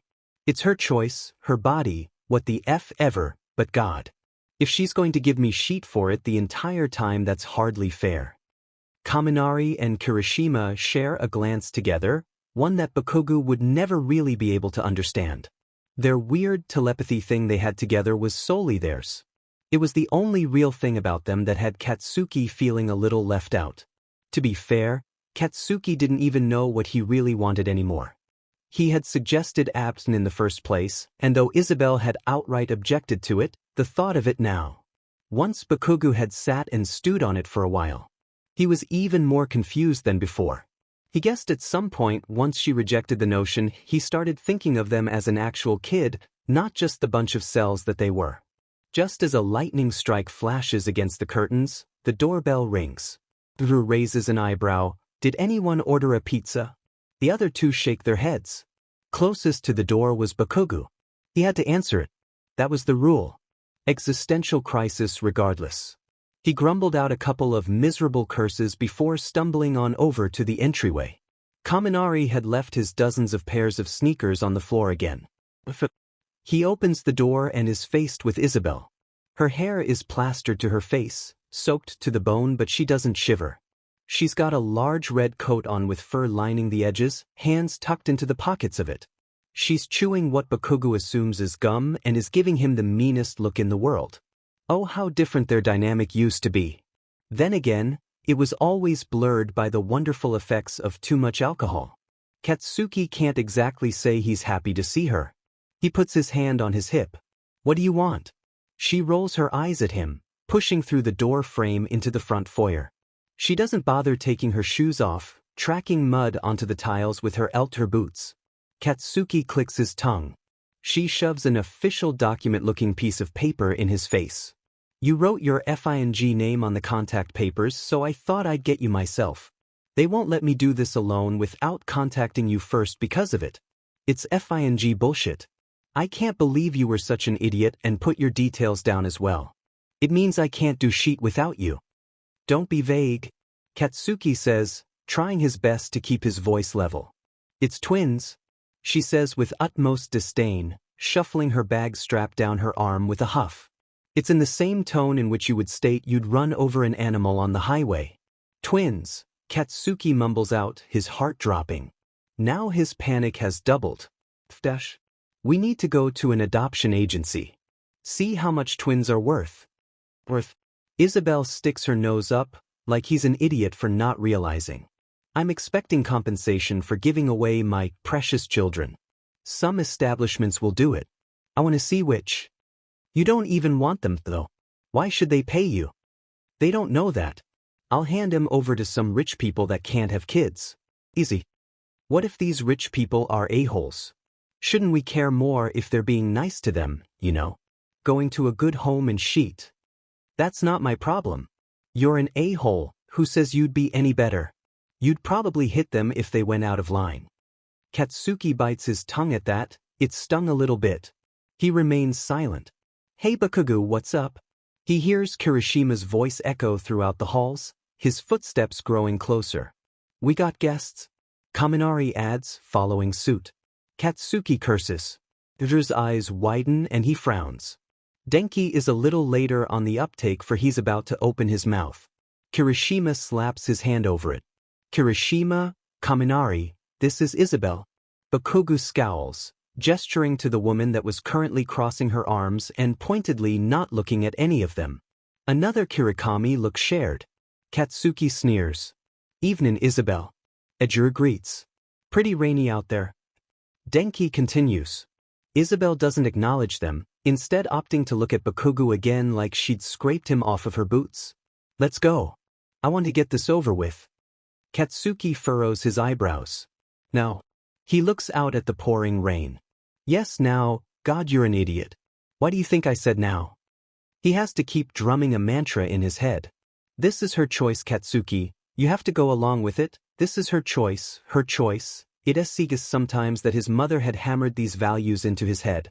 It was pretty shit when it came to people like this, that was for sure. Selling their children to the highest bidder instead of looking for a good home wasn't what he wanted at all. If he had to give them away, he wanted them to be better off for it. Had to give them away. Bakugou's saying it like he wanted them in the first place. Like these bunches of cells that would eventually become kids were something that Katsuki actually desired in his life currently. A ridiculous notion, if anything. He had to force the thoughts out of his mind. Okay, let's go. Twins are usually not as desired as just a singular child, and we don't tend to like splitting them up anymore. The official had told them, pursing his lips. We may be able to find potential parents, but you will have to expect little to no money for it if that's what you were looking for. The social worker looked unimpressed with the last line, but not surprised. Isabel scowls, and there's no other services you haven't looked at. Out of the country. Anywhere. Katsuki remains silent, fuming. The guy had gone over heaps of randoms that had seemed like nice enough people. They were usually gay couples looking to adopt kids. They didn't always have a whole lot of money, but they seemed kind and loving. They reminded Katsuki of Kirishima and Kaminari. It made him wonder if they'd ever want to adopt kids. If Isabel could just choose one of those, no, Mississippi. Another sneer, contorting her pretty face. Thanks for nothing. A prolonged standstill. For some reason there's relief floating around in his ear. You want to keep them, don't you? Kirishima asks him one night. Kaminari is out at work and they're eating dinner on the couch. Katsuki grumbles, knowing exactly what Edger was saying. No. He says. Liar. There's a beat of silence, just the sound of the television in the background and their bowls clinking with their forks. It's when he really begins thinking back on all his thoughts of recent. The ones keeping him up until all hours of the night, pervading his dreams and turning them into nightmares. Katsuki sighs. It's not like I can do anything about it. I can't force her to keep kids she doesn't want. She doesn't have to. You can. Me. She'd never give them to me, I don't have any money. Kirishima is put at a standstill. We can help out. Don't be a FING idiot. I can't ask you to do that. Sure you can. It's better if they have parents that actually know what the F they're doing. Katsuki mumbles, feeling hot shame wash over him. There was no possible way of this being a good idea in any sense. Ejiru's interference meant nothing. You know, parents that wanted them from the start. With like, a backyard and a lovable German shepherd dog named Scruffy or some sheet. Picket fence, soccer games, a happy life. Kirishima frowns in his direction, placing his bowl on the coffee table and relaxing his posture before turning his gaze toward Bakugou again. Well then how about you write them a letter or some sheet? So when they're older they can track you down. Katsuki puts a hand on his chin. Sitting back on the sofa. That just might be a good idea. Whether it was too early or not, Bakugou couldn't possibly be bothered to care. If his counting was correct, he couldn't rely on Isabel for knowing, then she should be about 4.5 months along. Halfway. Katsuki lets out a horrified breath. That's so soon. I'm gonna go to bed. Katsuki declares quickly, standing up from his position on the sofa. It was lucky his cup had been empty because his speed had made the glass wobble. The statement was stiff and wooden, lying was never his strong suit. But it's only 7. Tired? Kirishima gives him a worried look, but doesn't move to stop him. Okay. Hey kiddos, you better be reading this when you're older because this letter is at least PG. You'll come to see that my mouth is permanently in the gutter. Listen. I have no real idea what I'm doing. Everything to do with this whole situation is absolutely bat's hit. It's all happened so quickly that I haven't really had time to think too much about anything else. I wish things were different. If I'm being honest with myself for a sec, I guess I'd say I wish I could have kept you. You see, once I found out I was gonna be a dad I kind of freaked the hell out. But when I calmed down, the idea started warming up to me. So much so that I couldn't help but start to wonder if you would inherit my fiery moods or my potty mouth or maybe even my cool hair, but it's not really my choice and I don't think I can change the one that was made. I wish I had the chance to be the kind of dad that would give you ice cream for breakfast every Sunday with a side of apples because health and sheet. Then get you dressed up for your morning sport games or piano lessons or anything you wanted. I could watch those dumb recitals that schools do and bring my phone and record the whole thing. I would be so proud of you even if you were both playing trees or something lame like that. But this letter will have to do.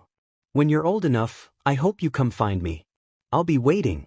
I can already tell I'll think about you every single day. I already do. I can hold one hell of a grudge. It means my memory is squeaky clean. Anyway, I hope your new parents give you this letter. I hope they take care of you and I hope they love you nearly as much as I already do. Bakugou Katsuki Bakugou doesn't realize he's crying. He thinks it might just be the ceiling above his room leaking again after all the rain they've been having. I have to fix that shitty FNG roof, he thinks, wiping his cheeks that had felt far too damp at that moment. Katsuki had forgotten to close his door. Kirishima watches the whole thing. His heart contracts so painfully for his friend. He'd never seen Bakugou cry before. It was a terrifying experience for him. To see someone so fiery and strong to break down like that. He remembers all the times Katsuki had helped him and Kaminari's dumbasses out. They wouldn't have made it to graduation without him, they wouldn't have gotten together without him. Bakugou was such a genuine impact on their lives and he deserved this unexpected happiness if he wanted it so desperately. He just needed to throw away his useless pride and ask. That would never happen. He was Katsuki Bakugou. Kirishima sighs before moving away from the door frame, leaving Katsuki to sniffle by himself. He heads toward the door. He knew what he had to do. Who the F are you and what do you want? The woman before Ejiru asks, leaning her shoulder on her dingy apartment door. She's still wearing that frumpy red coat but it isn't as baggy anymore. Ejiru Kirishima. I'm Katsuki's roommate. It was probably common sense that she didn't remember their first meeting. She'd kept her eyes firmly planted on Bakugou back then. She raises an eyebrow. The action makes her eyes look even more hollowed out. That level of exhaustion definitely wasn't brought on by sleep. There was something chemical about it. And, look, Kirishima fists a hand through his hair. He's too proud to beg, but I'm not. He takes a deep breath and clasps his hands together. Please just give the kids to Bakugou when they're born. I know they'll be in good hands, he already loves them. This was all Kirishima could come up with. He didn't have any money after all. Katsuki and his jobs paid the same. When he offered Katsuki his help, he meant it. Nevertheless, the mere fact that this could all be solved if he just bought Bakugou's kids and then gave them back to him really ate at Eju. If his bank account was as big as his heart, he'd do it without hesitation. If I gave a sheet about them being in good hands, I would have given them to that couple of FNFs I saw at the agency.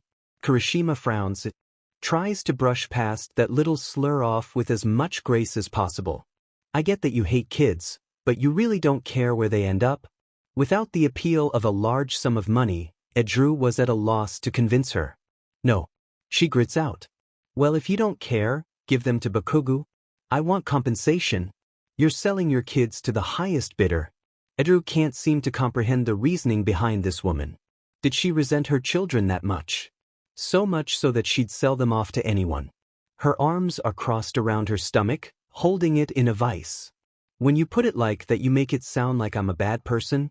Kirishima wants to grit out, it's because you are, but he knows well enough that that was just a bad idea from the get-go. He wasn't Bakugou. Sometimes he actually did think before he spoke. Emphasize on sometimes. What do you need the money for? That's none of your business. Look, Bakugou doesn't have a lot of money saved up, but put us all together. If I don't FNG know if you kept the kids for the first couple of months I don't want any of Bakugou's friends meddling with this. Whatever bright ideas you have, shove them up your butt. Kirishima grits his teeth.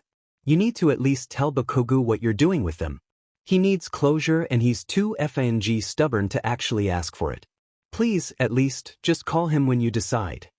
Isabel doesn't say a word for a moment, glaring deep into Kirishima's eyes. Get out of here. She hisses before slamming the door on his face. Kirishima hands raised to knock again, but he soon just curls it into a fist. Bakugou really knew how to pick them. He sighs. His attempt had been futile. The bitter curdle of failure bubbles in his tea as he walks back home. Or at least he'd thought. When he arrived back at home, Katsuki isn't asleep. He's sitting up on the kitchen counter like a house cat, staring at the dark screen of his phone. Denki still isn't home, so he's just sitting there alone in the dim light of the fridge. Dude, Kirishima calls out as a greeting, cautious. Like he were approaching a deer in headlights instead of a young adult with anger management issues. She told me she wants to keep them. Isabel. She told me she wants to keep them. The kids. Ejiru isn't quite sure why that sentiment didn't fill him with joy. It was what Katsuki had subconsciously wanted, after all. Yet there was definitely something off about that. Isabel didn't seem like the type to do this out of the goodness of her heart. Perhaps she'd gotten emotional after Kirishima had gone to talk to her. That woman was made of molten stone. Abrasive and burning to touch. Even less approachable than Katsuki. She was definitely up to something. That's great. You'll get to see them. Katsuki doesn't look quite pleased, he too looked dubious. I don't get it. She was harping on about how much she hated me, how much she hated kids. I don't understand why she'd actually keep them. All she wanted was money. So even Katsuki suspected ulterior motives. This definitely wasn't painting Isabel in a good light. Perhaps, did she say anything about joint custody? Katsuki nods, confused. It is strange seeing him this quiet. It was out of character. Overall, it was just a weirdly terrible night for Bakugou. Edru puts a hand on his chin. Katsuki says in realization. Child support. I'd have to pay her money, right? He kicks his shoe in the air, looking petulant. So she didn't have a change of heart. All she really wants is money. Big F in surprise there. Doesn't that money usually go into looking after the actual kids? Katsuki pulls a face, like I have any effing clue. I know she wouldn't do that anyway. Kirishima makes a non-committal noise in the back of his throat. His suspicions growing. In the depths of his hearts, he was fairly certain that Isabel wouldn't spend a cent of Katsuki's money on their children. But if she got a steady income off of them, if it was the only way, she'd put up with it. But why did she need such money in the first place? Didn't she have a job? He pushes it down. These grand feelings of unease would have to be forgotten for now. Isabel had never said anything about a job. That's okay. Look on the bright side. You get to be a dad for real now, that's exciting. Bakugou looks up at him, still holding his phone. I never said I wanted to be a dad. Kirishima frowns at him, raising his eyebrow. The blatant lie in his voice didn't sound convincing at all. I saw you writing the letter, Bakugou. Katsuki freezes. So? Kirishima softens. You were crying? No, I effing wasn't. Yes, you were. The crack in Katsuki's voice is almost incomprehensible if anyone that didn't know Bakugou heard it. Luckily, Kirishima had known that beat for way too long not to sense it in his voice. You are effing liar. He mumbles, sniffing. Ah dude. Edger's heart squeezes in his tea. Don't effing patronize me. I'm not patronizing you. Angry tears start falling down Katsuki's face at that moment. Kirishima had now seen Katsuki cry twice in the time knowing him. And it was on the same night. I just couldn't stop thinking about them. About how they'd grow up without me. That maybe I'd pass them in the street 20 years from now and I wouldn't know they were my children at all. Or even worse, the people Isabel handed them off to would be evil and they wouldn't live to their first year of middle school or Kirishima doesn't want to run this time. He steps closer to Katsuki, arms outstretched. If you touch me I will end you. That was a weak threat, and they both knew it. Katsuki doesn't really cry. He just kind of sniffles a little bit and says F a few times. It's as if he's really angry about having a cold. Strange mannerisms nevertheless. There was no way Katsuki was going to get out of this unhugged. Kirishima was a touchy-feely kind of guy, and despite Katsuki's undeniably prickly persona, Edger was not deterred at all. Come here, dude. Kirishima doesn't comment on the fact that Bakugou, after seizing up, does move a little bit into his touch. Edger takes that as a good sign and brings his arms in and hugs him so tight it's probably not comfortable for either them. Kirishima gave no singular F and would proceed to hug his best bro in the kitchen until Bakugou had to physically pry Edger off of him. Kirishima isn't all that sure why Bakugou is crying. It's probably just all the pent-up emotions from this whole situation, not one thing in particular. A mix of relief, happiness, anger, grief, and loss. It makes Edu wonder how many times he'd done this before, alone in his room, stuffing his angry tears into the cool cotton of his pillow. Did he do this the night he found out? A door opening drags Edu out of the strange stupor they'd brought onto each other. Kaminari at last had returned home. Kirishima hears his singing down the hall, growing louder as he approaches. But he doesn't dare move. Denki's bare feet on the timber flooring alerts his presence. Rack City, Beach, Rack City, Beach, 10, 10, 10, 20 equals 50 by TC. What the F is going on? Denki looks at his boyfriend and friend in utter bewilderment. His eyebrows are up in his hairline. Well, to put it more accurately, he looks behind them. At the lined-up boxes of cereal that Katsuki had been nearly covering all of. He snatches one of the uncovered boxes, pointing into Bakugou's side. Which one of you beaches? Ate my Fruit Loops. Kirishima rolls his eyes. Denki, babe, can you please read the situation? Eiji, babe, can you please read the giant but name scrawled on the side of this box? I love you, but if you keep eating my cereal I won't eat your butt for a week. Denki points at the giant sharpedied Denkis on the side of the cereal box. He then looks at Katsuki. And can you please stop touching my boyfriend's aforementioned butt? Katsuki goes red in rage and pushes Kirishima away. I was not touching his butt. He screeches.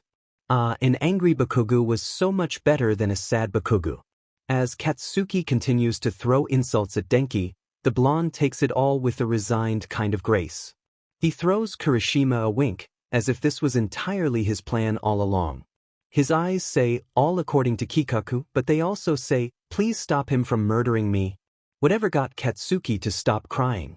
The months begin to pass by like clockwork. All of a sudden a plethora of miscellaneous sheet begins to accumulate in their little apartment. There's toys and rattles and everything under the sun. For once in this whole hellish situation, Katsuki may actually be excited.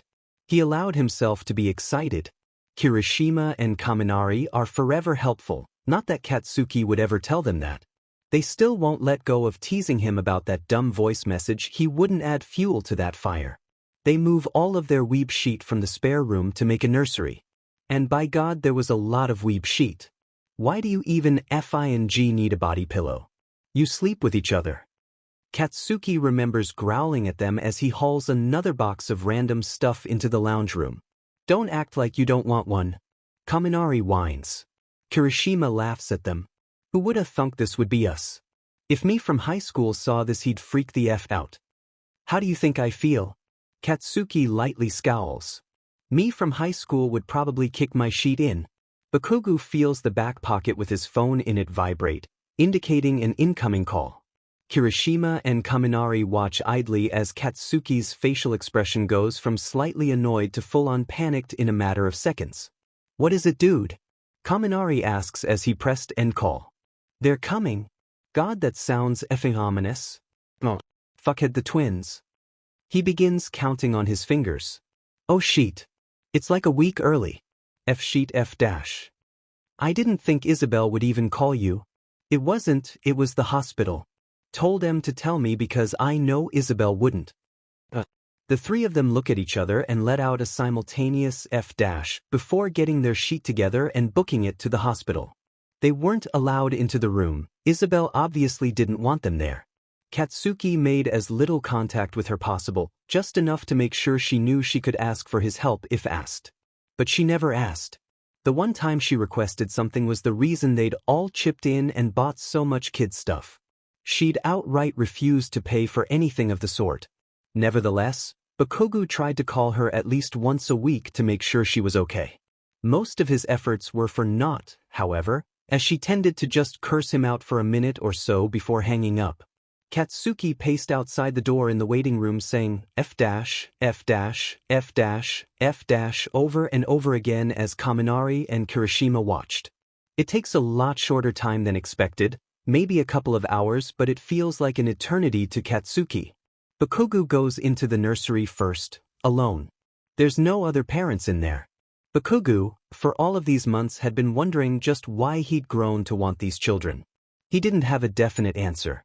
Perhaps, in the end, after all of these years of rethinking his actions, he wanted an opportunity to be better, to teach them not to be like him, to be good people, to accept the love they receive and not take it as pity. Katsuki was surrounded by love in this life, but he'd always kept it at an arm's width.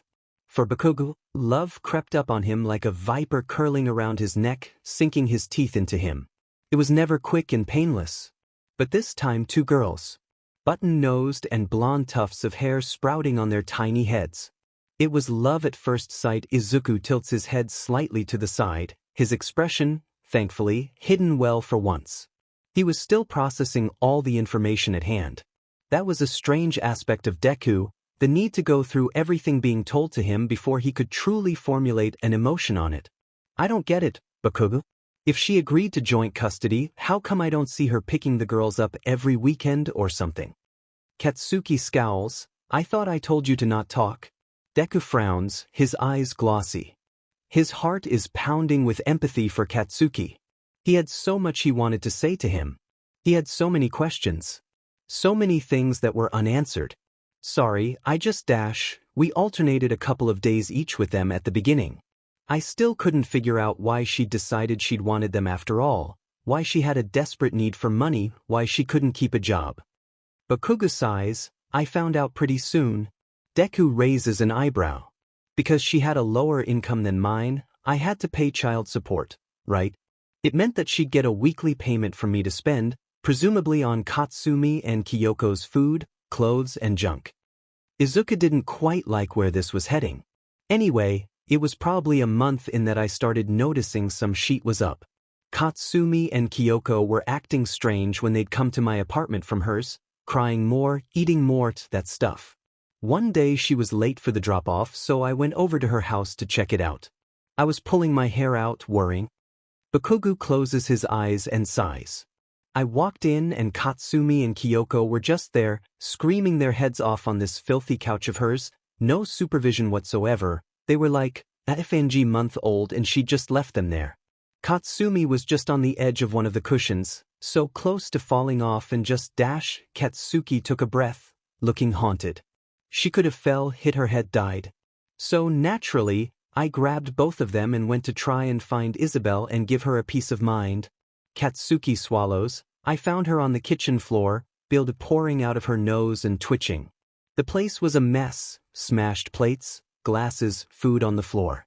I could only assume she'd gone on a bender. She was ODing on cane while her kids screamed for food. I noticed that there was no food for them there, though. She'd bought drags instead of formula or anything. Bakugou takes a breath. Composing himself, Izuku had never seen him like this before. I didn't want to think about all the things she might have been doing while she was PR'ing. I called an ambulance for her and grabbed Katsumi and Kyoko in a flash. There was no FNG way I was letting her anywhere near them again. If I had noticed sooner, if I had been less naive. Katsuki's hands curl into fists. It's a wonder I even called the ambulance. The contempt I felt for her was the strongest I'd ever felt. Did she live? Bakugou frowned, looking off into the distance. She did. She made it hell for me to get full custody of my daughters. She was that desperate for money. The daughters she didn't even FNG want in the first place. I mean, I didn't either, but, God, before they were even born I loved them so much. Katsuki stops himself, furrowing his eyebrows. Haven't seen her since then. Thank F-. I think I would have strangled her. The court granted me full custody of Katsumi and Kyoko. She fought tooth and nail to get them and every last drop of money I had. But I won. A wry smile comes across on Bakugou's face. You know, through it all, I had the stupidest FNG thought that you'd somehow show up and sort everything out for me. Not my mom, no, you, the kid that I bullied for half the time I knew you. I guess after everything, I never stopped thinking about you. Things always had a way of working out for you. Izuku frowns at that last part. But he doesn't correct Bakugou. He just sits there, beside him on the couch, his heart beating faster and faster. What had happened to Bakugou was certainly a mess. The mere fact that he'd grown more mellow compared to growing angrier was truly an act of great maturation. He was almost a different person, with the same penchant for swearing. Kaken. What? Midoriya looks at him, with the softest smile, a smile that Bakugou never thinks he'll actually deserve. I'm so proud of you. The sound of Katsumi and Kyoko's laughter echoed throughout the halls. It finally makes Bakugou crack a genuine smile. Your bravery and resilience was always something I admired about you, but, in the end, I really think I fell because of your unfaltering kindness toward the people you care about. Bakugou scratches the back of his head, mildly flustered. He tries to break the warm silence with another anecdote. You know they didn't have a name for the first month in their lives. I had to color code them to make sure I didn't mix the two of them up. That makes Deku giggle. So how did you figure it out? Didn't you hear Izumi at dinner? I just took my name and added some sheet to it. You were serious? Bakugou looks indignant. Yeah, you got a problem with that? Izuku waves his hand in dismissal. No, I'm honestly just glad you didn't call them Naruto and Yu-Gi-Oh or something. He laughs. Katsuki frowns, like I'd ever do that. Then, quietly, that's their middle names? What? Katsuki looks somewhat ashamed. Katsumi Nara Bakugou and Kyoko Yugi Bakugou. No. We don't have middle names in Japan, so I figured why the F not. I was a FNG 25-year-old single father. What did you expect from me? My friends were meme F heirs. They wanted me to call them Nun Pizza and Left Beef. So you named them after yourself and anime characters? Listen, if off. Kaken, I think you're great, but for the love of God, did you never look up baby names on the computer? Pick up a book. If you ever have any more kids, are they going to be called Goku and Pikachu Bakugou? Don't give me any ideas, I might just do it out of spite. Midoriya smiles up at him. He settles into his spot on the lounge, a calmed sigh escaping his tea. Thank you for telling me, I appreciate it. It was Izumi's idea. Izumi told you to tell me. Bakugou scratches the back of his head. He said you might open up a little bit more if I opened up first? He smirks. I guess we're both jaded old men. Deku snorts, crossing his arms with mirth. He says, that kid. Sometimes I think he's more of a jaded old man than me. He leans forward, his smile slowly turning to a frown. I want to tell you, Kaken, I just don't know how you'll react. He clasps his fingers into a tight vice, looking like he was on the verge of mumbling out nonsense again. Katsuki raises an eyebrow. How I'd react? Deku looks puzzled, like he was having a hard time expressing what he was feeling. It's not as if I'm ashamed of who I am, of my past, it's just Midoriya size, it's difficult for me to talk about it. It was probably the worst years of my life. Bakugou doesn't want to say he's disappointed or anything. The mere fact of Deku's reluctance toward his own past says a lot about the severity of the secrecy surrounding it. But Katsuki was never really a patient man. He could only wait so long. Whatever it is, I couldn't possibly judge you after all the shit I put you through. Deku gives him a soft smile. It's nervous and twitching. Bakugou sees how his shoulders relax ever so slightly. You know the superhero, All Might, the one from the cartoons we used to watch? Katsuki smirks. Yeah, of course. Out with it, Izuku. It will be fine. I was obsessed with him for the longest of my life. Still kind of am. When I was younger, I wanted to be him, a doctor, a hero. Deku pauses, biting his lip before looking away. A man? Bakugou raises an eyebrow. Izuku realizes Katsuki isn't going to realize what he's been meaning to tell him unless he whacks him over the head with it. It was necessary to let him know, Midoriya knew. Before they went any further. Just in case Kaken wasn't okay with it. If that were to happen, he thinks his heart might just break.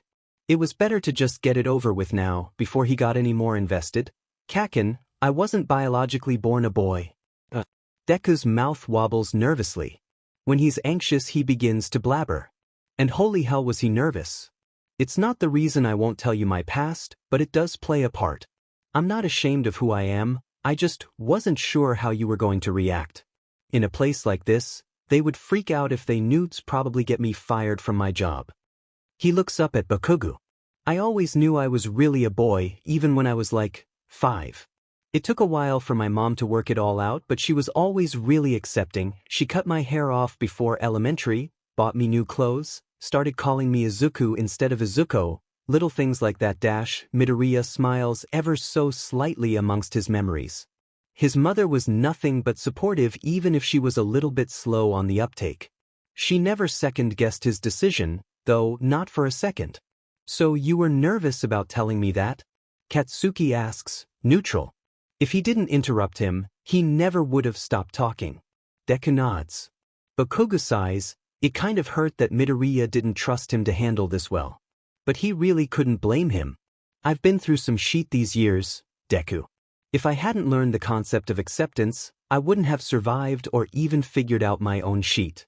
You're you, Deku. I could not possibly care what's in your breeds as long as I can get into them at some point. Midoriya's eyes widen in shock. Katsuki goes red. I really did just say that out loud. It's not just that. I want to be like a family together. I want us to be together with Katsumi, Kyoko and Izumi. Hell, throw in one of those cool but German Shepherd dogs. Yeah. I want us to be so into each other that our kids think we're super gross, and I want to take you out of this shitty neighborhood away from Susan and go to the Bahamas or some white people shit like that. Izuku looks slightly agape. I would love that, Kaken. His smile is a little watery, his legs like jelly. The nerves probably still settling in his stomach. You know, I used to have a crush on you in elementary. Izuku admits. You could go upside down on the monkey bars. That was apparently what I looked for in a man back then. I can still probably go upside down on the monkey bars if you want. Really? Kids? Katsuki cries, get your shoes on, we're going to the park? Whoa, it's nearly dark. I have work tomorrow. Don't be a narc, Deku, says the man about to attempt going upside down on the monkey bars. Get if it? Midoriya smiles softly at Katsuki's weak deterrence. He looks so soft in the orange light, his eyelashes tinted with the slightest highlight of sunset. Thanks, Kaken. For what? For moving next door to me? Bakugou turns pink ever so slightly and he blinks. If you're so thankful, can you stop ifing mowing your lawn so early in the goddamn morning? Alright, det. We have T-1 week until doomsday. Is our mission confirmed? Can't you just say we have 1 week until the barbecue like a normal FNG person? Izumi interjects over the other side of the couch long before Izuku could answer. He's midway through a hearty bite of cucumber. Language, Izumi. Izuku chides, not looking up from his page. Izumi's cursing never did cease, but he never failed to scold him on it. Bakugou, however, he'd lost all hope to keep his mouth out of the gutter. Katsuki scowls. Midoriya and he were back at Deku's pristine table once again. Deku's entire house was an organized chaos, but this table was always polished to perfection. Shouldn't you be at school? He snaps back. Shouldn't you be at work? Izumi replies back, not taking his eyes off of his phone. Izuku rolls his eyes at them. I have almost everything ready, Kaken. But there's a few things I think I still need. He starts counting on his fingers like the weirdo he was. Bakugou supposes it's a habit that would never die. Deku then pulls out a ratty old scrapbook from seemingly nowhere, filled to the brim with loose leaflets of paper. He quickly begins rifling through it. Bakugou just looks on in awe and mild horror. He doesn't know what to say, so he just grumbled out, "What's the guest list looking like?" Deku, in general, was just organized chaos. His fed-up sleeping schedule was counteracted by all the coffee he drank, black. His incessant need to selflessly assist people was remedied by all the exhausting hours he worked at his job. He was peculiar. He found solutions to the problems, sure. But they were always the more difficult version of such, like swimming across the river to get to the other side when a bridge was right beside it. Midoriya flips to a page in his book and moves it toward Bakugou's head. It was the page he and Deku had been scribbling on the night after the soccer game from hell. It was definitely perceptible who wrote what. The difference in both sentencing and handwriting was astronomically differing. Behold the homosexual agenda, hot dogs and Fleetwood Mac. Guest list version 2, Electric Boogaloo. Deku's list, Uraraka Ajui, Todoroki, Ida, Shinso, Yaoyorozu. Mom. The list went on until the next page, from whence it reached Katsuki's much shorter, more cryptid lettering.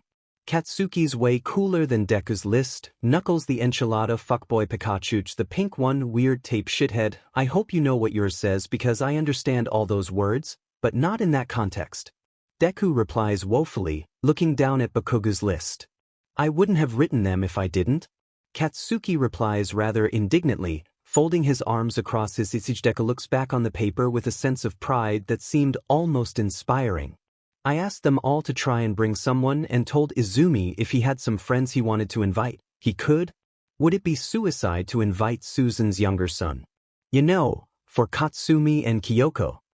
He didn't want to leave them to their own devices at the party. It would most certainly result in homicide. Deku entertains the thought for a moment while chuckling. I don't care about your answer, I'm doing it anyway. Bakugou grins as he writes down another name on the list of possible invitees. Many of them had green ticks over their names already, signifying that they could make it. It was a lot of people, especially if everyone bought a +1. This was going to be great. We're going to need some supplies, Deku mentions, a hand on his chin. Midoriya leans on the table ever so slightly in thought. Katsuki in turn scrunches his nose. Where are we gonna get all this sheet? There was another list next to the guests, a lot less items were checked off. They still needed to get a lot more supplies for this shindig and it was going to be a pain due to their vast variety. Lots of mustard, extra chairs, banners, stereo. They needed to go somewhere with a random assortment of items, all in bulk, all super cheap. It's simultaneous, the way their eyes light up at the same time, the sound of their respective chairs scraping against the tile of Midoriya's dining area. Costco? They both shout at the same time. Katsuki smirks, I could kiss you right now. What's stopping you, Kaken? Midoriya teases with a coy smile on his freckled face. Izumi clears his throat loudly over the other side of the room. Seriously? In front of my salad? Who in the F would need this much olive oil? Katsuki holds up a solid gallon of the stuff, mild disgust on his features. Oil bet you someone out there does? Midoriya says cheekily, looking way too proud of himself. Katsuki groans, F off. Deku grins wider, somewhat abandoning the cart to go grab a giant tub of soy sauce. Is it too late to say that I'm sorry about it? Do you really want your death to be in a Costco? Bakugou asks, far too casually. Because they do sell coffins here? Deku waves it off, hey, don't be mad, Kaken. He walks amongst the aisles of seemingly endless condiments. It's not my fault you can't catch up with my pun expertise. I've been a dad a lot longer than you, after all. Katsuki screws up his nose in utter rage.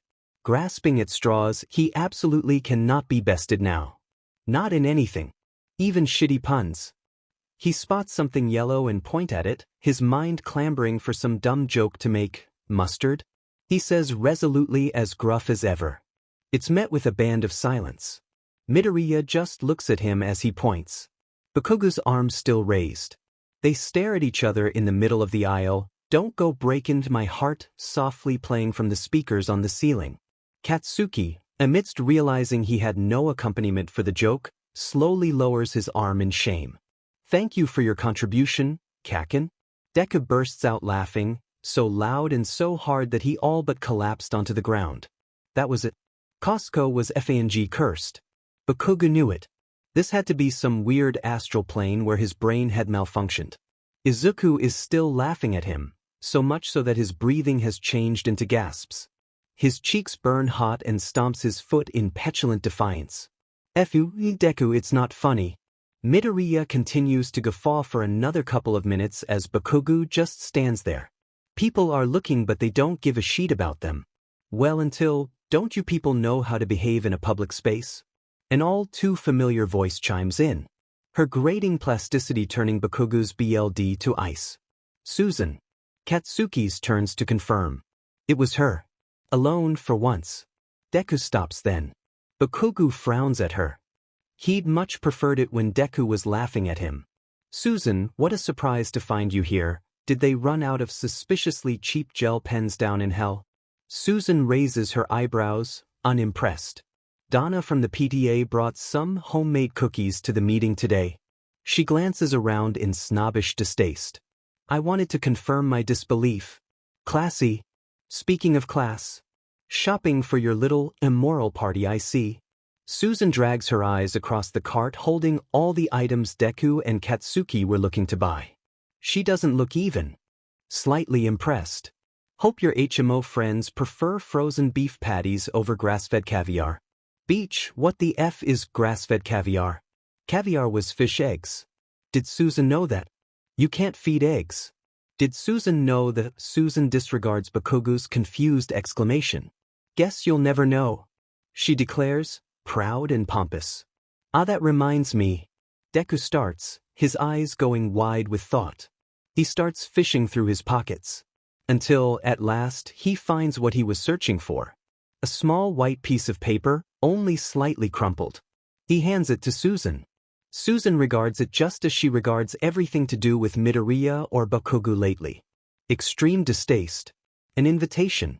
Are you jokey dash? It's for your younger son actually, not you? Deku smiles cheerfully. Pickups at 7.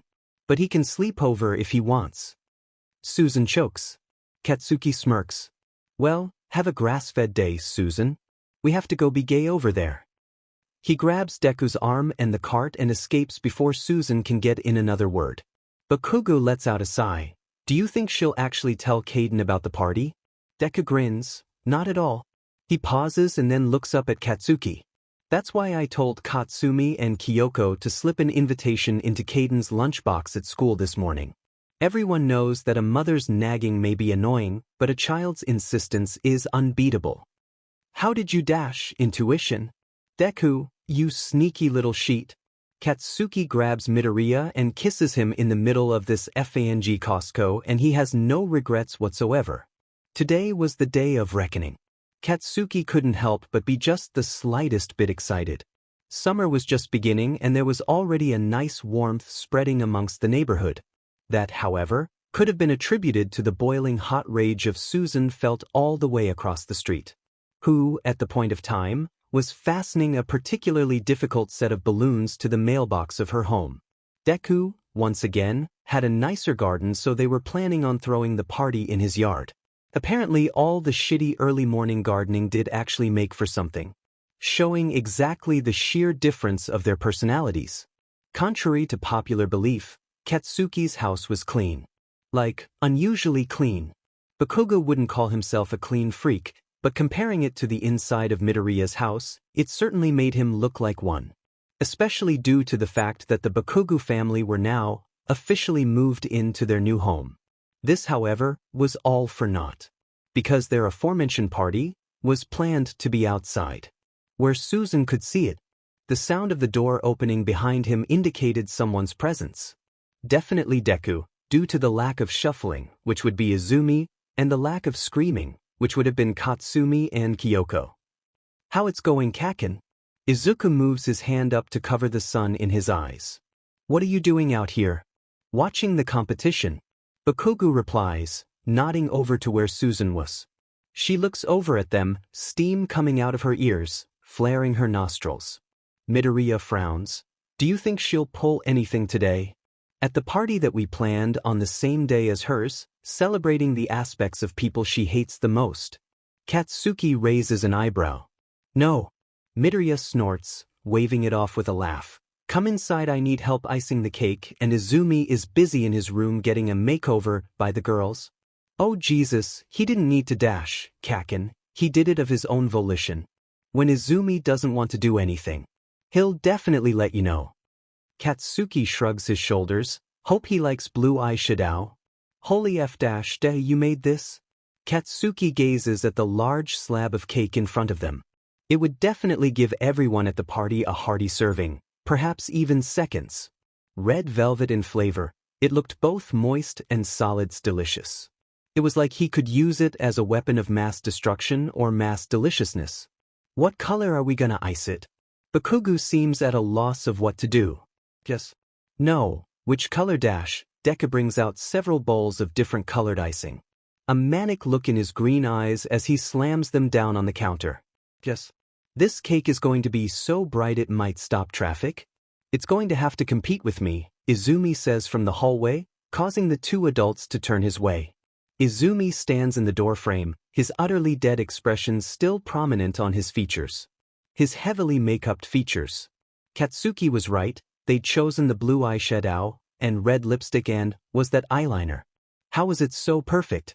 Izumi's scruffy head of hair was partially, and badly, tied up with a large amount of butterfly clips and little scrunchies. He was still wearing his usual edgy shade of black, but pairing it with all these extremities was truly something to behold. It looked like he was a theater kid on a one-man show. Katsumi and Kyoko quickly come out after a moment, running after him and grabbing onto both sides of his legs, nearly toppling him right over. Izumi. Kyoko whines, we weren't done yet? We still have to do the other side of your hair. Katsumi interjects, equally as cloying. Izuku looks at the three of them before settling.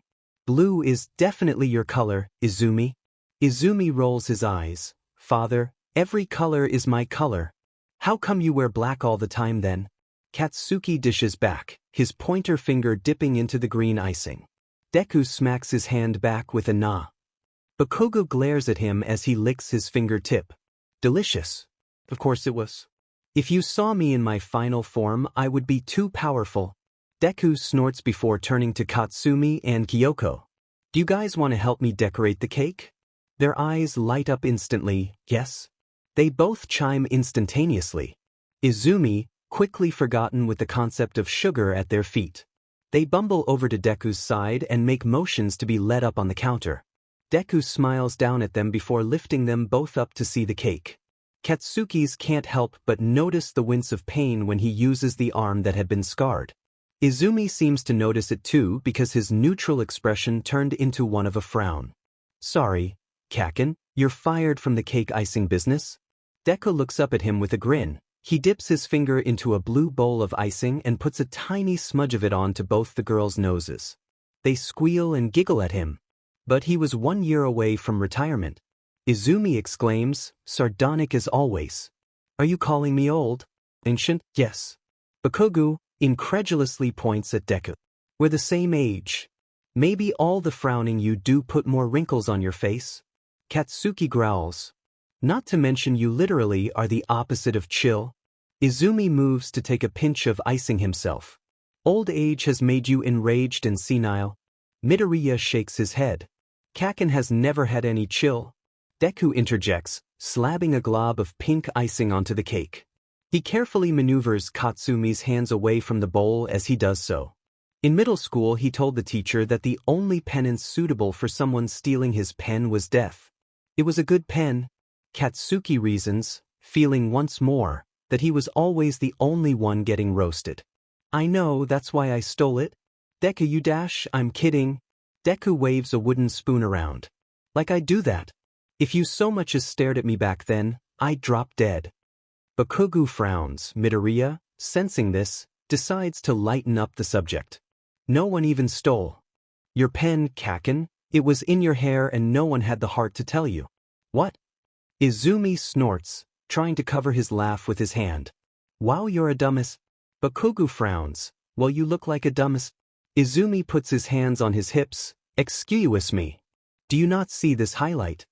He moves his cheek over so Bakugou can see a strange glitter clump on his cheek. His voice oozing scathing sarcasm.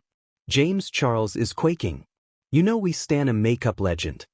Katsuki turns to Midoriya. Was that English? Did he just say words I'm supposed to understand? Deku shrugs. I have no clue what he's saying either. Bakugou decides to let it go, opting to ask Kaminari and Kirishima when they got here first. If anyone were to decipher it, it would be them. They didn't have to wait long. About an hour later, Kirishima dramatically opens the front door to Deku's house with yet another "what the hap is fucking." Bakugou had told them to come earlier than the party, calculating that they would come later than that time, thus making them on time for F&G once. But no, they were earlier, even earlier than the earlier time Katsuki told them. What the F dash? Why the F are you so early? Bakugou asks the two of them as a form of greeting. Time isn't real, my love. Kirishima saunters over to Katsuki and gives him a boop on the nose. And Denki wanted time to see Dolores again. Who the F is Dolores? I think you mean whom the F is Dolores? Kirishima corrects. I think you mean whomst the F is Dolores? Kaminari continues. Who the F is Dolores? Katsuki cries in frustration. The old lady whose door I kicked down the first time I came over. Why were you going to see her? Because she's my effing girlfriend, Kaminari declares. And she makes the best brownies in the universe. Not to mention she's really hot. Hitter adds. Bakugou rolls his eyes. You told me she's 85? Aged like fine wine. Katsuki sighs, long and hard. Tired beyond belief that he actually associated with these people. He looks to Deku, who is watching them interact with extreme amusement. Kirishima quickly changes subject once he realizes he's staring. Deku, it's nice to see you again now that I'm not as high as a kite. He gives Midoriya a toothy grin. I'm Kirishima. I've been listening to Bakugou talk about you for about 15 years. Kaminari scoffs out a laugh. More like agonize about you for about 15 years.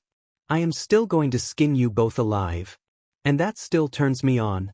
Bakugou cries out in rage. Izumi, whom had been silent until now, smirks at Katsuki's frustrations. Is this why you've got so many wrinkles, old man? Katsuki glares up at him but says nothing more. He turns to Ijuru and Denki. This is Izuku's smart-ass son, Izumi. He's nearly 13, he loves memes and video games. Izumi, in turn, does a peace sign. Kirishima grins, turning to Kaminari. We have a son now, Denki? Oh hell yeah, what's your favorite video game? Zoe 101 for Game Boy Advance. Izumi deadpants. Kirishima looks at Izumi in ecstatic amusement. I love you, son. Due to Kirishima and Kaminari's earliness, the pair of them helped assemble the party ahead of them all. It took less time due to the extra help. It left them with a few spare moments or so before they expected any guests to start arriving. It was a lull in the business of this whole situation. It was nice, especially for Katsuki, who in general wanted nothing more than some peace and to be quiet. It wasn't for long, however, for they had a party to host and a homophobe to enrage. I'm jacking your EUX cord, Bakugou. I don't give a deep-fried F that you don't like my music. If you keep playing your emo bullshit, everyone is going to yeet the F outta here and join the Black Parade. Kaminari disconnects Bakugou's phone from the speaker and transplants it into his own. The F you just say? Katsuki growls. God, sometimes he wished he was as scary as he used to be. Right now he just felt like Shrek at the start of Shrek. Kaminari presses play on his playlist. Already assembled and loaded, for some reason. It's done with such precision and vigor that it makes Katsuki just grumble a few curses and reluctantly go and help Deku with setting sheet up. Kirishima, upon realizing that Denki now had control of the music, promptly gives the man a devilish grin. One of which that only continues to perpetuate Katsuki's discontent with either of those two playing DJ. Nevertheless, perhaps Kaminari was right. Bakugou did listen to a lot of alternative stuff. Not exactly suited for a party. He had to trust that his two fucko friends wouldn't ruin everything. What is this playlist called? Kirishima calls over the beat of the first song. Kaminari gives him a dastardly grin. Dearest Susan. The party begins without further ado, the first real guests arriving to be Uraraka and Azui. They're smiling wide, especially Achichoch, who has a huge platter of fried donuts in her arms. I thought I told you not to bring anything. Deku chides very lightly, a warm smile on his face. Oka got too excited last night, and when she's excited she bakes? Tsuyu provides. We had apple pie for breakfast. Tsuyu and Ochako lived out of town, just around the border of Magnolia Springs. It was a much nicer community with less Susans. Deku had always wondered why they commuted to work every day if they had a perfectly less painful preschool to work at just a few minutes away. Uraraka had just flexed her arms and told him that life without its challenges was boring, and he, especially, should know that. Katsumi and Kyoko run up to the door jam upon hearing the familiar voices. Donuts? They proclaim, squealing with even more excitement. I love your hair, girls. Uraraka grins. Daddy did it? Katsumi giggles back, wiggling her head to hear the bedazzled scrunchies in her hair jingle around. Katsuki had painstakingly braided their hair and tied it up with the most ridiculous-looking hypercolor bell-adorned hair ties that Katsumi and Kyoko had insisted he buy. Of course, Bakugou had caved like the weak man he had become. He had to say they looked pretty cute though. Deku smiles down at them before looking back up at their guest. Come through to the back. You're pretty early, but some of Kaken's friends are here as well. There's 7 of them all together. The group, Katsuki, Midoriya, Katsumi, Kyoko, Uraraka, Azui and Izumi, who had mysteriously materialized from his room, fresh-faced and frowning, walk out to Deku's beautifully decorated backyard. The colorful lantern lights hanging like stars on Midoriya's fence, the perfectly manicured plants in the flower bed. Then they look at Kaminari and Kirishima, who are religiously singing My Neck, My Back by the stereo without ceasing. My neck. Kirishima cries. My back. Oh. Not today, fuckos. Bakugou shouts over the next line. This was a Christian Minecraft server. Those heathens would not be FNG with it today. Throughout the hour more and more people begin showing up. Some Bakugou knew, some Deku knew, some people either of them weren't entirely familiar of.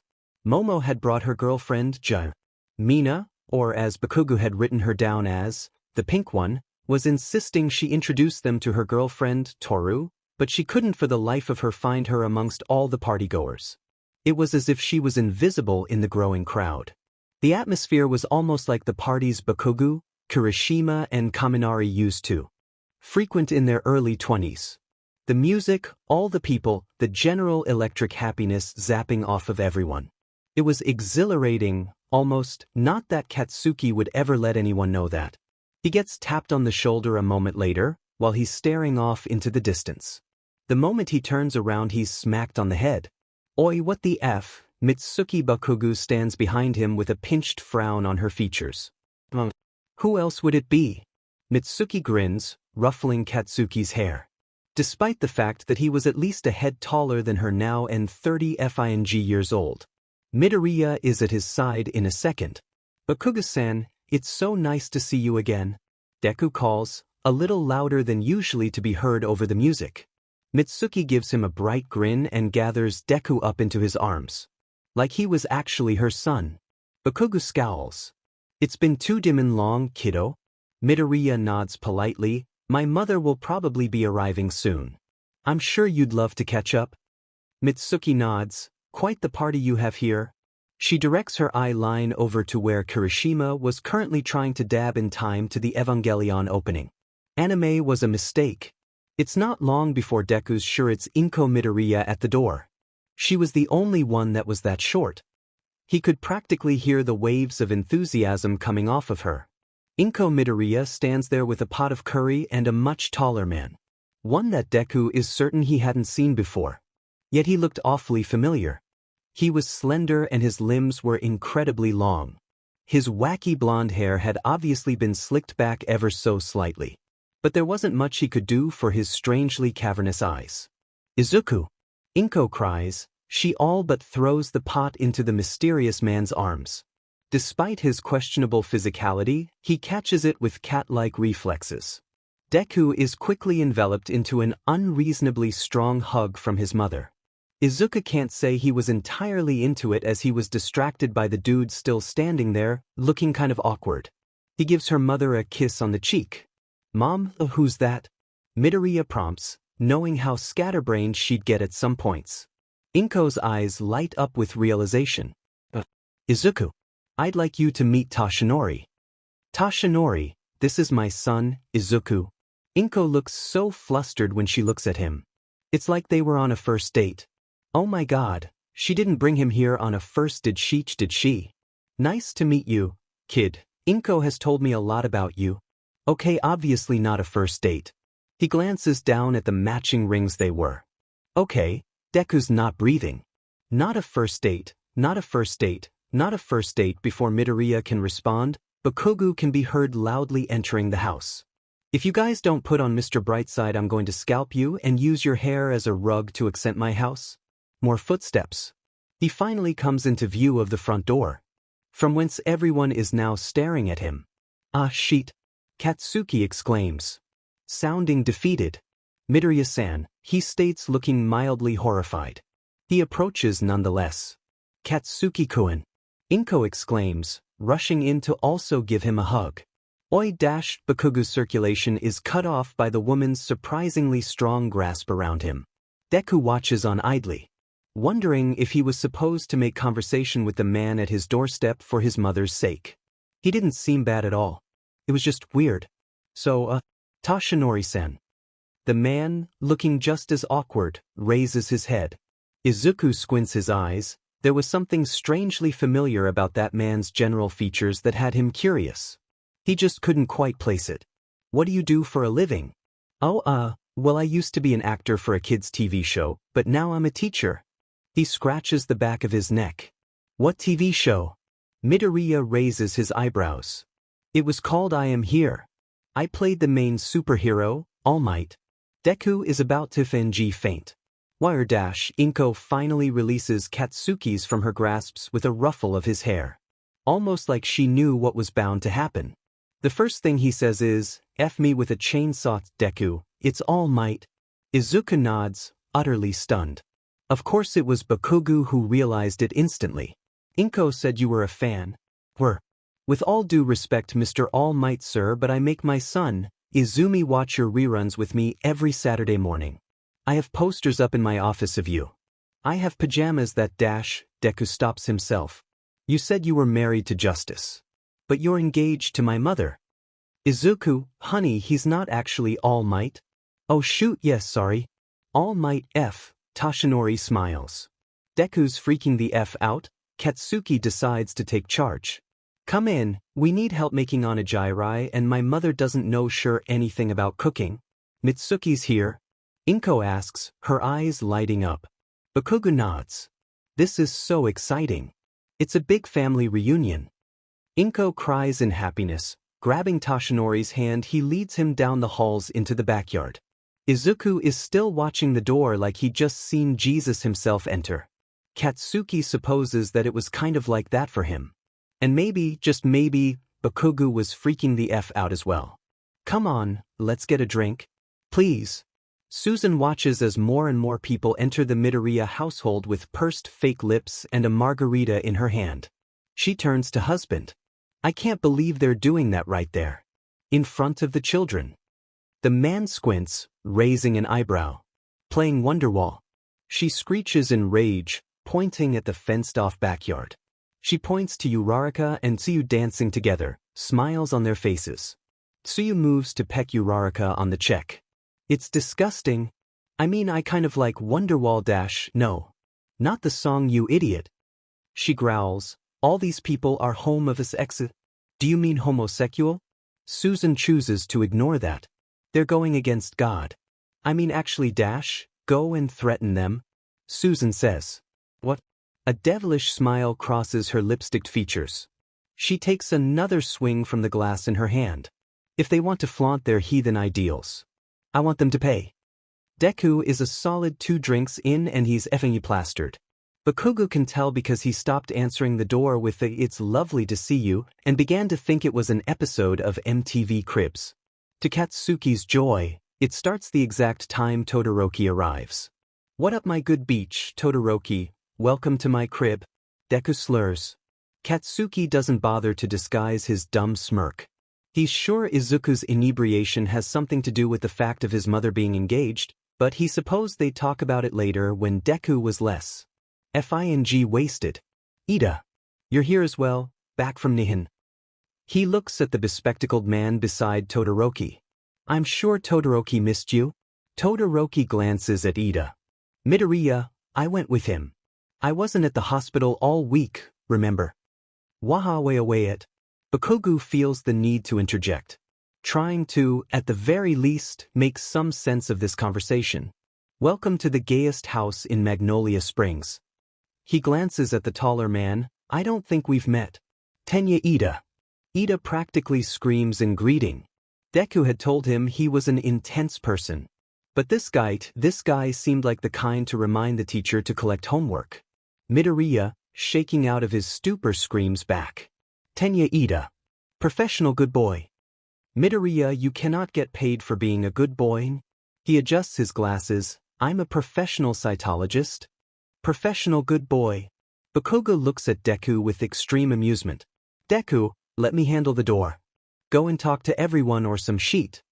Midoriya nods at him, taking Todoroki's and Ida's hands and dragging them inside. Uraraka and Tsuyu are here. You guys can be the bread, they're the topping. We're making a lesbian sandwich. Over the first hour, more and more guests arrive. Shinso comes a few moments afterwards. 2 older gentlemen in tow, one that was extremely enthusiastic about being here and the other looking like he was half dead. Though, Bakugou greets, coffee dude. Hitoshi nods at him. Thanks for standing up to that lady. It was kind of hard to listen to considering the fact that I've got 2 dads.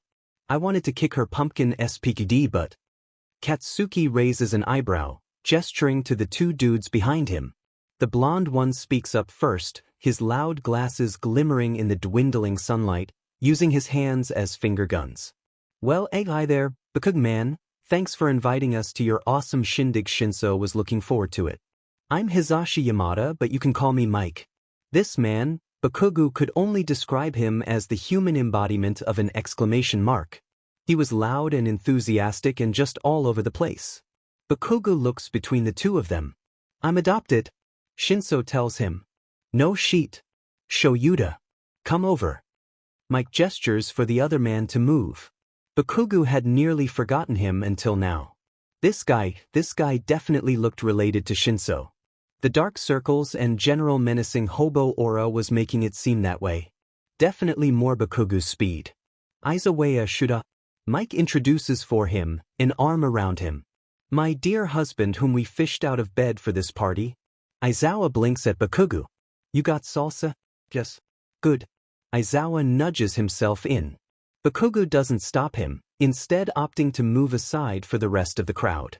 Everyone at this party sure was a motley crew of people. He supposed it made sense, given the fact that Izuku Midoriya was pretty fing weird. Bakugou looked to the clock adorning Midoriya's kitchen wall, frowning. He wondered whether or not Susan's son would be allowed to come or not. He knew it wasn't the kid's fault that his mother was the living embodiment of everything shit in this world.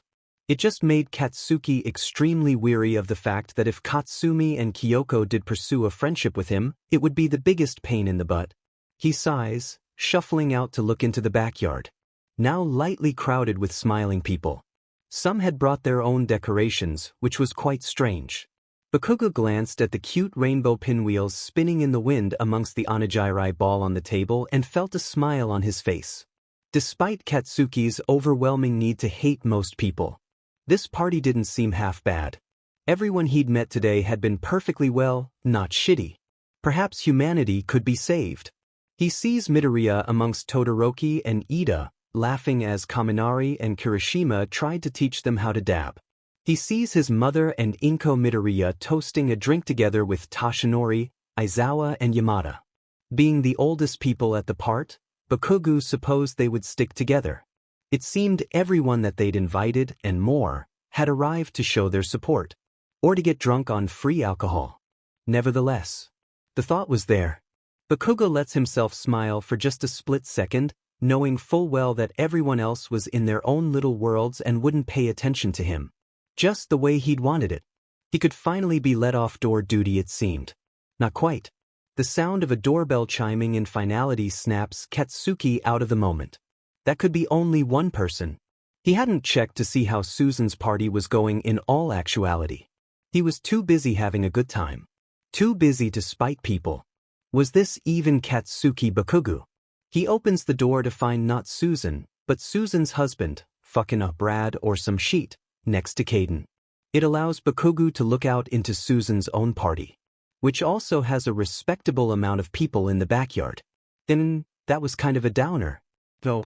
Bakugou says casually, raising his eyebrow. I'm just here to drop off Caden. Brad says, ruffling the boy's head. Katsuki nods in acknowledgement. I appreciate it. Thanks for letting him come over. Susan is pretty occupied with the party up the road. I don't think she'll notice if Caden is gone for a while. Bakugou shrugs. It's your funeral. He moves slightly away from speaking distance to go yell out for Katsumi and Kyoko. They were going to be over the moon for someone to play with that wasn't 20 years older than them. Coming. Bakugou gestures for Caden to enter, which he does, with a kind of sheepish tiptoe that only kids could perfectly master. Katsuki then turns to Brad, tilting his head. You want to come in for a drink? Brad waves it off good-naturedly.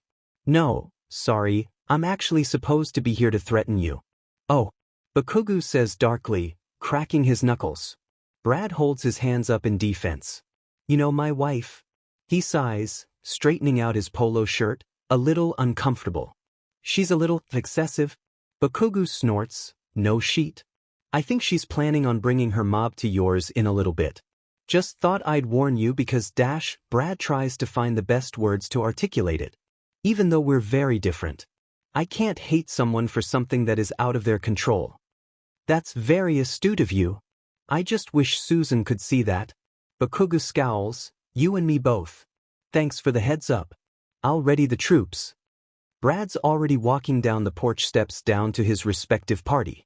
Just pretend to look threatened, okay? You got it. Katsuki doesn't actually pay much mind to Brad's warning, figuring that it was all bark no bite, but he appreciated it nevertheless.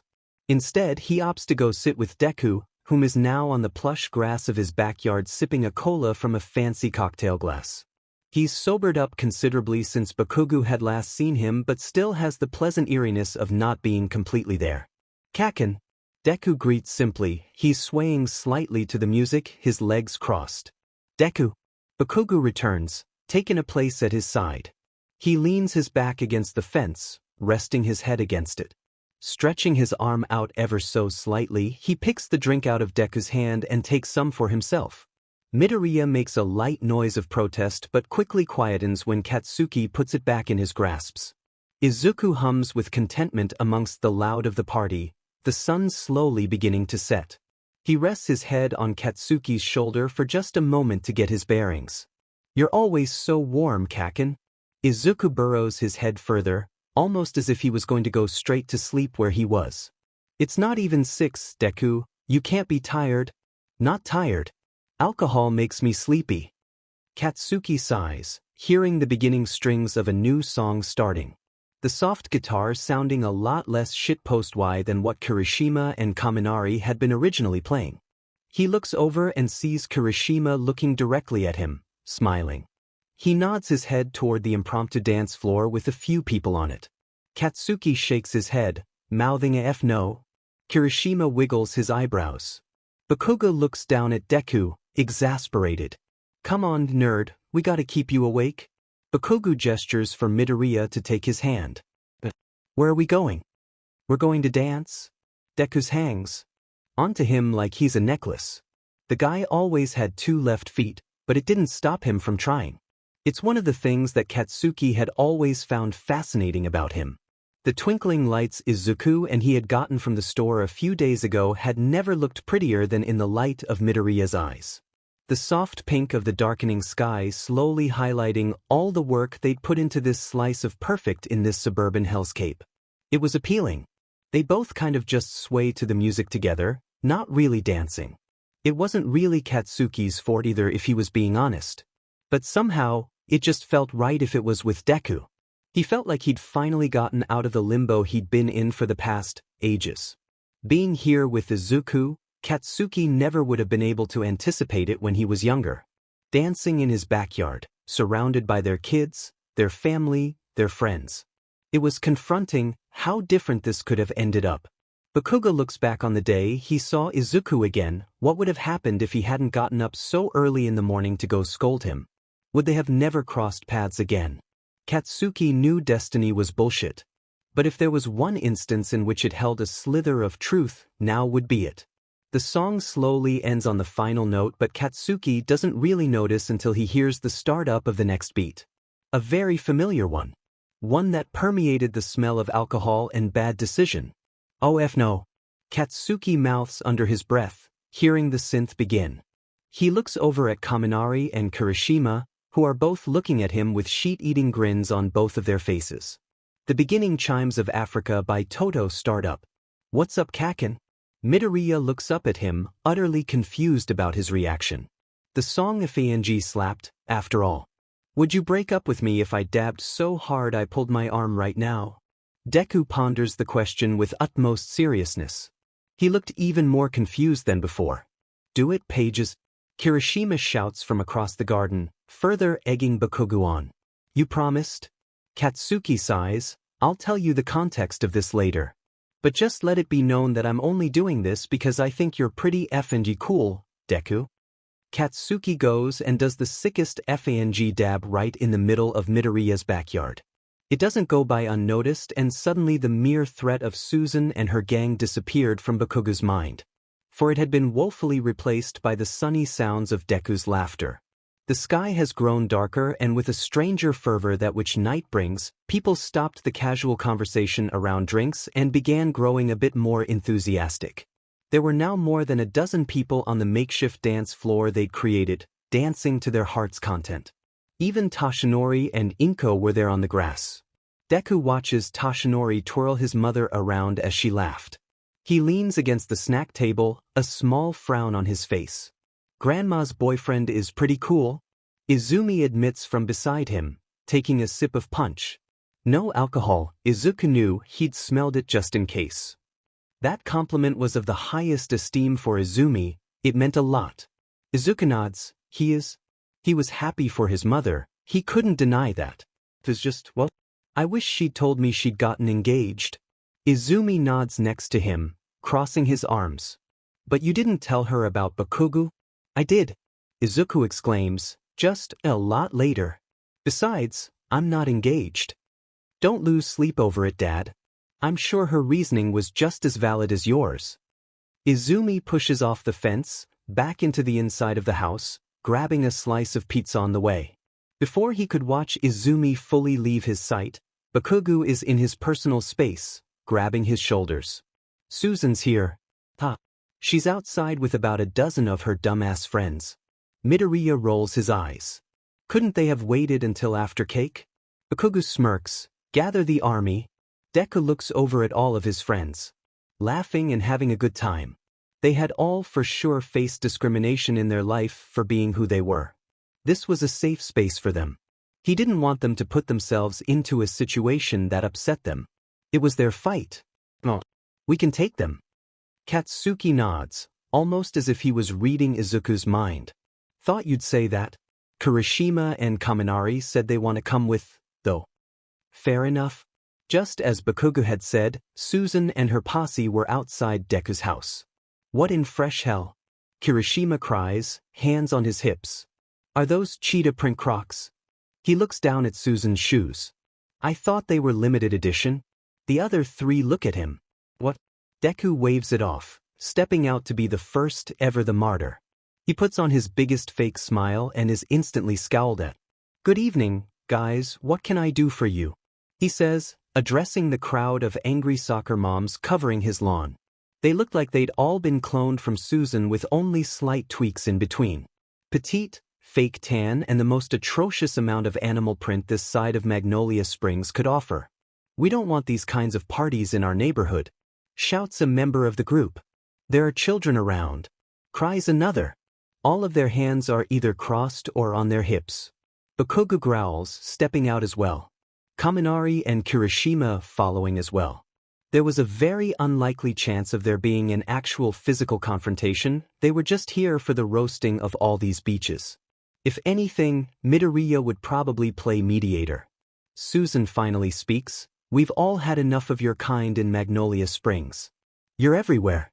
I can't even turn on the TV without seeing an ad with two moms in it. It's time we took a stand. For our country. We have to fight back. Bakugou scowls. Hey Braveheart, chill the F out. God forbid some Cheerios commercial features two loving parents or some sheet. I can't even begin to fathom your reasoning for this. We aren't bothering you, so F off. You're ruining the sanctity of this country. Oh, and those shoes aren't. Susan purses her lips, her face pinched. Bakugou knew that would PSS her off. Aren't you worried about eternal damnation? 0 to 100 as always. They weren't surprised. Kirishima steps forward.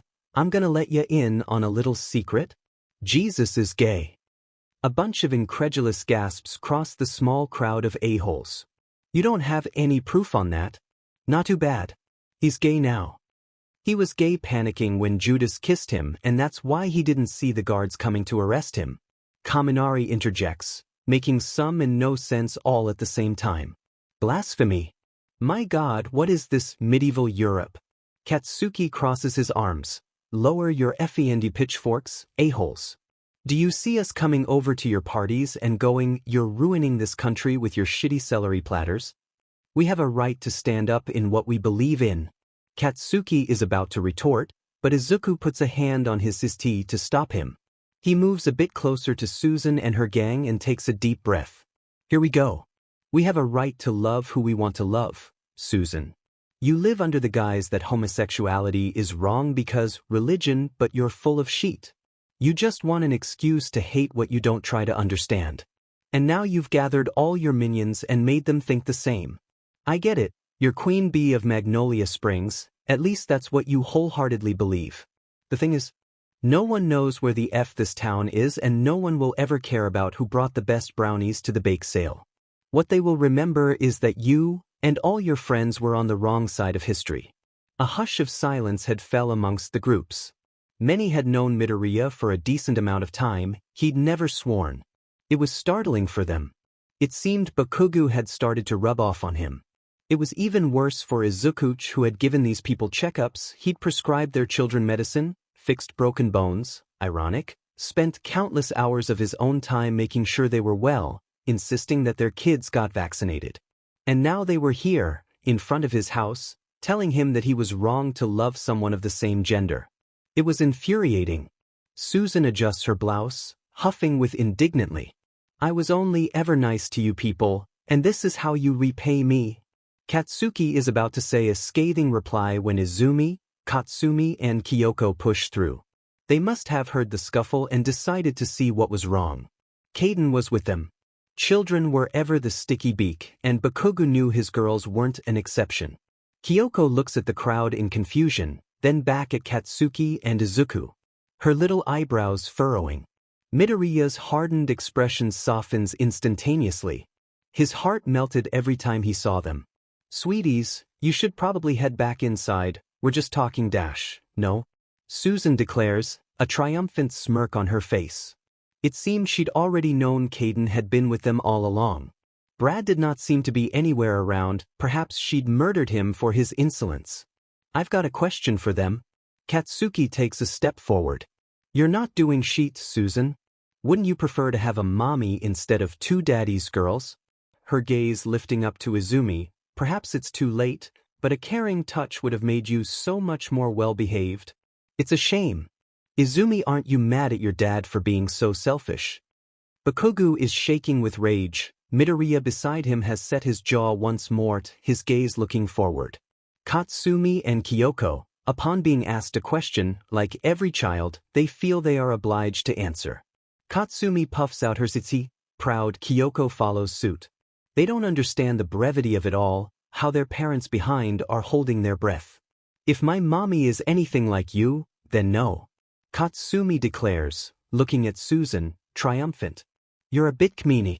She corrects herself. Katsuki is so proud. Izumi crosses his arms. Stick it up your butt, Susan. Deku makes a noise of discontent.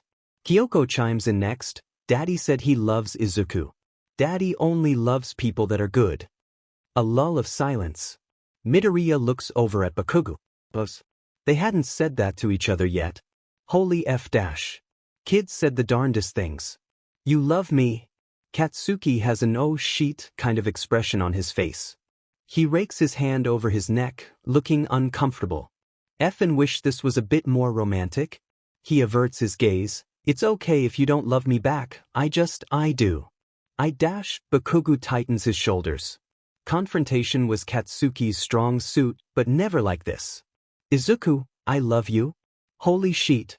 Kirishima hollers, completely forgetting they were in the middle of an argument. Kaminari and him high-five. The power of Toto. Oh Kaken dash. Midoriya pauses. Katsuki. I love you too. He smiles up at him. It's gonna take a lot to drag me away from you. Oh f. That sheet. He knew exactly what he just said. Katsuki smiles at him and everything else seems to melt away. It doesn't seem important anymore. This feudal feud that they continued to fight to no avail, it didn't matter. They loved each other. Holy F. Izuku loves him. Katsuki goes red. Excuse me.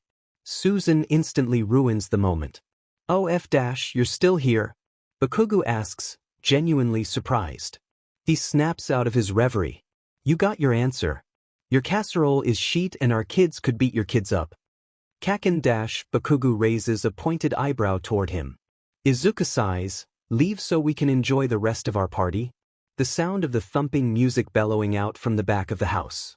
We're not leaving until you shut this down. Susan cries, incredulous. She absolutely hated being ignored. You can't ignore all of us. Do you hear anything, Deku? Katsuki asks innocently.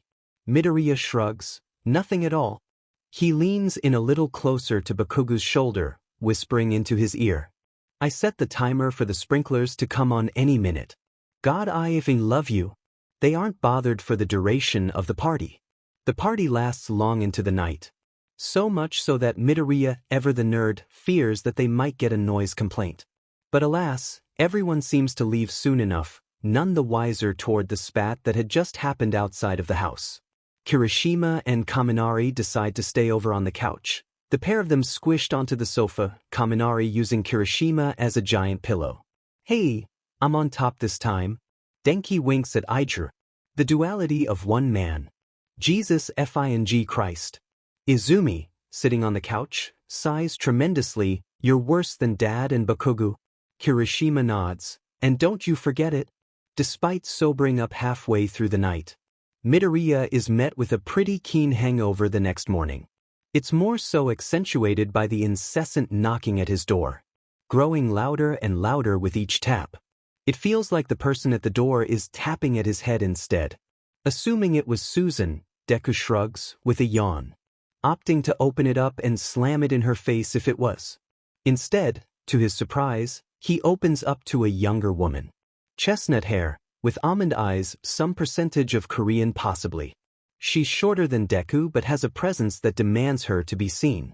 I'm looking for the guy next door, she points to Bakugou's house. You know where he is? And then it all clicks. What's it regarding? I don't think that's any of your business, now is it? Deku frowns. He couldn't be completely sure. After all, Katsuki never had any photos of her, why would he? But her eyes had the same curve to them as Katsumi and Kyoko's. Her softer hair would explain the more flattened blonde curls the girls had compared to Bakugou. Her long eyelashes, her pale skin. Izuku's stomach drops. Isabel. Deku stares at her, somehow trying to confirm the undeniable truth that this was, indeed, Bakugou's ex-lover, ex-girlfriend. Katsuki had only ever referred to her as a gargantuan beach.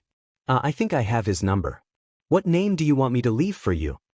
Deku fumbles, trying to hide the fact that Katsuki Bakugou was in his house right now in his bed, probably dead to the world still. He needed to get her out of here so he could think up a plan. She frowns, crossing her arms. Just tell him to come home because it's urgent? She was unbudgeable smart. She must know that there was no way in hell that Bakugou would see her if she actually had left her name. But wait there. I'll call Izuku and Denki rise from the couch with a loud yawn. Denki, you gave me a crick in my neck. Izuku confides, stretching out his limbs like a feline. Denki from the couch just makes a noise of dismissal. Make me some Pop-Tarts, my good beach? Kaminari calls. The two of them had adopted the term as soon as they'd heard Deku drunkenly saying it at the party. No one could get them to stop. They found it utterly hilarious. Make them yourself, my good babe. Oh, nice one. Cute but spicy. Just like you. Edgar laughs and slowly walks over across the other side of the house, coming into full view of the open door. Holding his arm up to shield his eyes from the new foreign light, his eyes slowly adjust and he blinks. The tired smirk on his face wiping away within an instant. All the bleariness that mid-morning brought along with it had washed away with the tide. Oh my no way. He rubs his eyes, trying to make sure he was in some sleep-induced hallucination, most likely. Hopefully. Well, there was no doubting it now. Isabel sees Kirishima and narrows her eyes in vague recognition. Ooh, she says with a venomous kind of fervor. Without any kind of indication, she pushes through Deku and goes straight up to Izuku. He towered over her easily, but she didn't let that stop her. Midoriya had never seen Kirishima be cold to anyone. He was so kind and enthusiastic. Even the meanest people he seemed to have tolerance for. When he'd been arguing with Susan last night, he'd done it with a smile on his face. But this time, the expression on Kirishima's face was downright terrifying. What do you want, Isabel? That confirmation shakes Deku to his core. It must show in his expression because Denki looks over at him and then back at the confrontation happening in Deku's kitchen. It's silent, entirely for a moment. Midoriya can hear the faucet dripping from the sink. Kirishima doesn't move an inch. It makes the noise of small feet running down the hall all that much more prevalent. Pop-Tarts? They all hear the girls cheer, toddling out of Izumi's door. They'd insisted on having a sleepover in his room last night. The three men all have a similar look of horror on their face as they round the corner. Entirely unsure what to do. As certain as the sun rising, Katsumi and Kyoko appear from the door frame. Their matching pajamas ruffled by sleep, their hair an organized mess of braids and ponytails. Kyoko still has a wipe of glitter on the tip of her nose and Katsumi is missing a sock. They meet Midoriya's eyes first. Izuku. They cry with delight, their tactic of speaking in unison growing stronger. It was starting to freak him out. They both rush right over to him to give him a hug. It unfreezes Deku's expression for a moment as he tried to think about how to remain calm. Can we please have Pop-Tarts for breakfast? Kyoko begs, tilting her head to the side as she attached herself to the right of Deku's leg. We'll eat all our vegetables for dinner and clean Izumi-Niken's room for him. Katsumi continues beside Midoriya's left leg. He looks over at the other three adults in the room, Kirishima and Kaminari, then finally, Isabel. She looks shaken. She knew instantly that these were the girls she so easily neglected, and it shows on her face blatantly. Deku never expected to see a mild tinge of guilt there and she stands in her place, completely frozen. Midoriya needs to snap into action, quickly. Kaminari, would you please make the girls some breakfast? Deku asks, his voice strained at best. He tries his best to sound normal for the girls. Denki looks just as strange, clearing his throat, his smile is shaky. Pop-Tarts? Midoriya nods. Pop-Tarts? The girls cheer. And fruit. The girls groan. Come on kiddos, I need help finding the toaster. You spend a lot more time here than I do. Katsumi and Kyoko, always eager to assist in helping, rush over to Kaminari and soon disappear into the kitchen, leaving an increasingly tense silence behind them. Why are they here? Isabel says, so quietly that neither Kirishima nor Midoriya could hear the quiver in her voice. She turns to Izuku, her gaze is no longer sullen. It's fiery. Rage ignites the irises of her eyes and there's no soft emotions in them whatsoever. Why are you looking after them? Then to Kirishima, she asks, where is Katsuki? You need to get out. Izuku declares slowly, nonchalant. You're not supposed to be anywhere near the girls. The agreement never said anything about that. You still can't dash, I don't care. I'm not here to speak to you. Isabel cries, her voice growing more and more irritated. Her teeth were clenched, her hands in petulant fists. Look, Isabel. You need to calm down. Midoriya says he was the only one that hadn't seen firsthand the situation that had unfolded nearly 6 years ago. He moves over so he could stand closer to Kirishima, meeting her eyes. Don't tell me to calm down, I don't even know you. What are you even doing looking after my children? Her voice is growing more and more frantic, despite Izuku's best attempts. He knew now wasn't the time to tell her that they weren't really her children. It wouldn't help at all. Kirishima seems to think the same thing, because though his mouth twitches, he remains silent as well. Isabel seems to have set her targets on Deku now, her glare hitting him at full pelt. He could tell that she was a reckless but powerful woman. She was probably able to get away with quite a lot. Izuku thinks she may have been a spoiled child when she was younger. I need you to leave for now and come back later with a cool head. I'm sure you know Katsuki won't be lenient, especially if you're acting this way. That only seems to enrage her further. So much so that she takes a further step to look at Midoriya. She's right in Deku's face, her eyebrows furrowed down to the bridge of her nose. I'm not listening to shit from you. She hisses. Deku looks at her, unintimidated. You don't have to. I'm just telling you that Kaken won't listen to you like this. Kaken? She narrows her eyes. What are you to him? I guess that's none of your business. Izuku replies, entirely fed up with the woman's hostility. He was trying his very best to be unbiased toward her. Perhaps she'd changed over the last 5 years. He wanted to give her an opportunity to maybe rebuild her relationship with her daughters, make a creative compromise with Katsuki. That's all washed down the drain when she raises her hand and slaps Deku across the face. Well, that was new. Sure, he'd been verbally abused by a-holes regularly in his life, but the last time he'd actually been physically hurt was Izuku shudders. Definitely say. Kirishima beside him, set his shoulders, gritting his teeth with such anger that it's terrifying to behold. Izuku clutching his cheek holds him back. Don't. He says, you'll regret it. Because he will. Kirishima was too kind. Izuku looks at him with a renewed sense of his extreme loyalty toward his friends. While his guard is down, Isabel goes for another strike but Kirishima grabs her arm this time. Get the F out? Izuku grits. Or I'm calling the cops? Isabel shakes out of his grasps. Fine. She sneers, obviously downturned at the thought of law enforcement interference. But I'll be back to talk to Katsuki. She walked out the front and slammed the door, to be seen again soon. The assurance hanging in the air like a bad smell. Kirishima breathes out a sigh. Are you okay, Deku? She hit you really hard. As low as I think of her, I didn't think she'd resort to violence.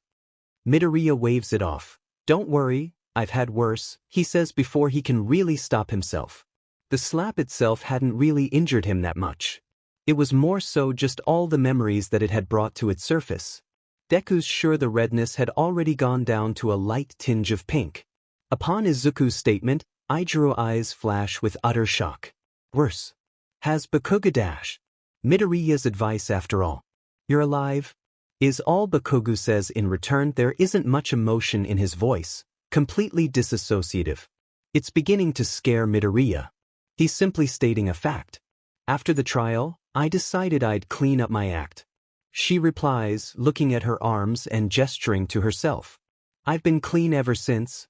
Congratulations, Katsuki says it sarcastically. He's got his arms crossed in front of the door frame, like a human shield preventing her from entering his house.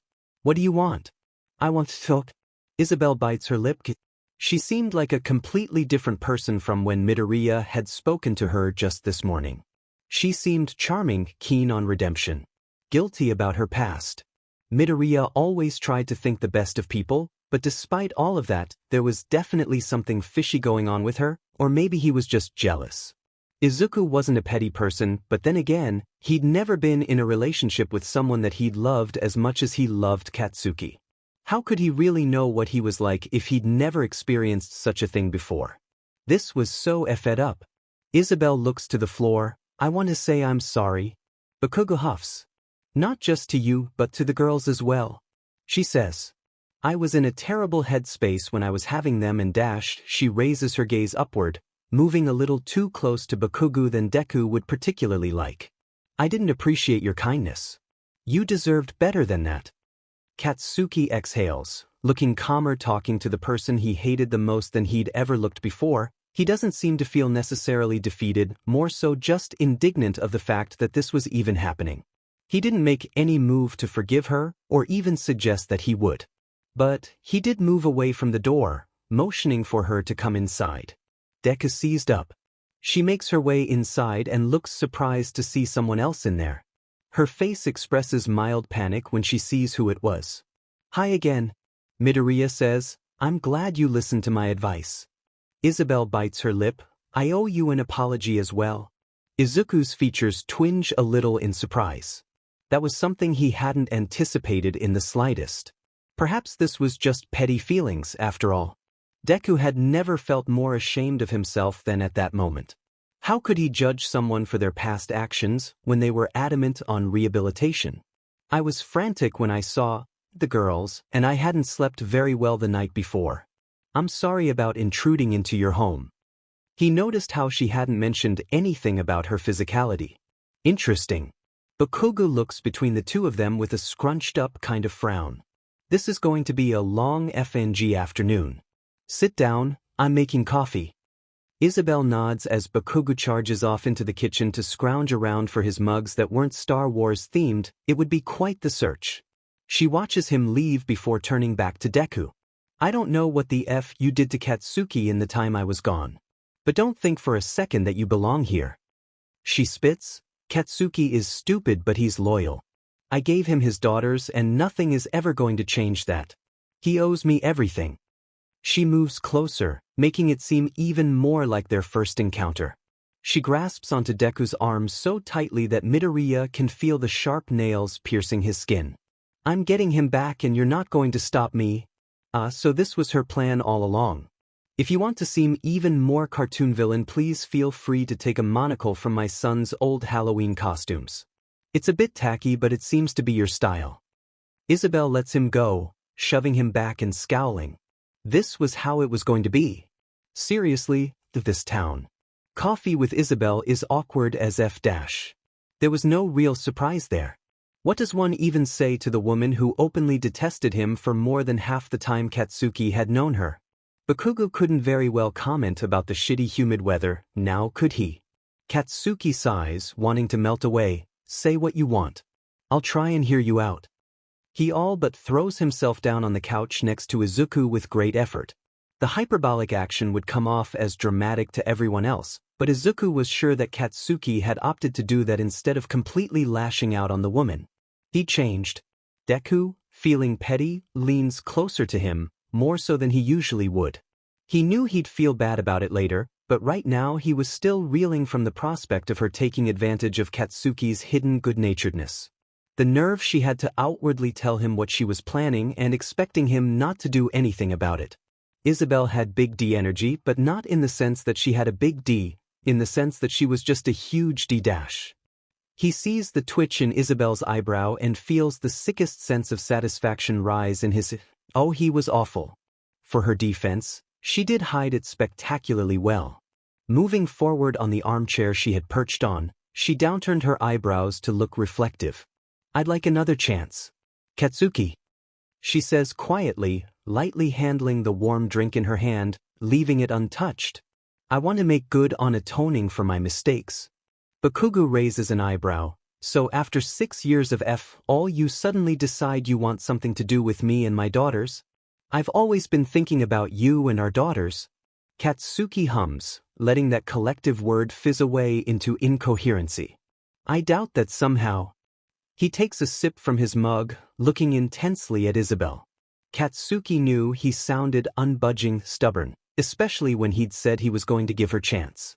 But this was Katsuki's example of leniency. He hadn't killed her yet, so he was doing well. Why is that? Well, first of all, you tried to sell them off to the highest bidder before they were even born. You didn't care about where they went, you just wanted to make bank on our slip-up. Then, in place of actually taking care of them, you decided to get high and leave them by themselves. I was young and naive. Isabel says, upset. At least she was acting like she was upset. She seemed more indignant to Izuku. But perhaps that was just because he was in the know. You're 2 years older than me. Bakugou growls, the patience he had once held for her thinning to near transparency. So much for being cool-headed. That really wasn't him. Isabel hugs herself closer, looking small. She was good. Izuku could feel Katsuki let up a little on his harshness. I know, our past is checkered. I was a terrible mother, but I want that to change. Deku can't help but idly wonder what her aim was, just what was she trying to achieve in coming back into Katsuki's life like this. There had to be some benefit for her that she couldn't get anywhere else.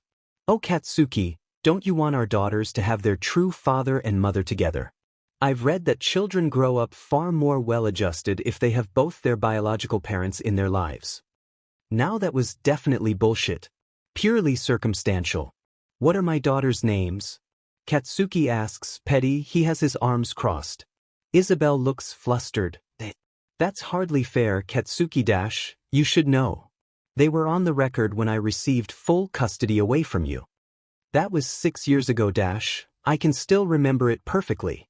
If we're really going down that road, then I guess I can't remember your name either. Seeing as I haven't seen you, or any kind of influence since then. You're not hearing me out? When you spout this bullshit, of course, I won't. These are my daughters and you put them in danger. Katsuki shouts, suddenly having no patience at all for these antics. And you coming here, telling me that they'll be better off with you in their lives isn't exactly working in favor of my mood. A tiger could never truly change his stripes, after all. Especially when it came to something as important to him as this. Isabel looks teary, her lip wobbling. I'm telling you that I'm sorry dash, crocodile tears begin spilling from her face. I don't think I can say that enough. Someone give this woman an Oscar. Bakugou, for all his efforts, seems to pay into it. Looking just the slightest bit guilty. Izuku really had rubbed off on him. I just want the best for our daughters, Katsuki. Isabel whimpers, wiping a delicate tear from her face. Izuku wonders how she does it. He's almost impressed. He's almost convinced, despite the fact that she had literally told him her detrimental intentions the moment they were alone together. I want them to have 2 parents to care for them. They already do. Bakugou says coolly. Isabel's gaze flickers to Izuku, a flash or irritation flickering across her face. From what Midoriya had heard about her from the years past, he had to admit she had changed. She's grown far more manipulative and cunning. She was now secretly evil. Bakugou stares at her, daring her to say any more than that. A knock on the door breaks his icy gaze, making him snap his attention over to the other room.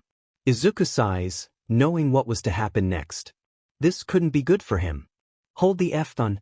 Bakugou mumbles, getting up to answer the door lest it be something truly important. And thus, Isabel and Izuku were alone once more. I'm sure you're curious about my intentions, Isabel says. All the tears in her eyes had magically dried from her face. Her crumpled posture was replaced by a relaxed position on the lounge.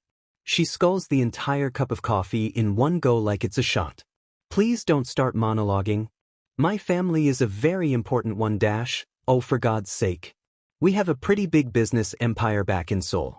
They disowned me 10 years ago after a few stunts with some unsavory activities. She continues, despite Izuku looking utterly finished with the entire story. My older brother was supposed to be successor. She continues, but recently he decided he wanted to go be a HMO with his boyfriend and move to England, thus leaving them without an heir to the business. Isabel crosses his arms, and being a former drag addict is so much better than being gay. They gave me a very specific set of conditions to get back into their good graces. She moves closer to look into Deku's eyes. To tell you the truth, I don't really need Katsuki. I just need the girls, well, actually just one of them. Katsuki can have the other one for all I care. They want to start grooming another successor, and I'm far too old to start now.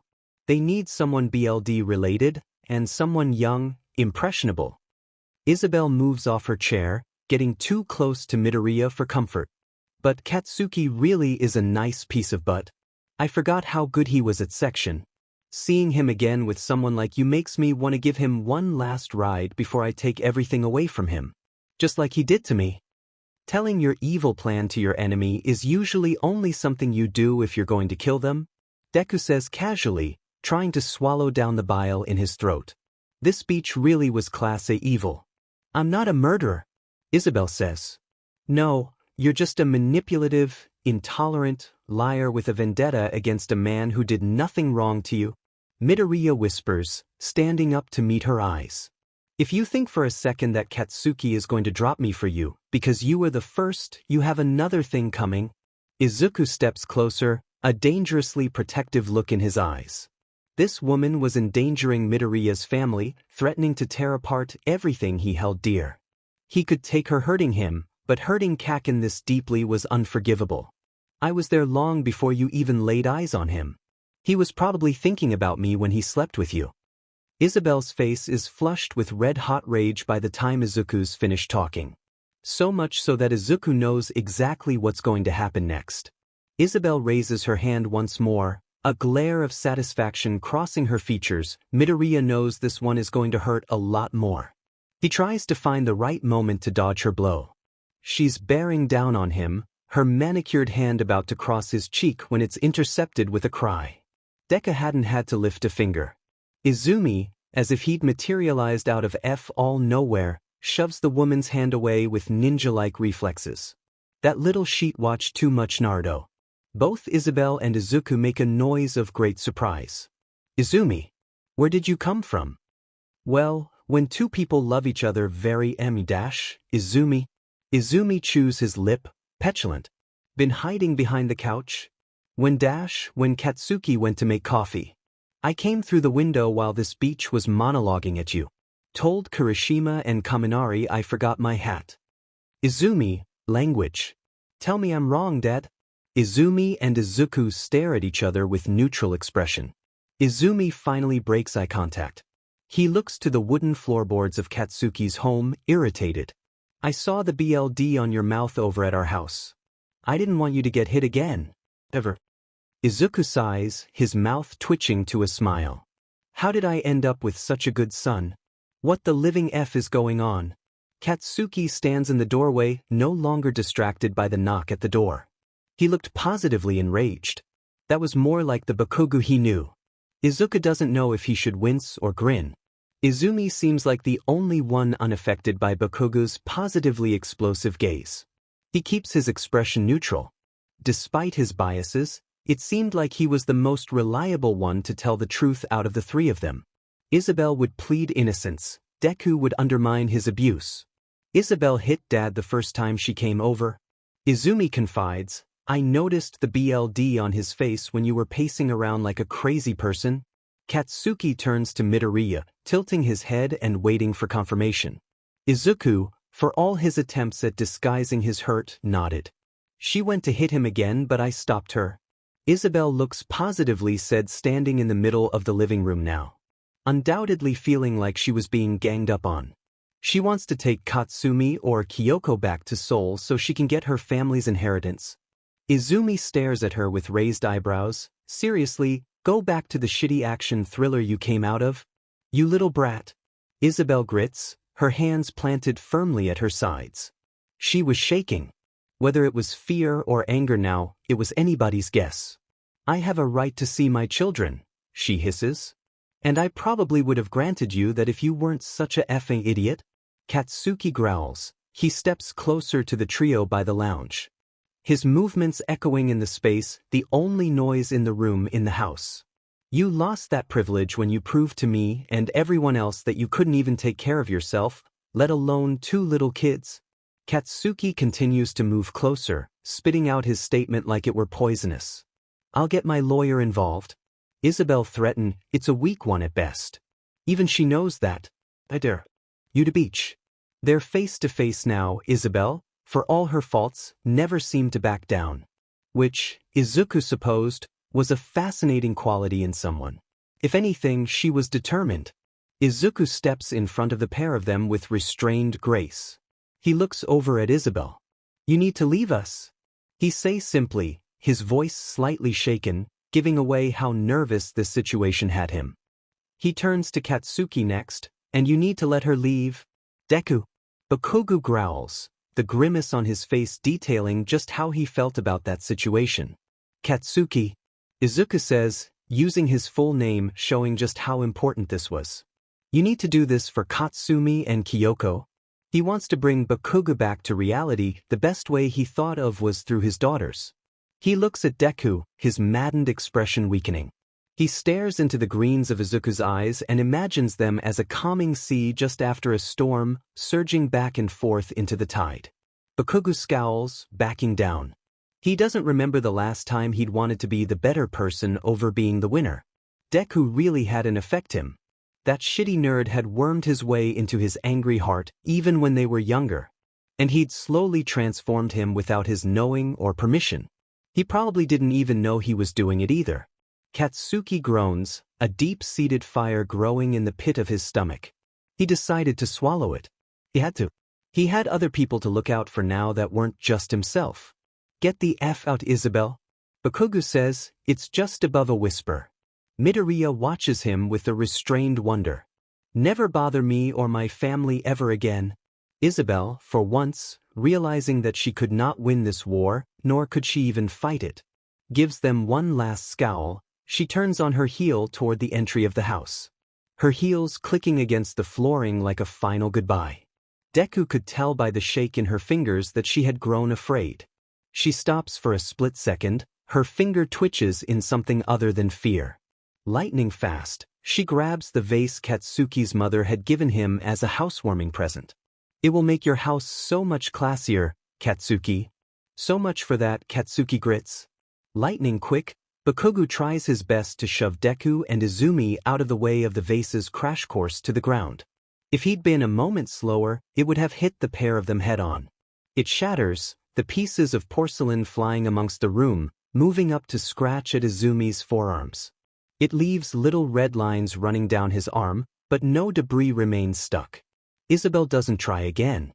Whether it's the murderous look in Katsuki's eyes or the aghast look on Deku's, she quickens her pace toward the door and slams it shut.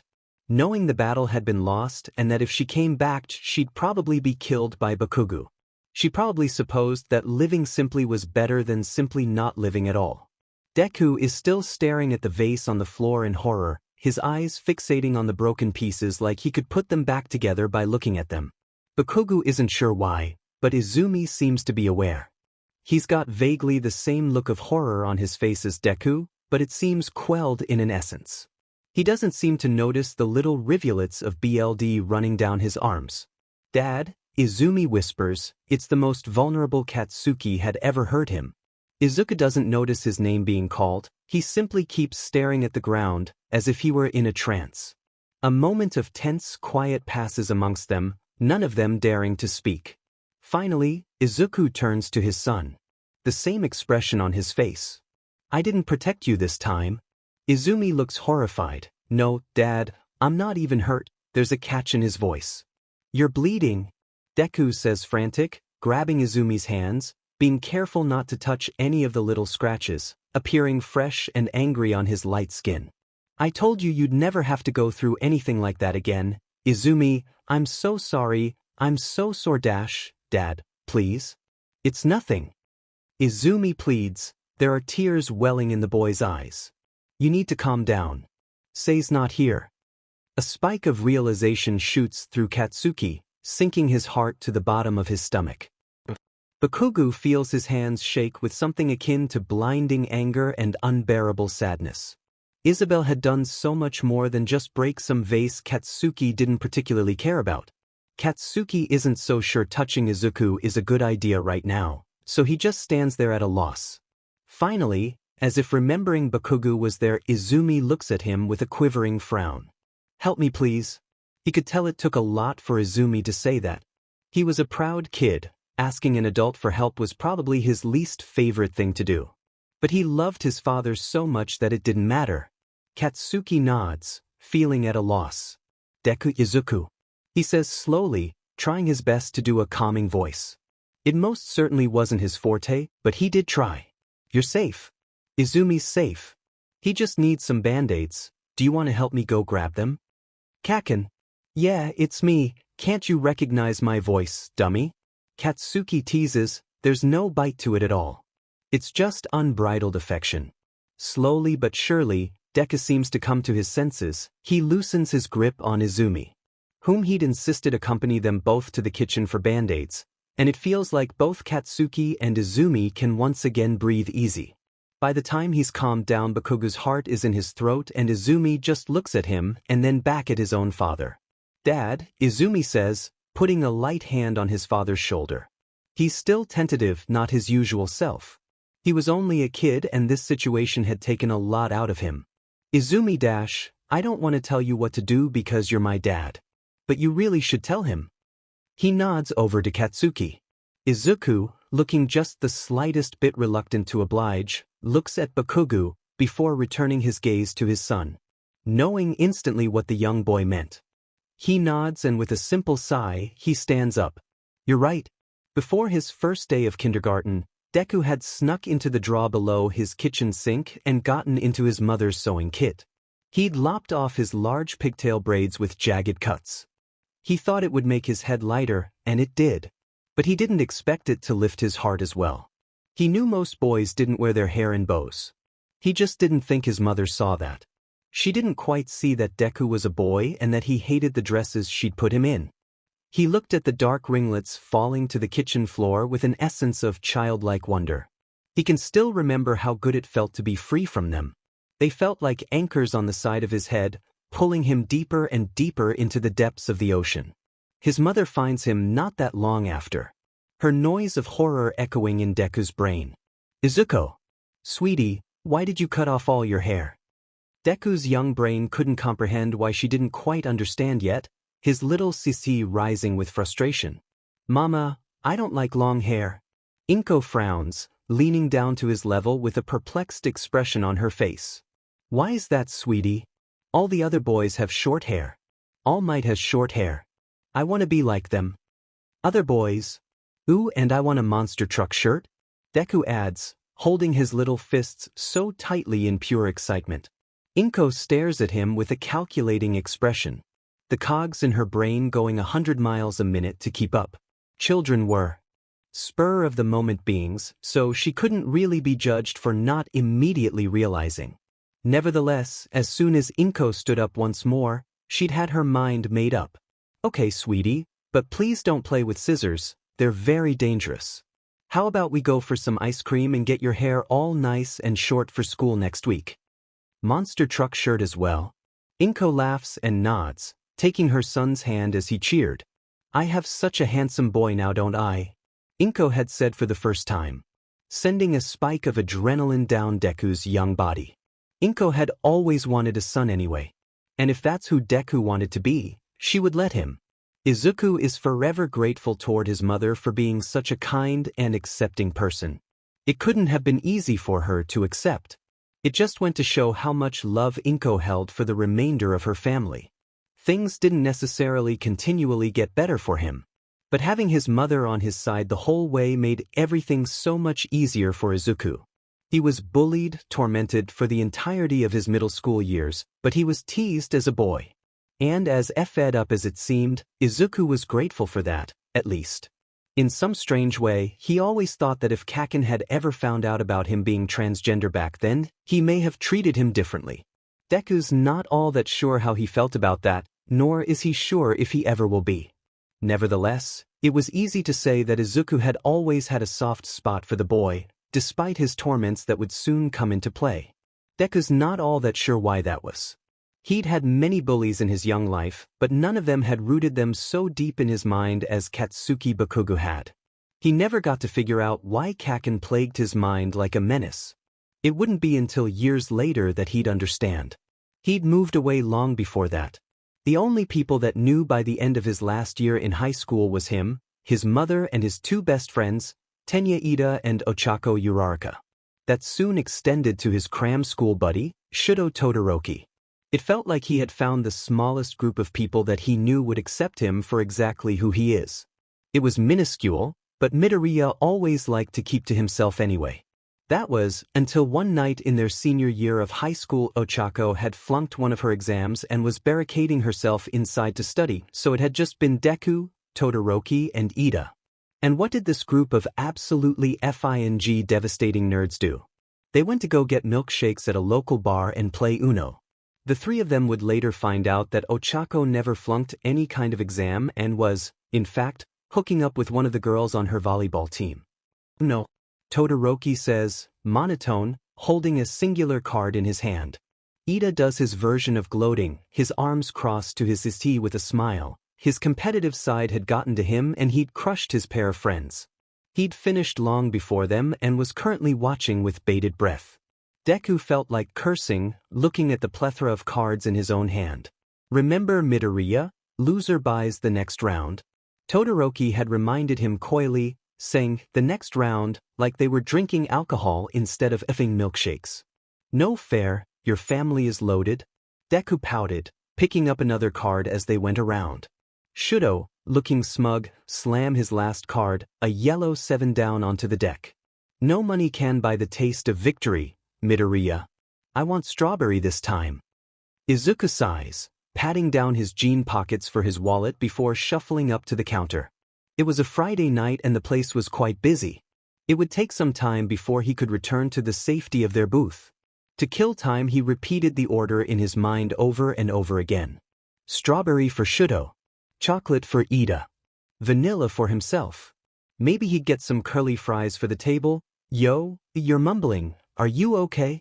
The man behind the counter asks him. Apparently Deku had been so stuck in his own head that he'd gotten to the front of the line. Deku didn't enjoy looking people in the eye, but he always did attempt to make an effort. Especially for service people, he knew how hard those jobs were.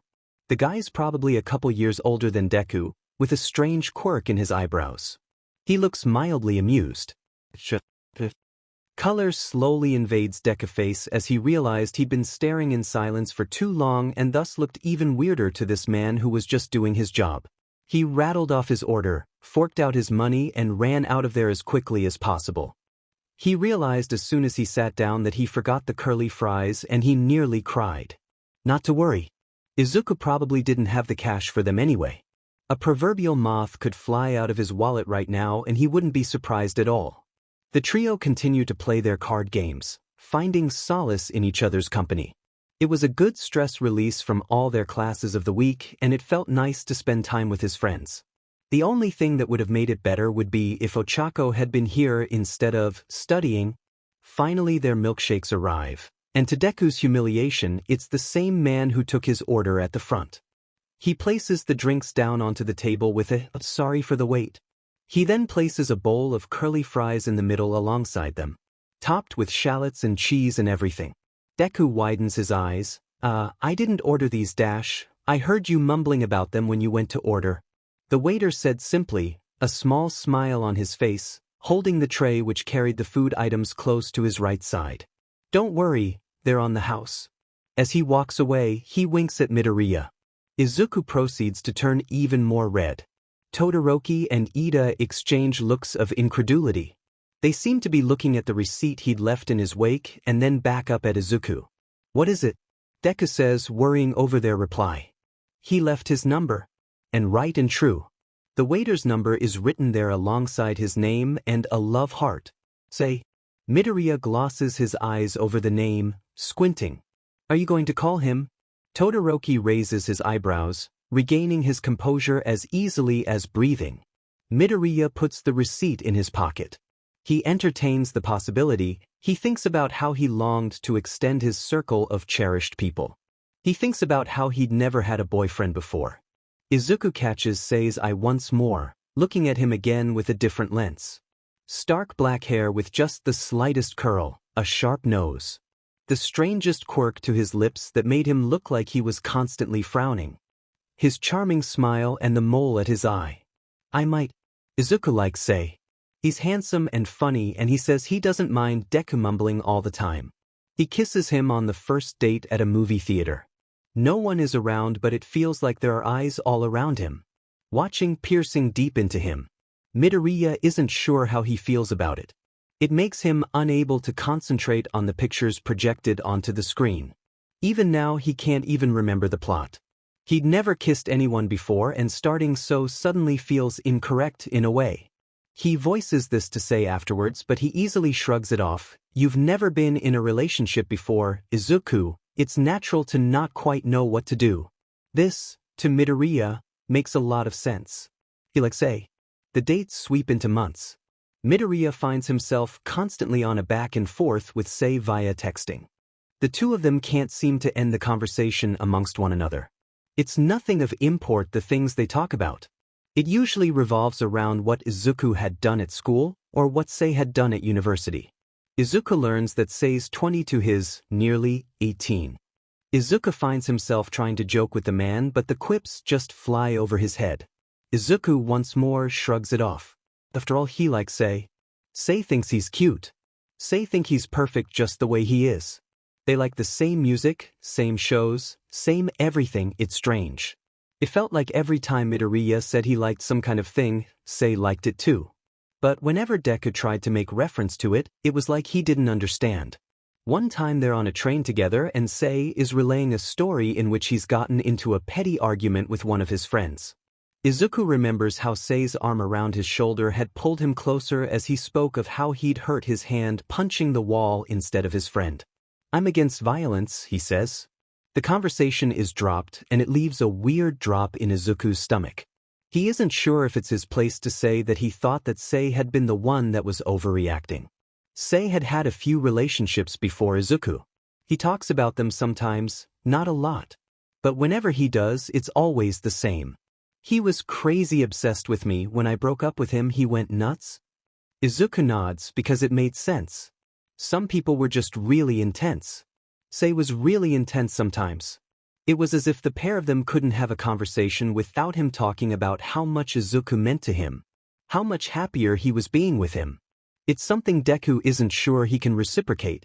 They had only known each other for a matter of months, and he wasn't sure if it was because he'd never been in a relationship or something else, but these feelings just didn't come to Midoriya.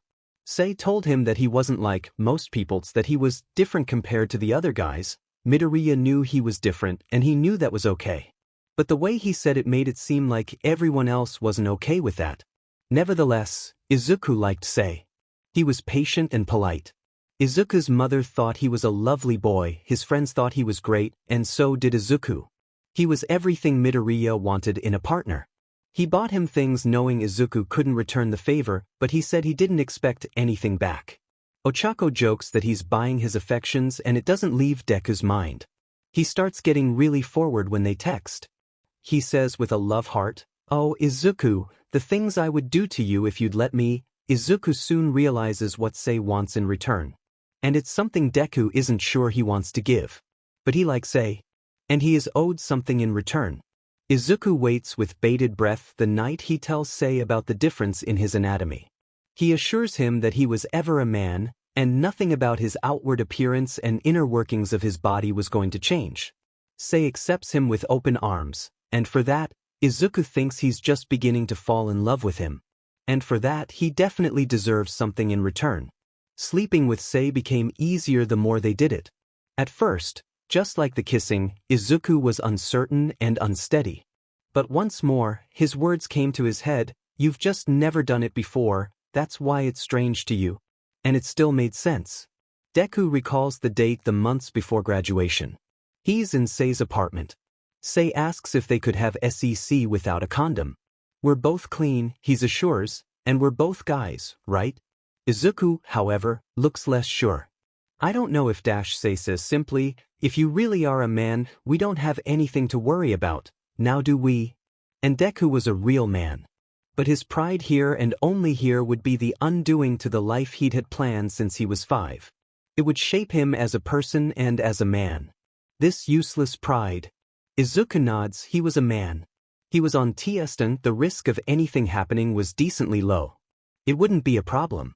It ended up being a huge problem. Not immediately. But after the 4th, 5th time without protection. Well, it certainly raised the chance of risk. They were so stupid. No matter how many tests he takes, Izuku isn't fully convinced until he books a doctor's appointment. Even then he doesn't want to think about it. A boy whose entire foundation was built on knowledge and detailing, and he had been blinded by the need to please. Deku had never hated himself more than he had at that moment. Looking blankly into space, he thinks about what he'll tell his mother. What she'll say. He thinks about school. High school wouldn't be a problem, but what about his medical school scholarship? He couldn't raise a child while juggling the workload. Not alone, at least. He has to tell Sei. Something about that fills Izuku with the most utmost dread that it's almost unfathomable. His words echoing in Izuku's head, "If you really are a man, we don't have anything to worry about now, do we?" He was a man. He couldn't. Deku manages to blubber out his story, stuttering over his words, much akin to their first meeting. Except this time, there's no smile on Sei's face. There's nothing goofy or charming in his expression. And for once, Izuku feels there's no mask there. "You need to get rid of it?" Sei's cold words don't settle well within Midoriya. He was usually so warm, so kind, so accepting. This time he didn't even ask what Izuku thought. It was nothing but a demand. He moves close, predatory in a sense, toward Midoriya. He looms over him like a foreboding shadow, haunting and angry. "It's disgusting. You can't possibly think I'd want this. I can't believe you. I can't just can't just what?" Midoriya feels himself stop in his tracks. He remembers himself look at his dark shoelaces, at the floor, deep in thought. Why couldn't he just get rid of it? It was a bunch of cells at the moment, hardly anything at all. He didn't want a child right now. He was too young, too inexperienced. It would be terrible if this body that he'd been working so hard to disguise was any different. It would all be for naught. He didn't look down at Abn, he didn't think of it as murder. He thought it to be a perfectly ethical and sensible choice, but he just couldn't. For some reason he couldn't. "I know it's not ideal ideal." Sei shouts, incredulous, he'd never rose his voice before and it makes Midoriya flinch. "You've fed everything up. How could you be so stupid?" He's right. How could Midoriya be so stupid? "Sei, please it's that? Or me?" Sei demands, setting his jaw in the stubborn way he did when Izuku knew there was no arguing about it. He isn't sure how he came about his choice. He just knows that the moment he did, it felt like his heart was going to crumble into pieces. When he moves toward the door, he feels a reprehensible fear rise up in him, and he all but sprints out of there. It felt dangerous to stay. He knows he's right when he hears the distinct sound of a fist connecting with the wall behind him. Todoroki is the first to find him afterwards. Inko must have called his friends up, frantic that he'd gone missing. Todoroki found him, sitting huddled by a tree near his future college, the night growing old and dark. Izuku's got tear tracks down his cheeks and he barely recognizes Shudo as he sits down next to him. Shudo was notoriously awful at comforting people, but it didn't stop him from trying. Especially with his friends. Midoriya. He says softly, a tentative hand coming up Izuku's shoulder. "Want to tell me what's wrong?" That's all Izuku needs to spill everything. He watches as Shudo's expression turns from neutral to enraged with great wonderment. He'd never seen Todoroki look so angry at someone that wasn't his father. He stands up lightning fast, his fists clenched.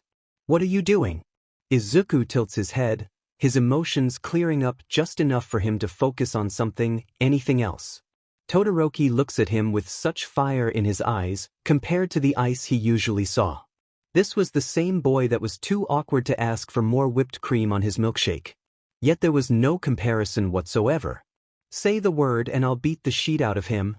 Deku sniffles, a sad little smile coming upon his face. No. He protests, that won't help anything.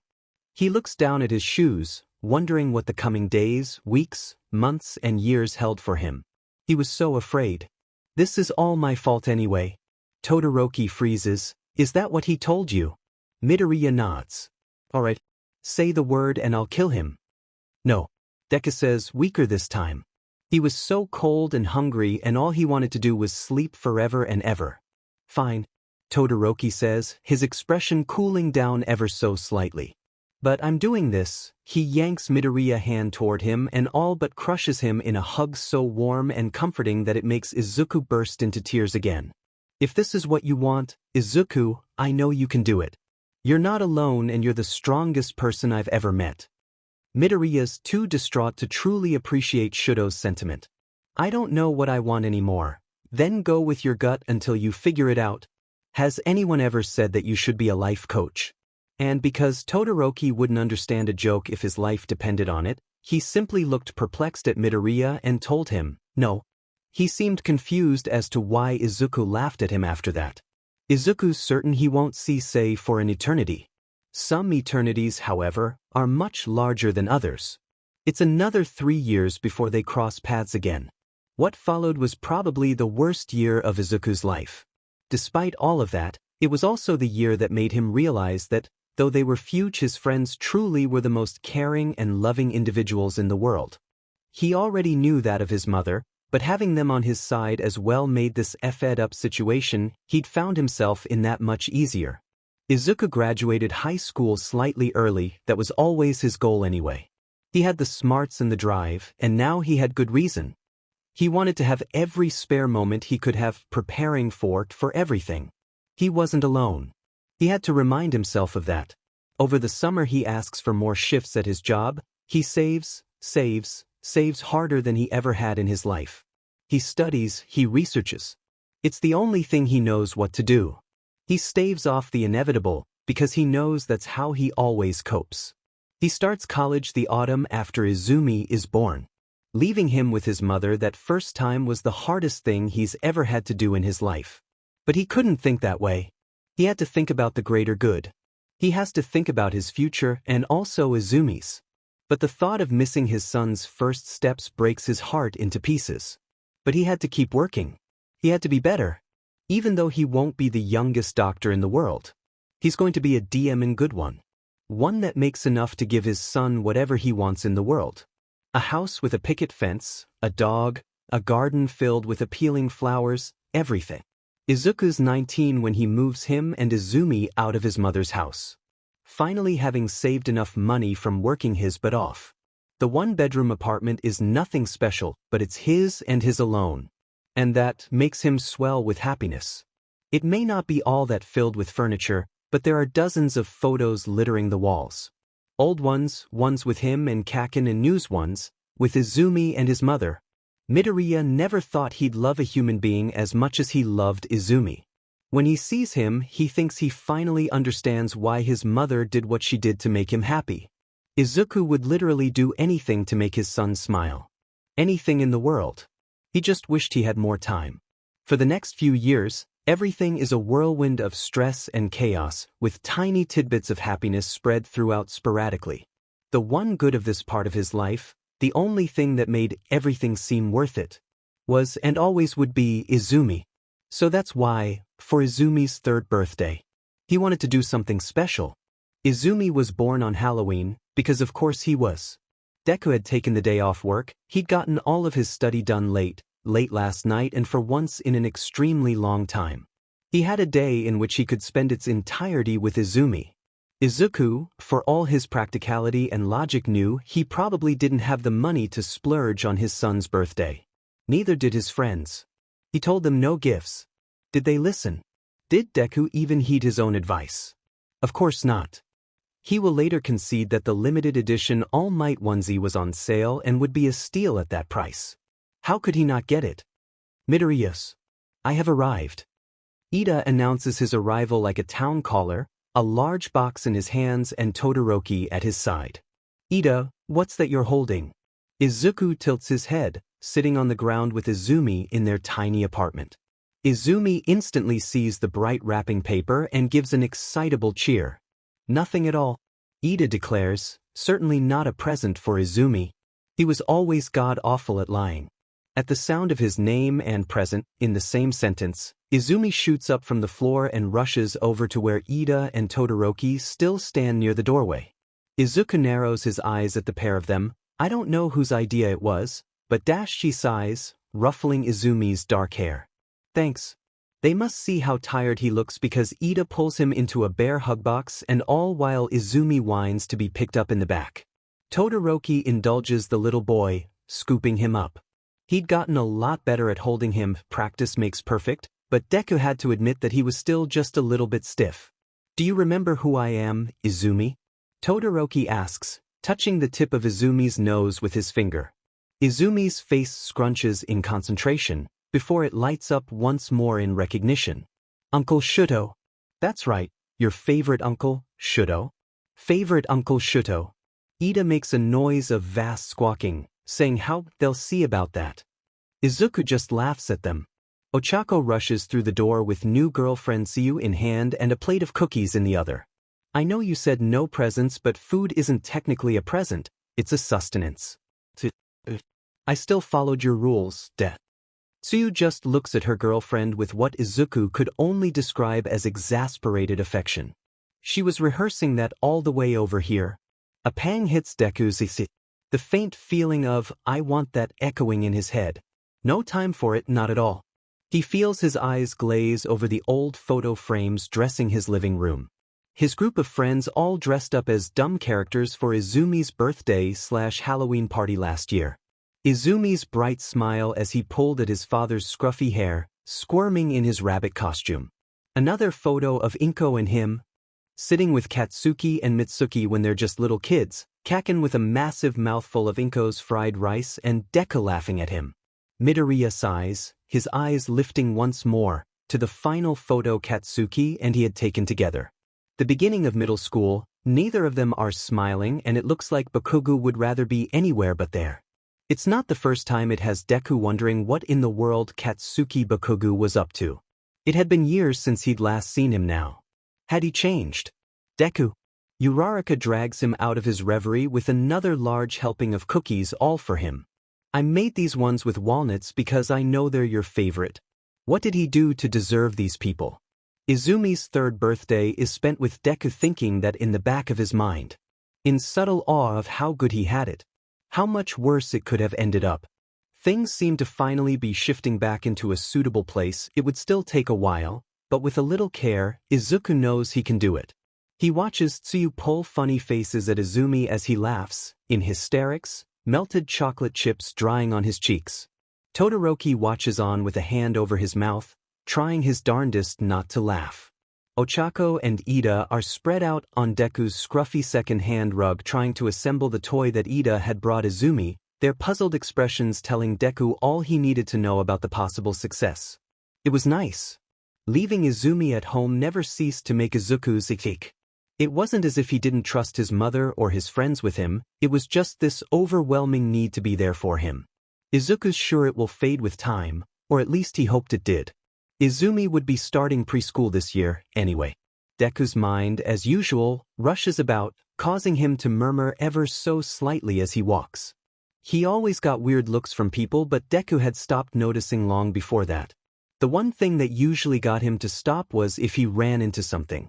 Or if someone stopped him. He had too much on his mind to care. He had to pull a double shift today because they were short-staffed at the restaurant, but that was okay because he didn't have enough for this month's rent anyway.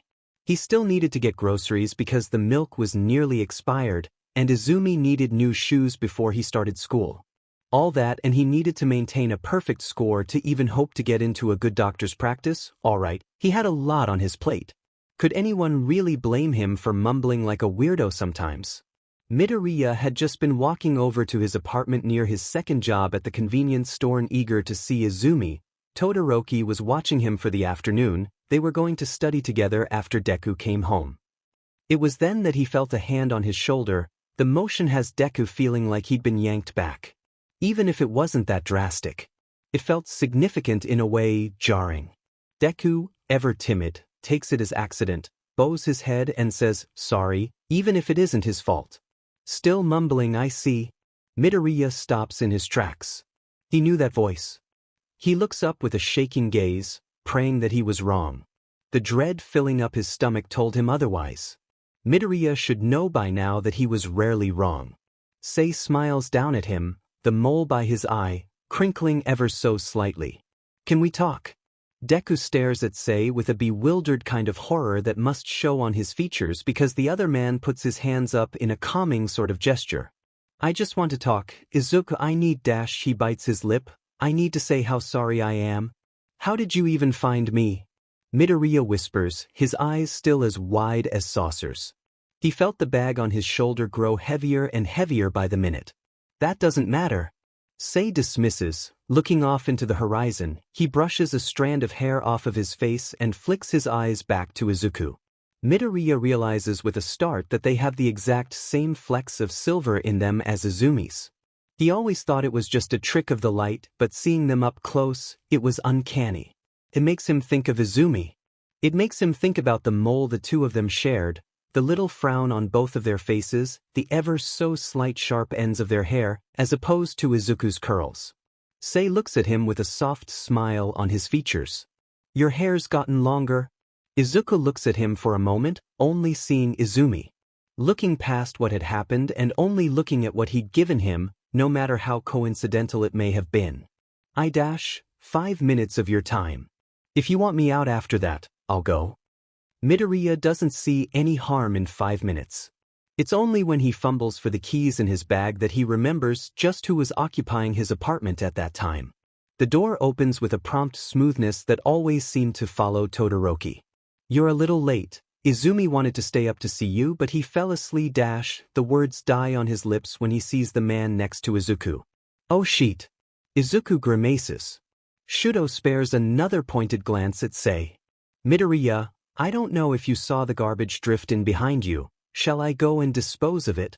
Shudo Todoroki was a calculating, intuitive young hopeful that had all the brains in the world, but even so, the rebellious teen within him had never truly died. It had been amped up by years of parental issues and repression, giving him tenfold the authority issues and tenfold loyalty to his true friends. The glare he was giving Sei right now was gruesome. Whoa, should I come back another time? Sei says. He doesn't seem particularly threatened, more so just perturbed. He addresses Midoriya when he speaks, but Todoroki answers. You should come back never. Izuku frowns. I don't need you to speak for me, Todoroki. Shudo raises his eyebrows, surprised, possibly even a little wounded. It made Midoriya feel a little bit bad, but in the end, he would stand by that. Izuku Midoriya was not some damsel in distress that needed saving from every bad guy in this world. And though he admired his friend's tenacity, he loathed being treated like an invalid. Shudo frowns, still looking guarded. I trust your decisions, Midoriya. Izuku isn't quite sure he does, but he appreciated the sentiment nevertheless. It's him I don't trust. There it was. This tense atmosphere really was doing nothing good for Izuku's nerves. It had his stomach all in jumbles and his head, like always, was a mess. All he really wanted to do right now was go into Izumi's room and just decompress from another hard day's work. Sei stares at the pair of them. Look, you have every right in the world not to trust me, but I really am just here to talk to Izuku. Shudo narrows his eyes. I'm waiting in the other room. Midoriya says the word and I'll kick your butt. Izuku could think of one thing and one thing only. It was a good thing Uraraka wasn't the one watching Izumi today. She wouldn't have even paused. Sei would have been out the window before Izuku could even stop her. She never did think he was good enough for Deku. Izuku and Sei sit down for what Deku could only describe as the most uncomfortable talk in the history of the world. I'll just get to it. Sei fiddles with his hands. I didn't realize that those things I said would upset you so badly. I wasn't thinking straight. I was really stressed out from everything and I couldn't really put two and two together. I'm still young and it was kind of the last thing on my mind, you know. His casual smile was, and always would be, Izuku's undoing. I spent the last years thinking, working, trying to figure everything out. I felt terrible, Izuku. It was awful having you away from me. You know, I love you, right? I never stopped. His expression turned solemn so quickly it was as if there was a SWJ in his brain. He ruffles his hair, uncomfortable. How could I say those things? I'm the worst person on earth. You're not, Midoriya folds his hands in his lap. I should have given you some time to process it. I know it wasn't easy. I'm sorry. I know it's a long shot, but if we take it slow again, Say looks downwards. Do you think we could? I don't know, give us another try. Could be just like the good times. I could help out, buy groceries, give you some money. I don't really know what needs to be done. But I think I'm ready to try. Izuku thinks about the ever-growing list in his mind. He thinks about how much easier it would be if he had someone else checking boxes alongside him. He thinks about how Uraraka looks at Azui, how Todoroki looks at Ida. He thinks about how much he misses that.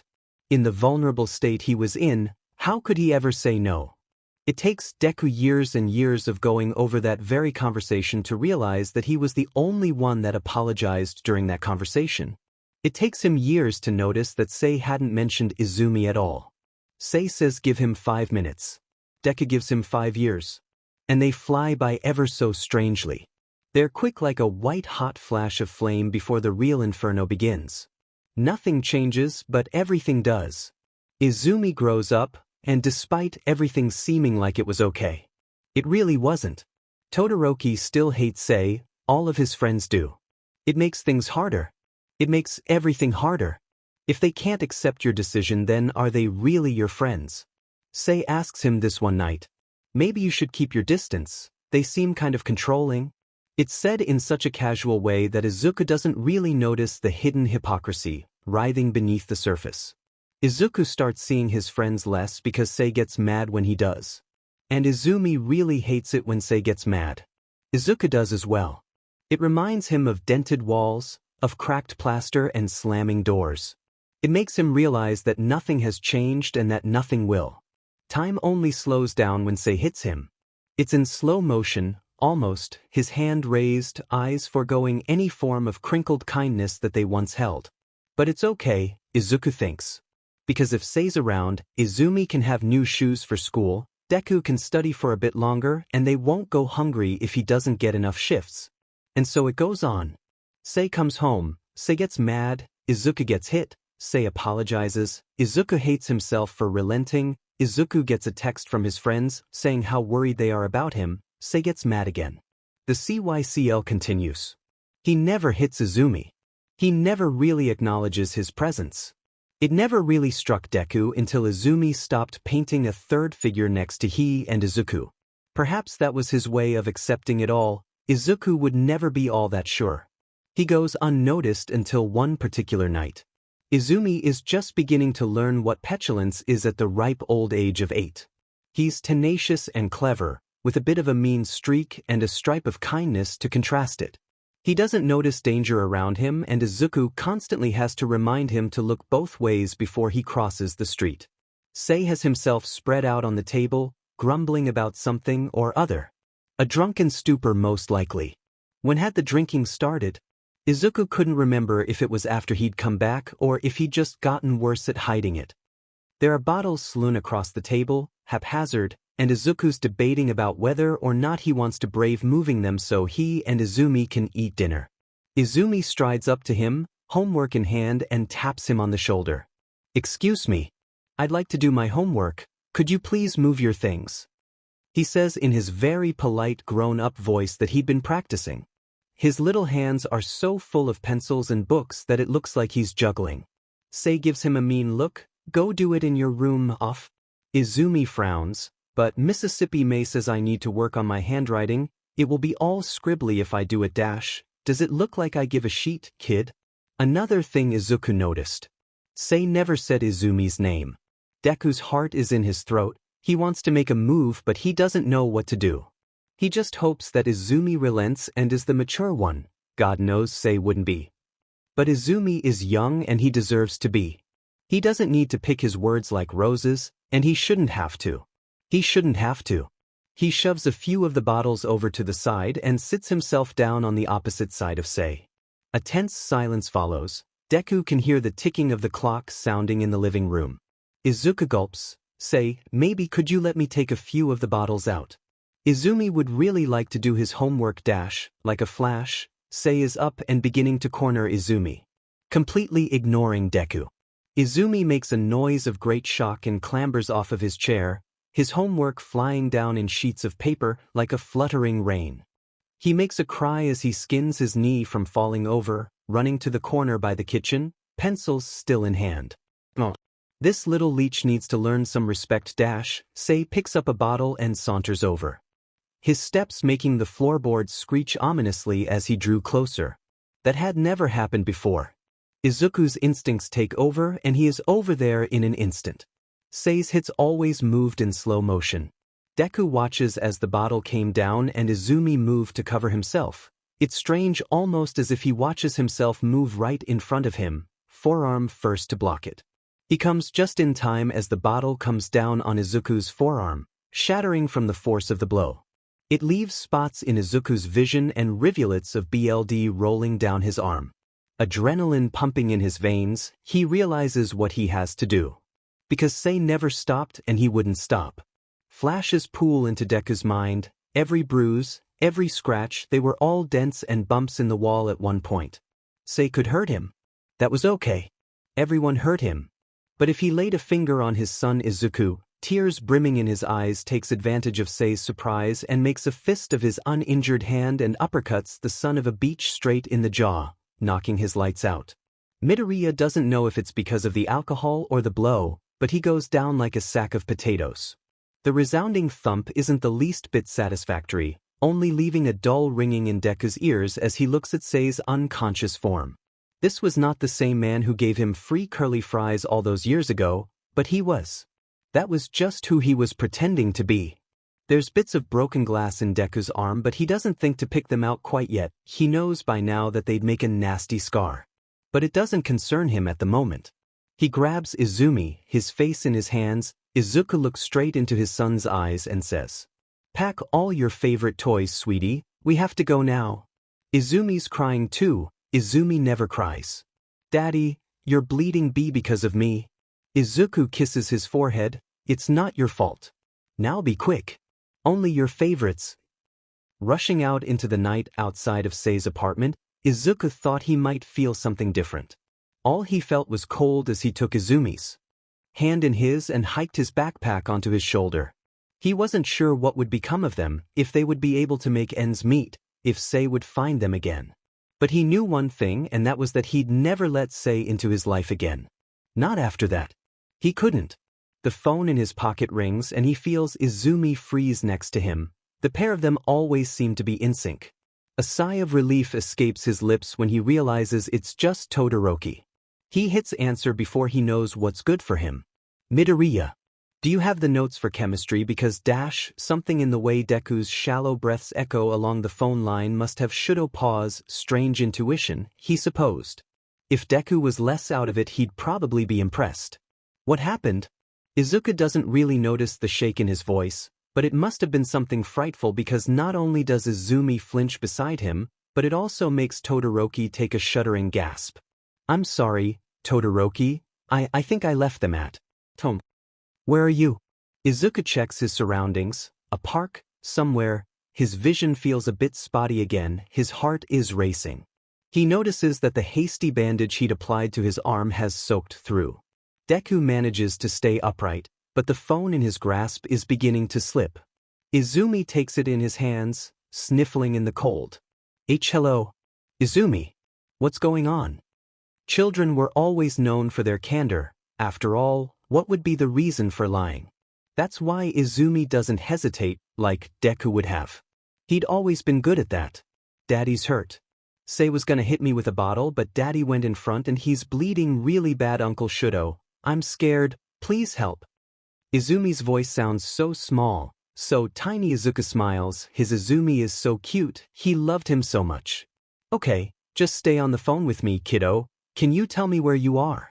In the background, Izumi can hear Todoroki talking frantically to Tenya on the other line. They found them half an hour later, in the park outside their apartment. Izuku's head was in his hands and Izumi leaned up against him, grasping onto his uninjured arm. Izuku's arm isn't horrible, but added with the stress and adrenaline of what had happened, it was worsened tenfold. Izuku still thinks about Sei every once in a while. Thinks that he may even miss him, or at least, the idea of him. He had no doubts that he did love that illusion of him. It wasn't all erased that night, as much as Izuku desperately wanted it to be. Izuku still held that scar on his forearm and Izumi always picked at the mole by his eye until it bled. But it was better. It would get better. He hoped. Katsuki is at an utter loss on what exactly to say. The life that Izuku had led after the pair of them had parted ways was most definitely a difficult one. One that Katsuki can't imagine himself being able to deal with. Yet Deku talked about it as if life had handed him a fair trial. Everything leading up to this point was another guttural punch to Izuku's life goals, and yet he'd still done it. He'd made it. He was a doctor with a appealing house, an occasionally amazing son, and a motherfucking white picket fence. He'd decided, F the odds, F it all, he was Izuku motherfucking Midoriya and life could be his, but if it thought something as semantic as odds would keep him down. Katsuki pales in comparison. All this chaos, with Isabel and everything. It can't have been easy to stand, especially with the sheet you had to put up with. Are you still okay being with me? Katsuki asks him, looking up with the oddest lump in his throat. He's almost afraid of what Izuku will say. Was this better? Was Deku really happy being with him? After everything with Isabel, he's not all that sure. The question was a selfish one that spoke volumes of the changes Katsuki still needed to face to become a person his daughters could look up to. But it was a question he was most desperate to know. Katsuki had rarely been insecure in his life, and every time he had it had been god-awful. Now was, undoubtedly, the worst time. Midoriya's eyes shine with tears left unshed, but he smiles nevertheless. Of course I am, Kaken. I'm here with you now, aren't I? But Midoriya shushes him. No, we're not perfect. Everyone comes with dirty laundry, some more than others. And yeah, we have an unsavory history, but I think that just makes our feelings stronger. Bakugou looks at Izuku, trying to fathom this mass amount of words to convey the feelings he was harboring right now. Feelings never really were his strong suit after all. The fact that Deku had given him a second chance, even after everything that had happened to him. The fact that he hadn't closed off and become a bitter, angry person like Katsuki sure he himself would have, even more so than he already was. Katsuki bites his lip. I'm pretty shit with words, but he puts a calculating hand on his chin, watching Izuku's expression and taking in any movement he made. You're pretty amazing, Deku. For someone like Katsuki, that was the highest praise imaginable. And Deku knew that. The greens in his irises glimmer with pride and his hair weirdly fluffs up like it always does when he's extremely pleased. Bakugou feels his expression falter ever so slightly, his arms are still tensed. Izuku realizes he must have more to say. What's wrong, Kaken? Bakugou takes a shaking breath. I wish his eyebrow furrow. I guess I'm just mad that someone would even treat you like that. I know it's hypocritical as F for me to say that, but a sharp intake of breath. If that sizzling pile of rotten FNG garbage ever comes into contact with you again, you can leave it to me to beat his butt for you. Not because you can't do it yourself, but because on the chore chart I'm gonna make, it's my job to take out the garbage. Chore chart? Katsuki huffs. I saw a nice one on Pinterest I wanted to try.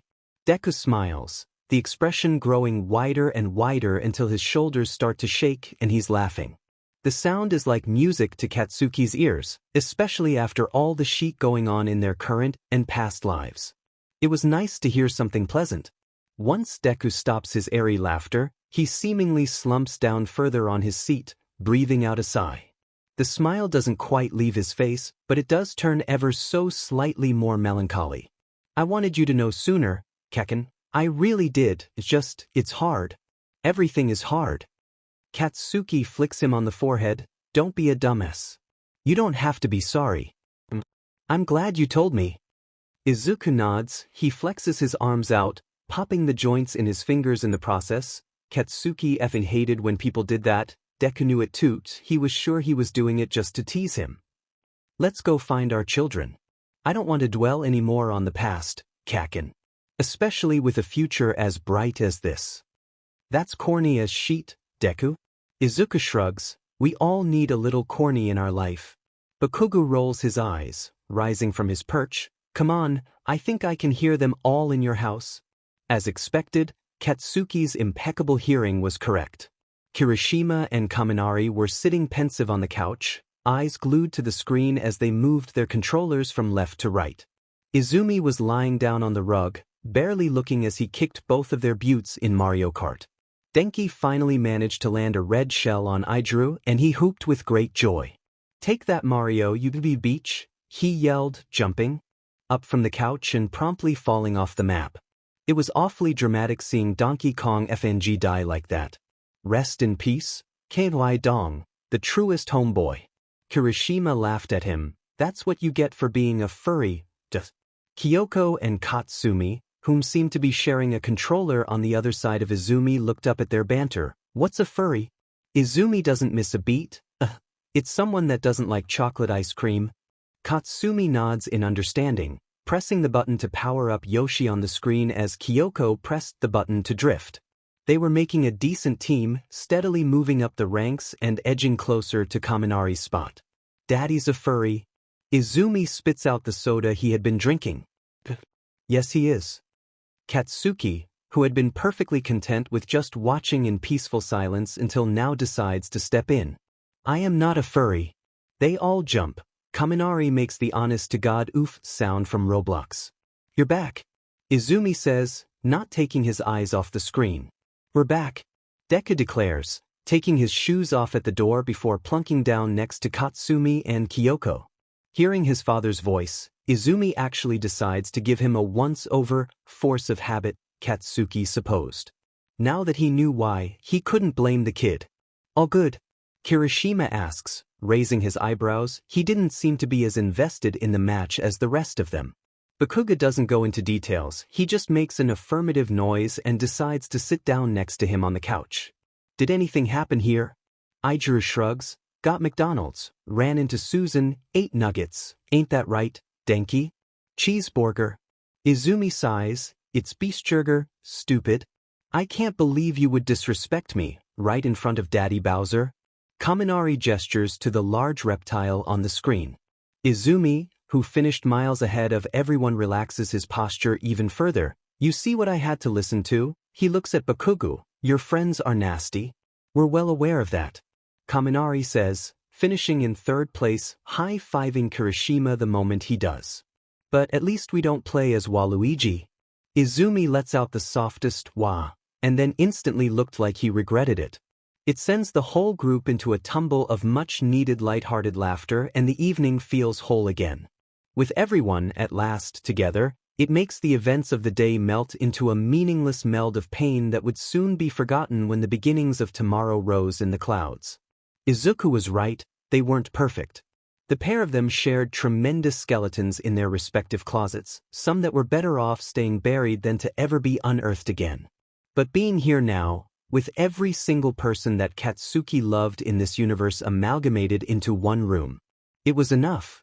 Eventually everyone gets bored of Izumi kicking there but in every video game in Izuku's house, so they move on out into the backyard. All the mess from the party was dutifully cleaned up by the adults, only leaving a few remnants from the night previous. The tea lights in the shrubs still lay perched in the leaves like illuminated berries growing amongst the green. Deku decided he liked them too much to pack them away. So much had happened during that time it felt like an eternity had passed since then. God, this day was going on forever. What day lasts 10 chapters? Kaminari is lying face down in a patch of Deku's grass, moping about having lost every single round of Mario Kart after claiming he was, quote, gonna wipe the floor with all their beach buttes? Wow, I can't believe Kaminari is FNG dead. Kirishima says, unblinking with a mouthful of hot dog. Katsuki was grilling them as they spoke. That's what happens when you're a Donkey Kong stan. Izumi says through a sip of his soda. His mouth said amused, by his eyes said, then perish. You know I had to do it to him. That really do be how it is. Ichiro agrees. Izuku, who was simply listening in, was just staring at his hands in disbelief. He was never one for swearing, but at this point he was so confused. What the F are you talking about? Midoriya said a naughty word.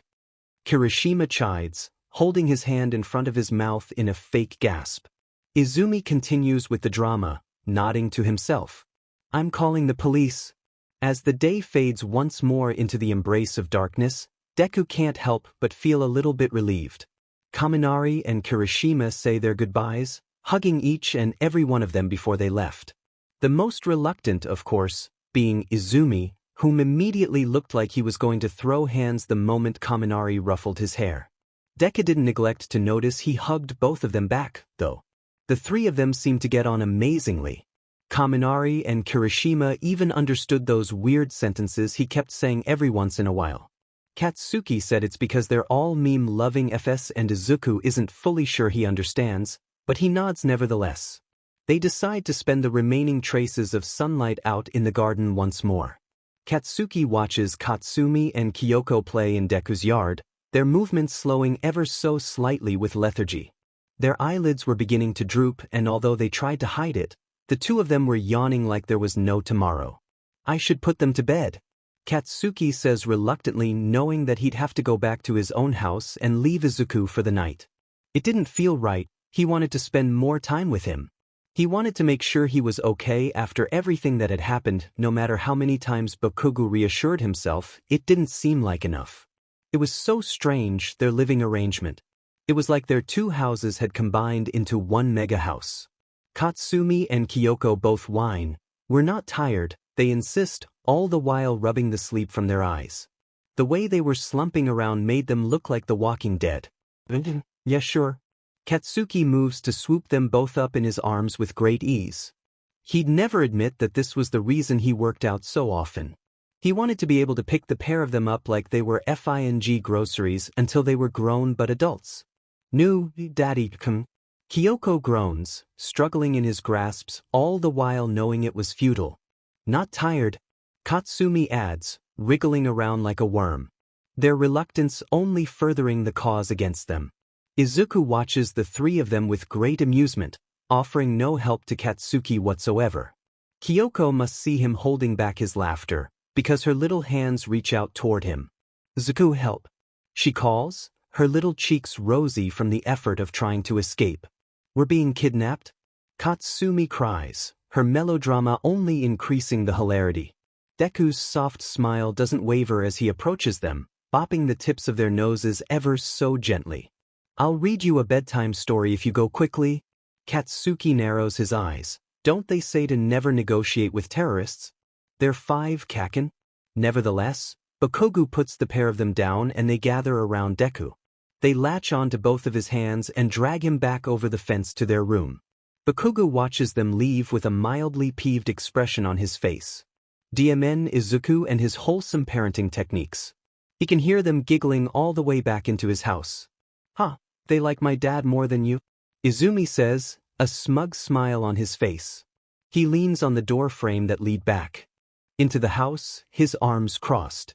Katsuki isn't sure how the hell this little sheet could look so cocky in Ninja Turtle pajamas, but he was doing a pretty amazing job. He really need to take some pointers from him.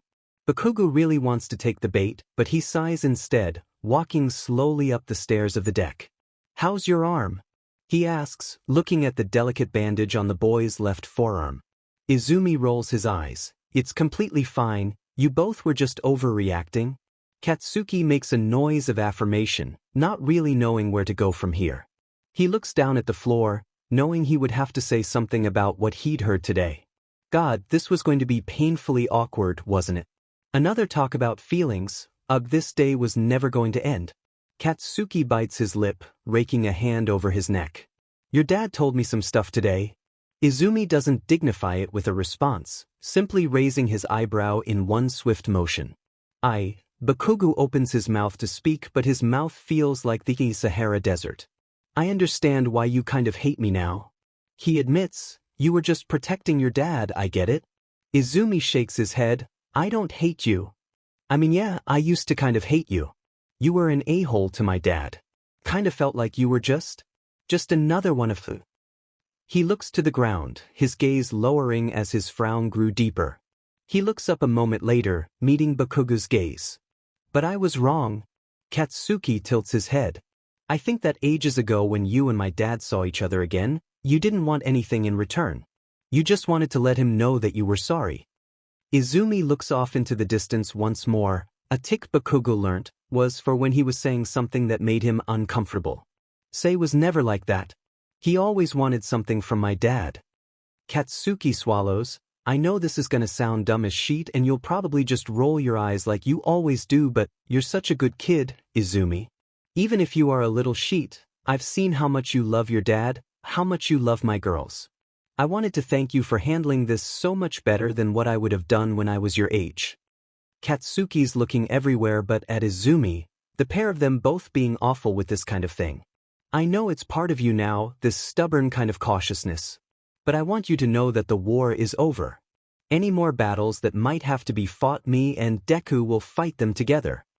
Bakugou finally has the ball to look at Izumi with his final words. We're all family, you, me, your dad, Katsumi and Kyoko. Together we're invincible and will take no shit. You're not going to have to worry about anyone getting hurt ever again. I want you to be a kid, Izumi. He watches Izumi's expression and soon sees his eyes, so alike to Deku's, shining bright with tears. His lip quivers ever so slightly and Bakugou can tell he's trying to hold it together. Close your eyes. Izumi shouts, his fists balled up at his sides. Wadash, just do it. Bakugou's mind fumbles, but he soon complies with the strange request. The moment he does, he's assaulted by the mildly prickly feeling of someone hugging him.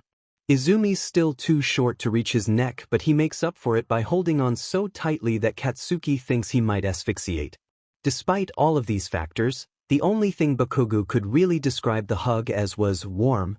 We're both not hugged people, Izumi says, sniffling, his voice muffled by Katsuki's shirt. So it's a good thing we're definitely not hugging right now. Katsuki, with his eyes still closed, snorts. Yeah, that would be totally lame. He says, his own voice holding way too much emotion for him to properly admit. This was DMN near touching, and Bakugou didn't know how to feel about that. Thank you for finding us. Izumi whispers, his voice almost too quiet for Bakugou to hear. Katsuki places a careful hand on the boy's head. Thanks for waiting. Time in Magnolia Springs either moved way too effing slowly or too dim and fast, there was never anything in between.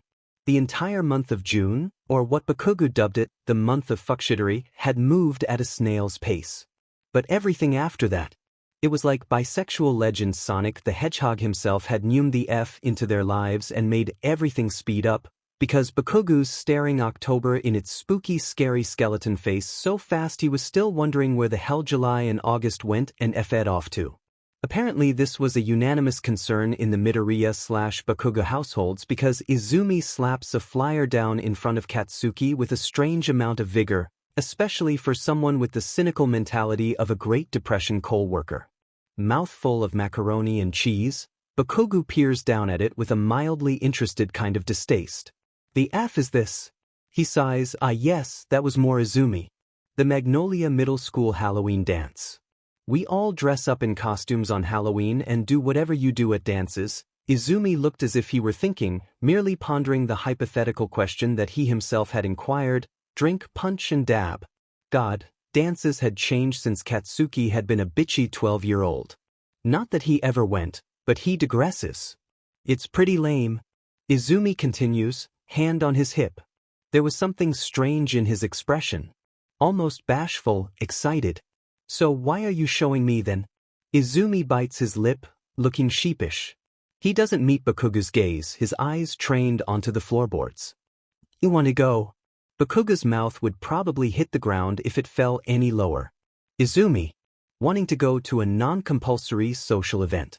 On his birthday. Was Solid FNG Snake going to be there or some sheet? No offense, kid, but you don't seem like the dance type. Izumi scratches the back of his head. I'm not. Then why dash no reason? Izumi snaps, far too quickly. He grabs the note off of Bakugou with a huff. Just want to make fun of everyone. Izuku, almost as if sensing something was amiss, comes in from the kitchen with an absurd amount of speed. He takes a running dive at the couch, narrowly missing eating sheet on the ground. We need to find you a costume, he exclaims, taking the note off of Izumi to inquire further. Deku's eyes scan the piece of paper like they held the FING launch codes to all the nukes in the world. The mere prospect of Izumi willingly participating in something without being dragged there kicking and screaming was very different to the norm. Exasperated, Katsuki looks at Deku. His enthusiasm was almost infectious in the way yawning was. Were you listening in or something? I could sense a change in the air. Izuku replies, not looking up from the page, still upside down from his dismount. It wasn't every day that Izumi actually wanted to go out somewhere, let alone a dance. There was definitely some kind of motive he wasn't telling them about. Izumi rolls his eyes before returning to meet Bakugou's. I knew he'd act like this if I asked him, he explained, his preteen melodrama adding an extra pizzazz to the general atmosphere of the room. Didn't matter though, I saw him hiding behind the corner as soon as I said the word dance. Izumi informs, crossing his arms. In my defense, I love you. Izuku says. Katsuki flicks him on the head. That doesn't equate to anything in this situation, dumbass. Izumi just ignores the pair of them and begins squinting. His eyes narrowing and his frown growing, he can swear he sees a few tufts of blonde hair hiding behind the corner. I can see you too as well. As connoisseurs of hide and seek, Katsumi and Kyoko know when to admit defeat. Their grins widening as they rush on over to the couch. Watching Deku do a running dive had given them ideas, and that was never good. They promptly leap over the back part of the sofa with some difficulty due to their height and land straight in the middle of Deku and Katsuki. Oh great, I have an audience. Izumi frowns, looking like he'd rather be anywhere but here right now. It's not even that big a deal, he huffs. Everyone making a big deal about this was low-key making him want to never bring it up again. They'll probably cancel it anyway. He mumbles, kicking the dust off of the floor. Why would they cancel it? Izuku asks, tilting his head in sympathy. Katsuki noticed the pair of them always did that. Another strange mannerism of the Midoriya family. What else was new? Not enough parents volunteered to chaperone, I guess. Happened last year. Izuku frowns, placing a quizzical hand on his chin. Then, almost as if a light bulb went off in that clever head of his, he promptly glances at Katsuki, smiling. After knowing Izuku Midoriya for a large amount of years, one could say that the pair had attained a certain amount of mind reading between the two of them, which is why it sets alarm bells off in Bakugou's head. Katsuki glares at him and Izumi, ever intuitive, pales. No dash, Midoriya smiles harder, his eyes beginning to freak Katsuki the F out. That was the creepy but face he'd use when one of the various Sharons of this neighborhood said their kids didn't need vaccinations. Less rage in his eyes this time, though, more chaotic good energy. Katsuki thinks he'd prefer the rage, it was kind of hot. This was just nightmare fuel. If you think I'm going to spend my Friday night watching a bunch of shitty 13-year-olds do Fortnite dances, you've got another thing coming. Come on, do it for Izumi. It's his birthday.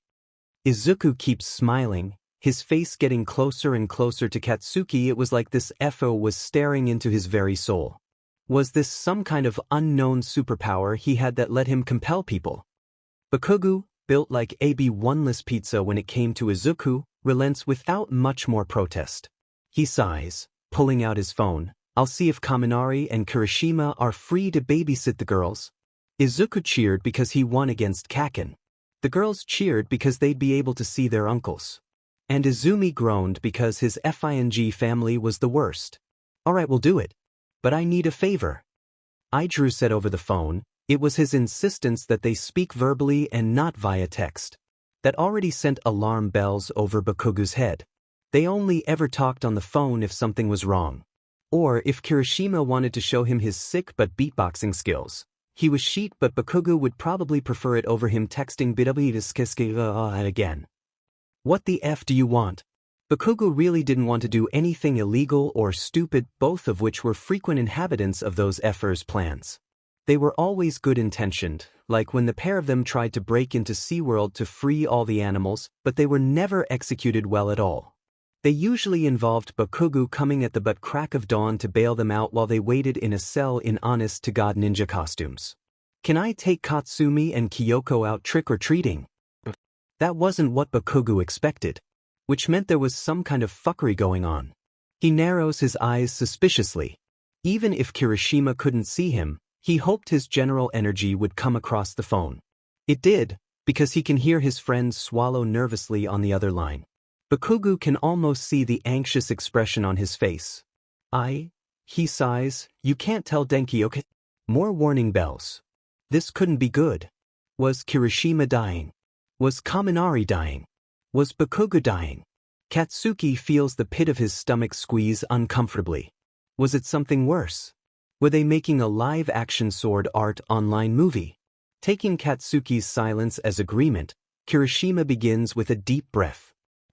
I'm going to propose to Denki on Halloween. The utter relief that coursed through his veins equated to a loud exclamation of, "Holy shit," echoing across his house like a mating call. Shut the F up. Kirishima hushes him, wincing from the sheer volume of the other's voice. Bakugou can practically see him glancing around nervously in his apartment. I just need the girls to hide the ring in one of their Halloween baskets. It will make it look less obvious, you know? Oh my god, sheet dash. Denki just got home. If you tell him, I'll torch your Yu-Gi-Oh cards. Bakugou can't help but smile, despite the immense pressure being put on himself. He somehow had to convince two 5-year-olds to share their Halloween basket space with a ring.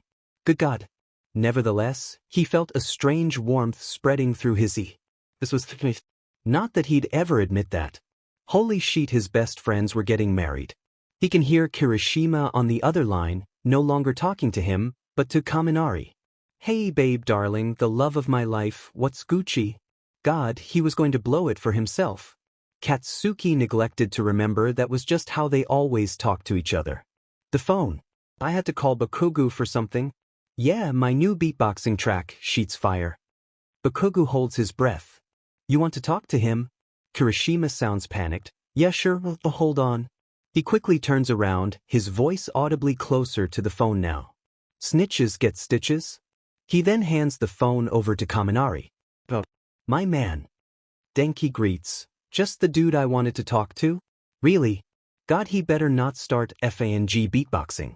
Yeah, actually Katsuki can hear a door shut on the other line, the atmosphere lulling ever so slightly. The next part of the sentence was whispered. I have a favor to ask. Katsuki really wasn't liking this at all. Can we take the girls trick-or-treating? Bakugou bites his tongue from saying anything incriminating, simply making a non-committal noise. What for? Denki, sounding antsy, quickly pauses. Don't freak out, but I'm going to propose to Izuku on Halloween. Oh shit. Stunned into silence, I see. Denki says cockily, I was thinking I could hide the ring in one of the twins' Halloween basket. Genius, right? Good God, this was going to be a sheet storm. And Katsuki will gladly be staying inside for this one. Sure. Just make sure they don't run off. No problem. Please don't tell AG, I want him to be super surprised. Oh, he'd be surprised all right. Bakugou hangs up first, but he ends up glancing at his phone for a solid few moments in disbelief. God, this was so funny, but so terrible. It would only happen to these two. His dumbass friends had the great power of coincidence. What's wrong, Kaken? Midoriya asks him, coming across him standing frozen in place in the middle of the dang hallway. Kirishima's going to propose to Kaminari on Halloween. Deku makes a noise of excitement, clapping his hands together. That's so amazing.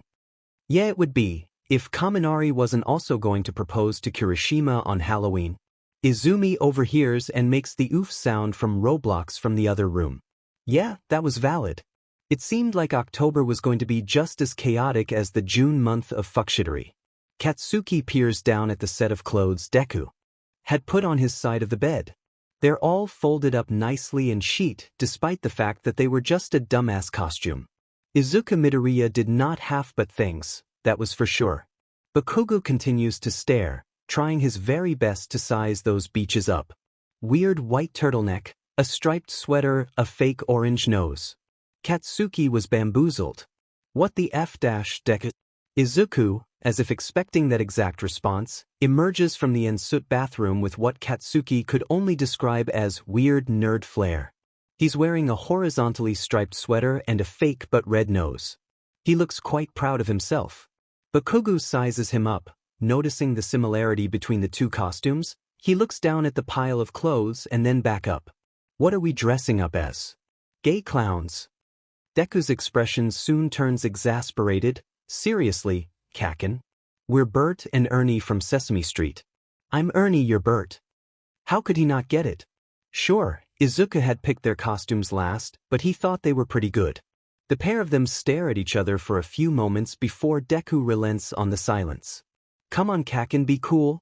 This is the opposite of cool, Deku. We're dressing up as FANG Sesame Street characters on Halloween to go supervise a middle school dance. Midoriya frowns at him, going full parent mode. He would be having none of this negativity. Yes, and we're going to enjoy it. Because Izumi is looking forward to it. Yeah, whatever. Katsuki waves him off, swiping the dumbass shitty costume off of the bed and moving to get changed lest he face the wrath of Deku. He'd do it as Izumi's birthday present. Leave it to that nerd to find the weirdest, goofiest costumes for the both of them. It's a good thing Bakugou loved him. He could only wonder what everyone else was dressed up as. Katsumi and Kyoko rush at him as soon as Bakugou leaves the room. A flurry of color enveloping him in a weird tackle hug. Katsumi, dressed in a flowy dark dress and big red bow, is obviously trying to kneecap him with her broom, which is both hilarious and kind of terrifying. Kiki's DLVY service, but the DLVY was the sweet release of death. Kyoko, her hair tied up in a ponytail, was trying to trip him with the Tsuki cord from her bathhouse costume. It was rather mean-spirited, away, ha. This attack, evidently, was his children's way of showing affection. Can't say he was surprised. He couldn't stay mad though when they looked so effing adorable. He had to admit that he was a little bit antsy when Izuku said he'd handle the costumes for everyone. Especially with how he's dressed now. But man, did he come through for the kids at least. Katsuki made a mental note to thank Deku later by eating his butt or something. He definitely couldn't have pulled this off without him. Bakugou has them pose for a photo just before they leave to go trick-or-treating. It was time for a new lock screen on his phone and this seemed perfect. When they arrive to pick up the girls, Kirishima and Kaminari both have a certain nervousness about them. It's almost laughable the way they try and mask it by dabbing as much as humanly possible. Katsuki isn't sure if it's because he's known them for 2DM and long or if it's that palpable, but he can tell that both of them are FING scared. But hey, if one of them chickens out, there's always the other one. Despite the situation, the pair of them are dressed ridiculously as expected. Kaminari must have chosen this year because he comes flouncing in with another rendition of his favorite costume since high school, CC Pikachu. Kirishima following quickly after as an equally as enthusiastic Ash Ketchum. They'd had matching costumes long before they started dating. Sacrilegious. Hilarious. Well, him and Kirishima thought so. At least they weren't CC minions like last year. That was a dark time for everyone. You both look ridiculous. Kirishima throws a plush pokeball at him, looking smug. He glances up and down at Bakugou's costume before deciding he'd risk persecution to make fun of his best friend. That's not very cash money of you, Bert. Bakugou, catching the pokeball in one hand, squints at him. F off, he replies, lacking the bite it usually did. He'd let him have this one. He grabs the girls' Halloween baskets and kneels down to make eye contact with them. His little talk about sharing hadn't gone down all that well, but he knew that when it counted, they wouldn't let him down. They were his kids after all. Gremlins or not, they knew what to do. Be good. Make sure you share. He just hoped it went okay. Well, as okay as it could get with the situation at hand. I hope everything works out, Deku says, a little worry line creasing his brow. Katsuki really couldn't take him seriously with that dumb nose. Well, they love each other. That's all that effin' matters. Shut up, Dad. Both of you shut up. Izumi finally enters the scene. He'd been in his room all afternoon working on alterations to his costume. Bakugou swore he'd seen the kid sneak a sewing machine up there. Izumi was weirdly serious about it all, despite him calling it lame before. Usually Deku might have been worried about him, but at this point he was just happy he was participating. He knew Izumi would never do anything too detrimental to his classmates. He trusted his son, and that's what really mattered. Izumi has somehow managed to fashion himself an impeccable Waluigi costume. Zigzag mustache, giant gloves, overalls and all. He jumps out from his room with jazz hands and a monotone voice. Wow. Oh, this was definitely the worst. Katsuki, Izuku and Izumi walk into the star-spotted dance hall, aka the school gym, and Katsuki can already tell it's going to be a FING bloodbath. The milk-curdling sound of Despacito being regulated through the shitty old sound system while little kids tried to dance along. This was his worst nightmare. If someone didn't spike the punch tonight, he was going to. Because there was no way in hell he was doing this sober. Melodramatic. Maybe. Did he care? Trivago. I can't be seen with you two. I'm leaving now. Izumi says, fastening on his mustache like it was a pair of FNG James Bond sunglasses. He runs straight to the snack table, leaving Katsuki and Izuku in the dust, staring like dumbass. Boy, that kid was fast, Izumi Beach. You're welcome. Katsuki bites, feeling entirely bitter that this was how he was going to be spending his Halloween night. Not that he had anywhere else to be, but still. He wouldn't tell me why he wanted to come tonight. Izuku informed, ignoring Katsuki's comment. He knew when his boyfriend was being a drama queen and didn't like to feed the fire. And he seemed really reluctant toward letting us come and chaperone. Yeah, but it was either we came or they canceled the dance and he chose us. That must mean something. Midoriya hums in agreement, his perplexed expression looking hilarious with the red nose he was sporting. I wish he'd tell me these things. It would make me worry less about him. Katsuki huffs out a laugh. I don't think you need to lose sleep over him. You did a good job, Deku. Izuku's still looking into the dance floor with that face of his, but Bakugou can see the beginning hint of a smile. That means a lot, Kaken. Katsuki in turn blushes to a tone of pink that matches the gaudy color of the strobe light. Deku being earnest with him was nice. Deku being with him was nice. Deku was nice. God, he was FNG gay for Deku. The final notes of Despacito slowly faded, then horribly transitioned into another song, that of which was interchangeable with any other song on the radio as of late. Knowing this cracker but school, it was probably the Chainsmokers. It kept going on about how love scarred people and left them broken, and it made Bakugou think about how effed up it was that they were playing this at a middle school dance. After all, kids shouldn't have it drummed into their heads that love was just one solid thing. Love wasn't a description of a concept you could wholly agree with, because it was different for everyone. But perhaps this was too profound because Bakugou is still standing there wondering about it until they start playing the FNG Nutbush. Yeah, this is sput. Bakugou says through a glass of, sadly non-alcoholic, punch. Not lighting up with time at all. Deku frowns but doesn't disagree. I don't even know where Izumi is. Katsuki hums in agreement. The kid had just disappeared into the throngs of other children in ridiculous costumes. They hadn't seen him in quite a while. He had to give credit when credit was due. The dorky hall was decked out quite aptly for the occasion, with spooky cobwebs adorning the rafters and spiders lurking in the corners. But wait, Katsuki doesn't think they're decorations. Both him and Deku had been doing absolutely nothing for the past hour. It turned out that the chaperoning that needed to be done was basically making sure that no one threw hands on the dance floor. I see Izumi. Deku points in the direction of a slightly less populated space in the middle of the hall. Holy shit. Izumi. Smiling. Izuku makes a little gasp from beside him. The pair of them watch in utter astonishment as Izumi Midoriya, decked out in a full Waluigi get-up, dances with another person. Deku squints a little further to get a better look and finds himself smiling wide. Izumi's dance partner looked to be a girl in his class, light hair and big eyes. And best of all, she was dressed as, is she a cute version of Wario? Katsuki asks, feeling like he ought to rub his eyes to make sure he was seeing this sheet correctly. Bold of Bakugou to assume Wario wasn't already cute, but nevertheless. Oh my god, Kaken, I can't believe I didn't think about the fact that Izumi might just have a crush. I thought he was going to put olive oil on the dance floor and watch people trip. Deku looks at Bakugou, an extreme warmness in his heart. I'm so disappointed in myself for thinking the worst of him.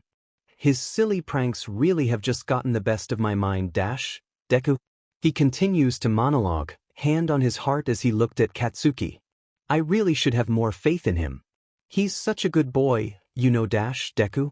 You know, when he was younger he always loved to dance. Maybe I should ask if he'd like some dance lessons for his birthday. Deku? He just poured olive oil on the floor. Almost like clockwork, about a dozen little costumed bodies go down like a pile of bricks on the timber floor. Izumi and the unknown cute Wario stand in the middle of the crowd, stark still and laughing their butts off. Oh, that little sheet. Oh, Izumi was going to be super motherfucking grounded when his Waluigi but Mario Kart on home.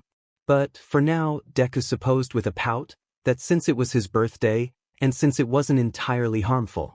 No one died, at least.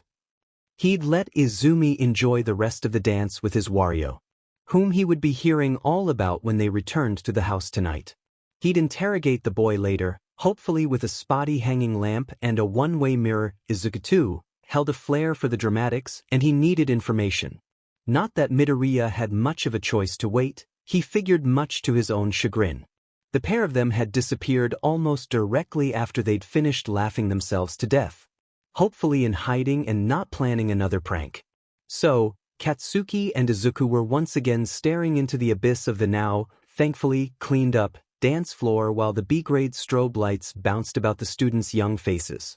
The pair of them watched in a bored stupor as Frankenstein's monsters stomped slightly offbeat next to all the cats and vampires. Izuku swears he'd seen an honest-to-God fursuit for the slightest of moments, but Bakugou hopes his eyes are just tricking him, because he really couldn't deal with that right now. They weren't getting paid enough, or at all, for pest control. Luckily enough, however, Bakugou feels a hearty buzz from his left pocket and is frightfully thankful for the welcome distraction. Anything to keep his mind from eating itself alive in this absolute jungle of everything he didn't miss when he was growing up. He whips out his phone as if it were a lightsaber in a duel and looks at the screen with an eager hunger. Opening up the locked screen as he clicked onto the notification, Bakugou lets out a laugh. It was good to see that this night wasn't going as horribly for his two dumbass friends. What is it, Kaken? Deku asks, raising his eyebrow. He too was keen for any kind of distraction from the monotony of overplayed tunes and bad dancing. No matter how much he'd preached that it was good for Izumi, it was still boring as shit. Katsuki tilts his phone to the side to show him. Denki and Izuku, their faces taking up most of the screen, stare back at the two of them, frozen in place. Their beaming expressions captured in a photo. The pair of them look so delightfully happy that it makes Bakugou's insides begin to stir. Their engagement rings are on their middle fingers so that they're both simultaneously flipping them off while also showing off their new jewelry. Kirishima's ring is adorned with topaz, whereas Kaminari sports rubies, yellow and red, because of course they were. FING nerds. Katsuki rolls his eyes, but there's no Venom, 2018, at all behind it. Do you think they know the rings aren't supposed to go on that finger? Katsuki can't help but smile. They're so effing stupid. At this point, I have no idea.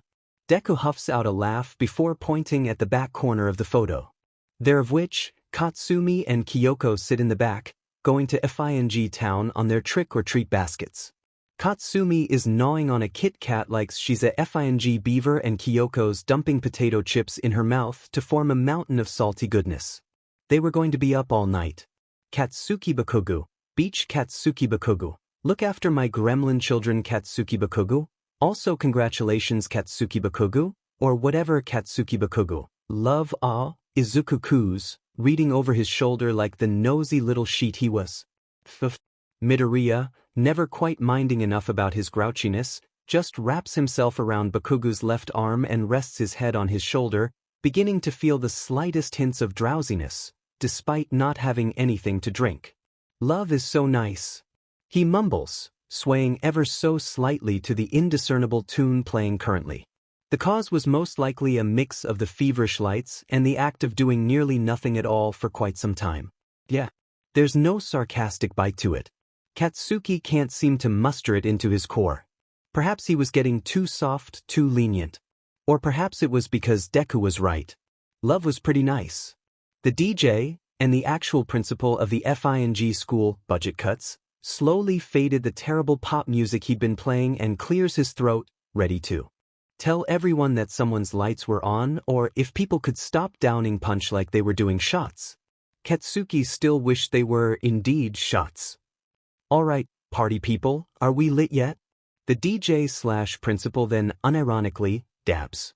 The children, too young to realize how YUCK that just was go FANG nuts. Well, at least they weren't dying of second-hand embarrassment yet.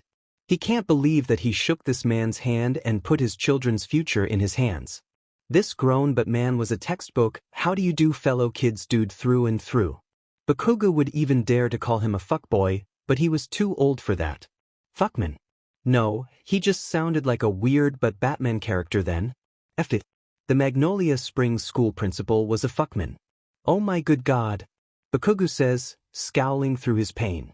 Deku behind him puts a hand on his face. Even Izuku Midoriya, who prided himself on not knowing what the F a meme, or his occasional pronunciation, was looking uncomfortable. The man, ignorant of their pain, simply continues. His persona shifting back into something a little more formal. It gave Bakugou whiplash, but it was still a refreshing reprieve.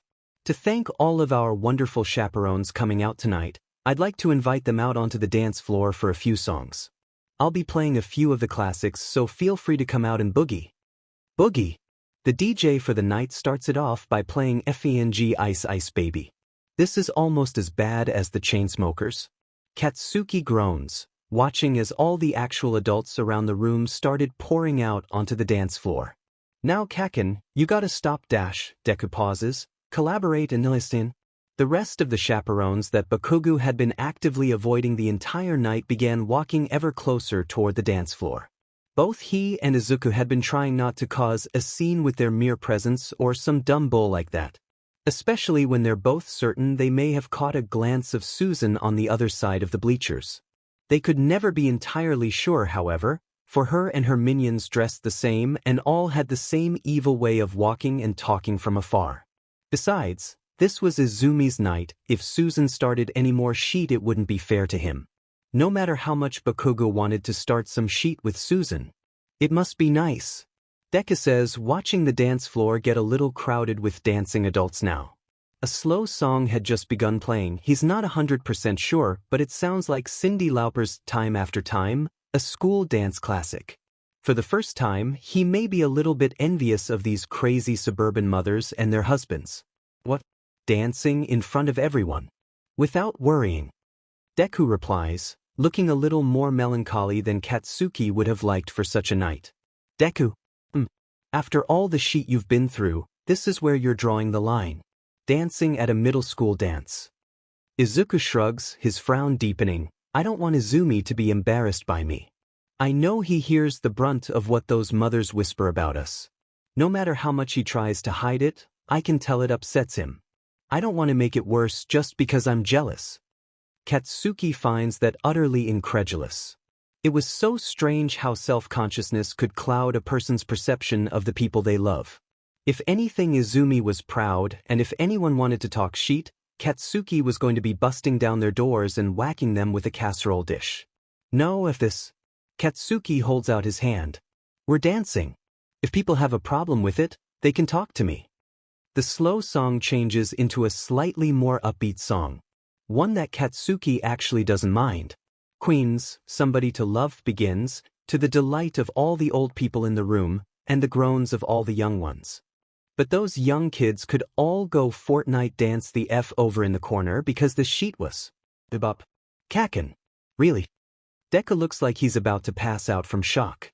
Was it really so surprising that he wanted to go spite some rude people again? We shouldn't, it could dash even if it was rather romantically coded. Bakugou swears that was his true intention. Izumi would never be embarrassed of you. Well, okay, maybe he was that one time you tried to dab. But other than that, Nothing of the sort. So, are you going to leave me hanging or not? Deku, with a growing smile that sparkled alongside the lights of the hall, took his hand. A little bit of defiance in his stride. They ever so slowly make their way to the dance floor as the chorus builds, hand in hand. People do stare because of course they would. But Izuku found that focusing on the warmth of Katsuki's hand was an ever-present reminder that it all didn't matter. Once they finally make it, the eyes have all but faded away. The comments that were undoubtedly going to be whispered about them had been drowned out by the music, and Izuku wraps his arms around Katsuki's neck. They would face all those dumbass repercussions later. It's not so much dancing as it's swaying in time with the music. With the paper decorations and banners, it makes Izuku feel like he'd been transported back into his own school years. Looking at Katsuki only furthers that. Sure, they were a bit older, a bit taller and a bit more broken, but they were still them. What are you thinking about? Katsuki asks him, his voice no louder than a murmur. It didn't need to be. Izuku was so close he could see the little flecks of amber in Bakugou's eyes. He smiles, a little bit sad but mostly just reminiscent. I never got to go to my senior prom. He admits, his legs still moving in time with the song. I always told myself that that would be the only prom I'd go to. That was the only one that mattered. But then he trails off, not catching Bakugou's gaze. Life happens in the strangest ways, doesn't it, Kaken? Katsuki looks at Izuku. His hair was even crazier than usual, dyed magenta by the light with the most extraordinarily melancholic look in his eyes. He can't help but think that even though Magnolia Springs was covered head to toe with the worst people he'd ever had to deal with, he wouldn't change it for the world for just a chance at a slice of this. It really does. Midoriya's expression twists ever so slightly upwards in a quizzical smile. Do you think? Maybe this could have been us all those years ago if the stars had aligned. Katsuki frowns. He honestly didn't know. He told himself he didn't believe in destiny, but with where he was now, he wasn't quite sure. Doesn't matter. We're here now. No matter how long it took us. Izuku pulls closer as they sway, melting into Katsuki. You know, when I first saw you again, I thought I was going to give you a piece of my mind straight away. I did later, but those first few moments where our eyes met, I couldn't help but think about how, if fate wasn't real, then coincidence really was a stone-cold beach. Katsuki huffs out a laugh before his expression turns frighteningly earnest. His eyes grow soft under the glow of the room and he speaks, unaffected by the mundane environment around them. I love you, Izuku. I know.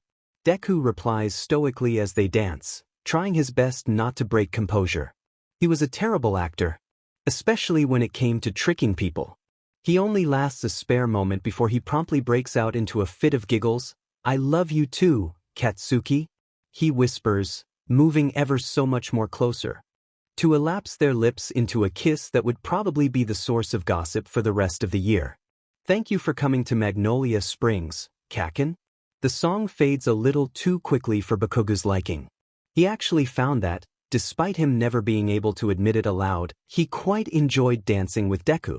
Sorry, Principal, you know I had to do it to M. Izumi's voice is on the microphone now, his monotone droning a complete 180 on the principal's forced hipness. Izuku looks over at the DJ booth and sees Izumi lightly shoving his principal out of the way. His absurd fake mustache was gone, but the rest of his costume was entirely intact. They make eye contact across the room and Izumi nods his head. This one goes out to my dads. Please don't ground me or I'll steal both of your Yu-Gi-Oh box sets. Dads. Plural. Something about that has Bakugou's seizing up. His heart squeezes tighter and tighter until he can feel his throat growing a lump in it. Izumi presses down on the little song panel, cranking the volume all the more higher. The beginning beats of Toto's Africa start up like an old, annoying friend. Kirishima and Kaminari had taught him well. Izuku finds himself unable to be mad and begins to laugh as everyone mumbles in confusion. He turns back to Katsuki, thinking he'd be laughing as well. But to his surprise, he has an entirely different expression on his face. Kaken, are you crying? Bakugou makes a noise like he'd just been caught doing something illegal. Oh, no. Izumi just called me his dad. Why would that make me dash? His voice cracks, cry? Izuku, a warmth in his heart, wipes the trailing tear that falls from Katsuki's eye. Guess you made the Christmas card, Kaken? Maybe this whole night wasn't a throwaway after all. Perhaps, despite it not being what Katsuki wanted, it was what he needed. Izumi, despite being a little sheet, had found someone to be a little sheet with. Katsumi and Kyoko got a ton of candy. Kaminari and Kirishima were getting FANG married. Izuku got his very first prom, and Katsuki got what he'd always wanted for him and his girls. A white picket fence, children who love him, and most surprisingly, Izuku Midoriya. A ghost of the past, a gift in the present, and a most wonderful foreseeable future. Katsuki really wasn't one for weddings. The cake was always ruined by that revolting edible plastic garbage named fondant. The ceremonies had a penchant for starting and ending way too late. He had to fork out money from his own pocket and give it to someone else, and the speeches were long, drawn out, and emotional. Which brought him to exactly where he was right now. Sitting at the front table, long after the initial ceremony had faded into people's memories, with a twitch in his eye and a glass in his hand. That was another thing about weddings Bakugou disliked. Champagne tasted like butt. However, Izuku and Denki's wedding wasn't playing out quite like any other wedding Bakugou had ever experienced. For one, the violinist had been playing an acoustic version of FNG Despacito when they'd said their horribly cheesy, yet adorable, vowels, and for second, there was a make-your-own Sunday bar. So it was actually going less weird than he originally thought. But he was, however, still disgruntled. Because instead of having to sit through and listen to all the dreadful speeches that were inevitably going to be said out loud, he was going to be the a-hole actually saying it. And he was nervous as F-. Watching his two best friends now, utterly fixated on no one but each other, so grossly in love that it made the literal Sunday bar taste like a effing mud pie in sweetness comparison, it made him worry. If he F'd up his speech now, that moment would be ruined and it would be his fault. F-. The MC, a young man with a glittering personality, called upon Bakugou to say his speech with a flamboyant gesture. It was like this dude physically could not stop twinkling. F-. Izuku watches from the guest table as Katsuki stands up, a brilliant frown on his face. He looked indignant to most, but Deku could tell that he was actually screaming on the inside. Midoriya had been barred from the bedroom while he was rehearsing his lines, so he too was yet to hear it. That sentiment as a whole filled Izuku with the slightest inkling of apprehension. Nevertheless, he gives the man an encouraging nod. He could do this. He was Katsuki FING Bakugou. He could wrangle 2 6-year-olds into bed by 8 and still have time for one story each. He was a bad but beach, and nothing nor no one could tell him otherwise. Katsuki clears his throat. Blinking, he adjusts his tie with an absent-minded nervousness before taking a breath and speaking. You know, I always thought love at first sight was kind of bullshit. Izuku puts his head in his hands. Bakugou, however, does not notice neither slash nor care about the audience's reaction to that because, again, nervous or not, he was Katsuki Bakugou. It's corny and cliché and honestly kind of superficial. It's the kind of fuckery you always see in romantic movies, the ones that we all say are dumb but watch anyway. He speaks, feeling his mind jumble up his prepared speech. His tongue is practically tying itself in knots at this point. I don't think love should be portrayed that way. I think it should be love at first laugh, love at first joke, love at first argument. I don't know if — He can only hope there aren't any children in the audience that aren't accustomed to cursing at this point. Izuku and Denki, it felt weird saying their actual names, I believe, fell in love at first dance. Bakugou watches from the corner of his eye as Denki's expression warm with reminiscence. I remember that, when we were sophomores in high school, we'd gotten drunk at Kaminari's house and we'd started playing some dumb old music. It was so late in the night that everything had begun to get a bit fuzzy and I was starting to fall asleep on his Yu-Gi-Oh duvet. That elicited a laugh from the audience. It made Bakugou's heart swell a little. But then this song came on and I don't know, none of us had ever even heard it before, but to them, I could tell it felt right. I remember the exact moment, when Shitty Hair had looked at Pikachu with that weird kind of spiky half smile and asked him to dance. I recall thinking that these two were the gayest beach butt nerds I would ever have the pleasure of befriending. And I was right dash, he turns completely now, to face his best friends in the world. That's right, I-holes, I knew it even before you did. I remember because I was so jealous of you too. Holding each other and dancing. I wanted a slice of that so badly. I remember in my drunken haze thinking about how one day, someday, I would find that, not knowing that it was the exact opposite. He scratches his neck and sighs, long and well-meaning. He'd rewritten and reread this last part over 36 times, and yet he still thought it didn't convey his real emotions quite well enough. What I'm meaning to say is that you don't find love, it finds you. Bakugou pauses, glancing amongst the crowd. It sneaks up on you when you least expect it, coming in droves of 2s and 3s dashed. He focuses his attention on Katsumi and Kyoko now, for once sitting still and watching intently in their adorable little dresses before glancing at Izumi, sitting prim and proper with a mildly interested look on his face. It becomes your neighbor, it creeps into your heart and teaches you. It snakes into your life and is rooted there, or it returns with time. Glancing about the room now, with the chandelier lights twinkling with an overwhelming prominence, it brings tears to Katsuki's eyes. So yeah, it isn't at first sight. Not really. Love is kissing them goodnight, love is watching the sunrise on their shoulder, love is brushing your teeth next to them and ordering pineapple on the pizza even though it's a garbage topping. He laughs a little, feeling choked as his throat grew lumps. He looks at Denki and Ijuru, thinking of absolutely everything that the pair of them had done for him, and he can't help but feel like this all was a dream. Love is looking everywhere, and it found itself between the two of you. There's some definitive finality in the click of the boot from Katsuki's car. He felt it was very much akin to an ending scene in some kind of romantic comedy film in whence the protagonists pack up and move away from the town they'd both grown out of. He still clearly remembered not that long ago, when he was doing the exact opposite of this. Begrudgingly moving every scrap of their possessions on his lonesome while Katsumi and Kyoko tried to help by latching onto his legs. They'd barely unpacked and now his work was all for naught. The wind sings through the perfectly manicured hedges all over Magnolia Springs and Katsuki dusts his hands, looking prideful. That's the last of the boxes. Turning to Izumi, he raises an eyebrow as he looked down at the objects resting on the surface. Why the F do you have so many copies of Bratz, Rock Angels? Izumi is leaning against the back wheel of Bakugou's car with the kind of nonchalance you would expect from some kind of shitty anime protagonist that said "Tisich" all the time. He treats the question like it were common sense. In case I lose one. That? Katsuki just looks even more confused. You know what, I don't have time for this. He makes a weird open cup shape with his hands and shouts, "Girls. We're leaving, come on."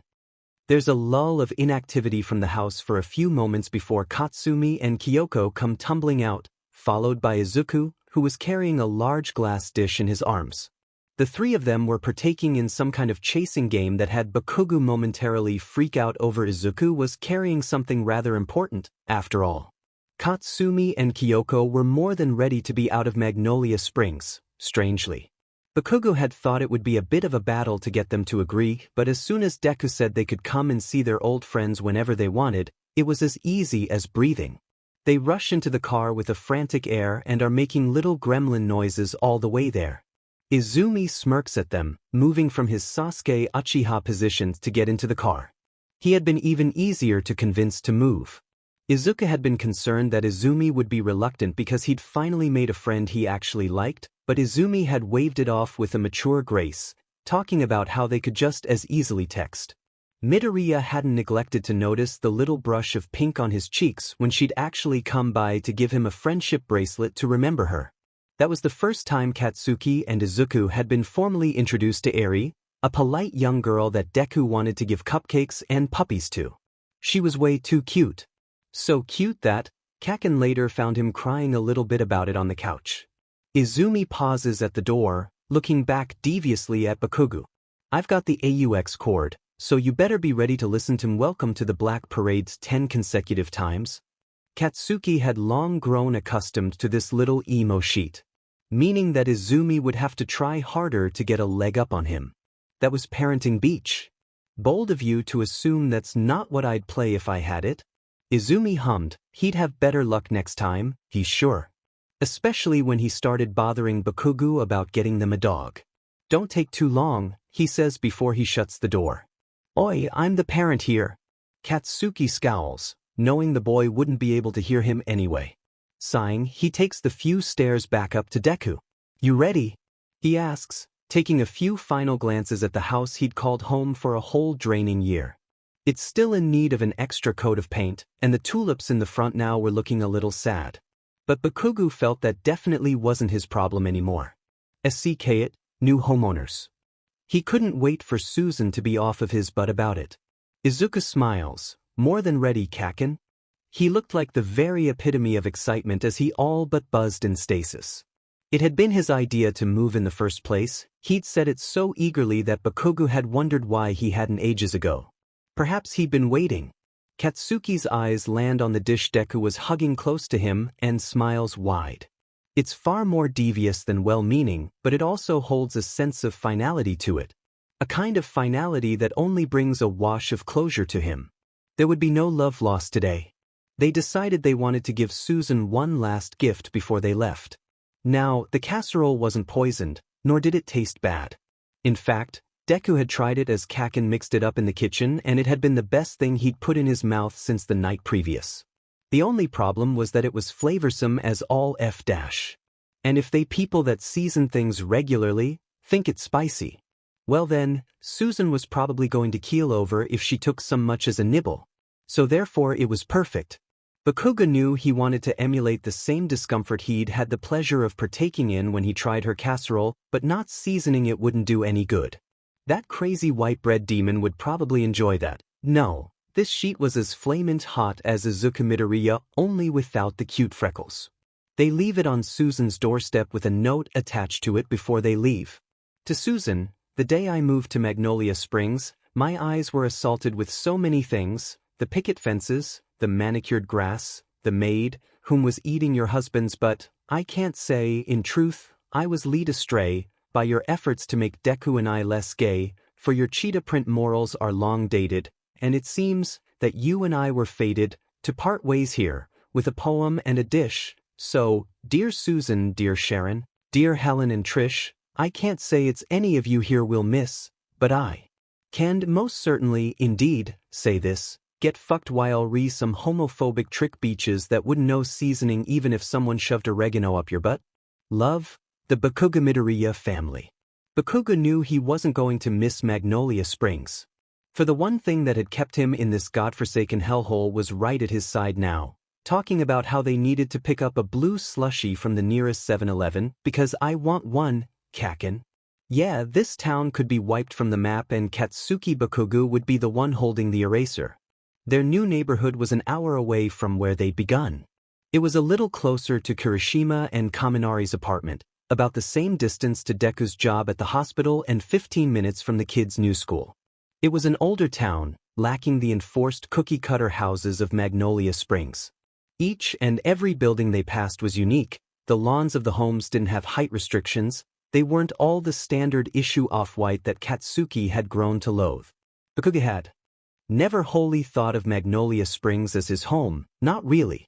He hadn't thought of anywhere as home since he'd moved out from his parents' house. But this place, he thinks he might have to make an exception. Laying their eyes on their first home together was quite interesting. Katsuki didn't really know what to expect. They'd been here before to check it out, of course, but now that they were here with everything they owned, it felt strange. The picket fence was still there, but the white had been stylishly replaced by a soft turquoise. It was lined nicely with colorful shrubs of such variety, all lacing up the pathway to a soft, yellow front door that had caught Bakugou's attention the moment he'd laid eyes on it. "What do you think, kids?" Katsuki asks, looking oddly pleased with himself. Finally, a house that hadn't been picked out for him by someone else. It felt oddly contenting knowing that he'd be staying here for some time. Perhaps he'd grown tired of moving around after all this time. Izumi nods in approval. "Is there a big yard out the back?" Izuku hums, "Sure is." Katsumi and Kyoko's eyes light up in interest at that. "Can we get a dog then, Daddy?" Bakugou sputters, his eyes glazing over slightly. His mind turns back to when Katsumi and Kyoko had been nothing but a letter in his hands and a hole in his heart. Back in his Ijuru and Denki's shared apartment that was hardly big enough for the three of them, let alone 5. It's better if they have parents that actually know what the F they're doing. You know, parents that wanted them from the start. With like, a backyard and a lovable German shepherd dog named Scruffy or some sheet, picket fence, soccer games, a happy life. Izumi nods along with them, as if he hadn't told them to say that exact thing. Magnolia Springs' code of conduct had forbidden most animals due to noise complaints and just the general health aesthetic of the neighborhood.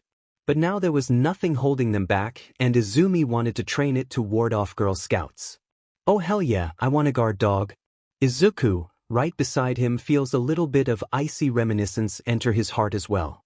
He thinks back on the time in which he and Izumi had lived in that shoebox apartment with the dripping pipes and his long hours at either work or school.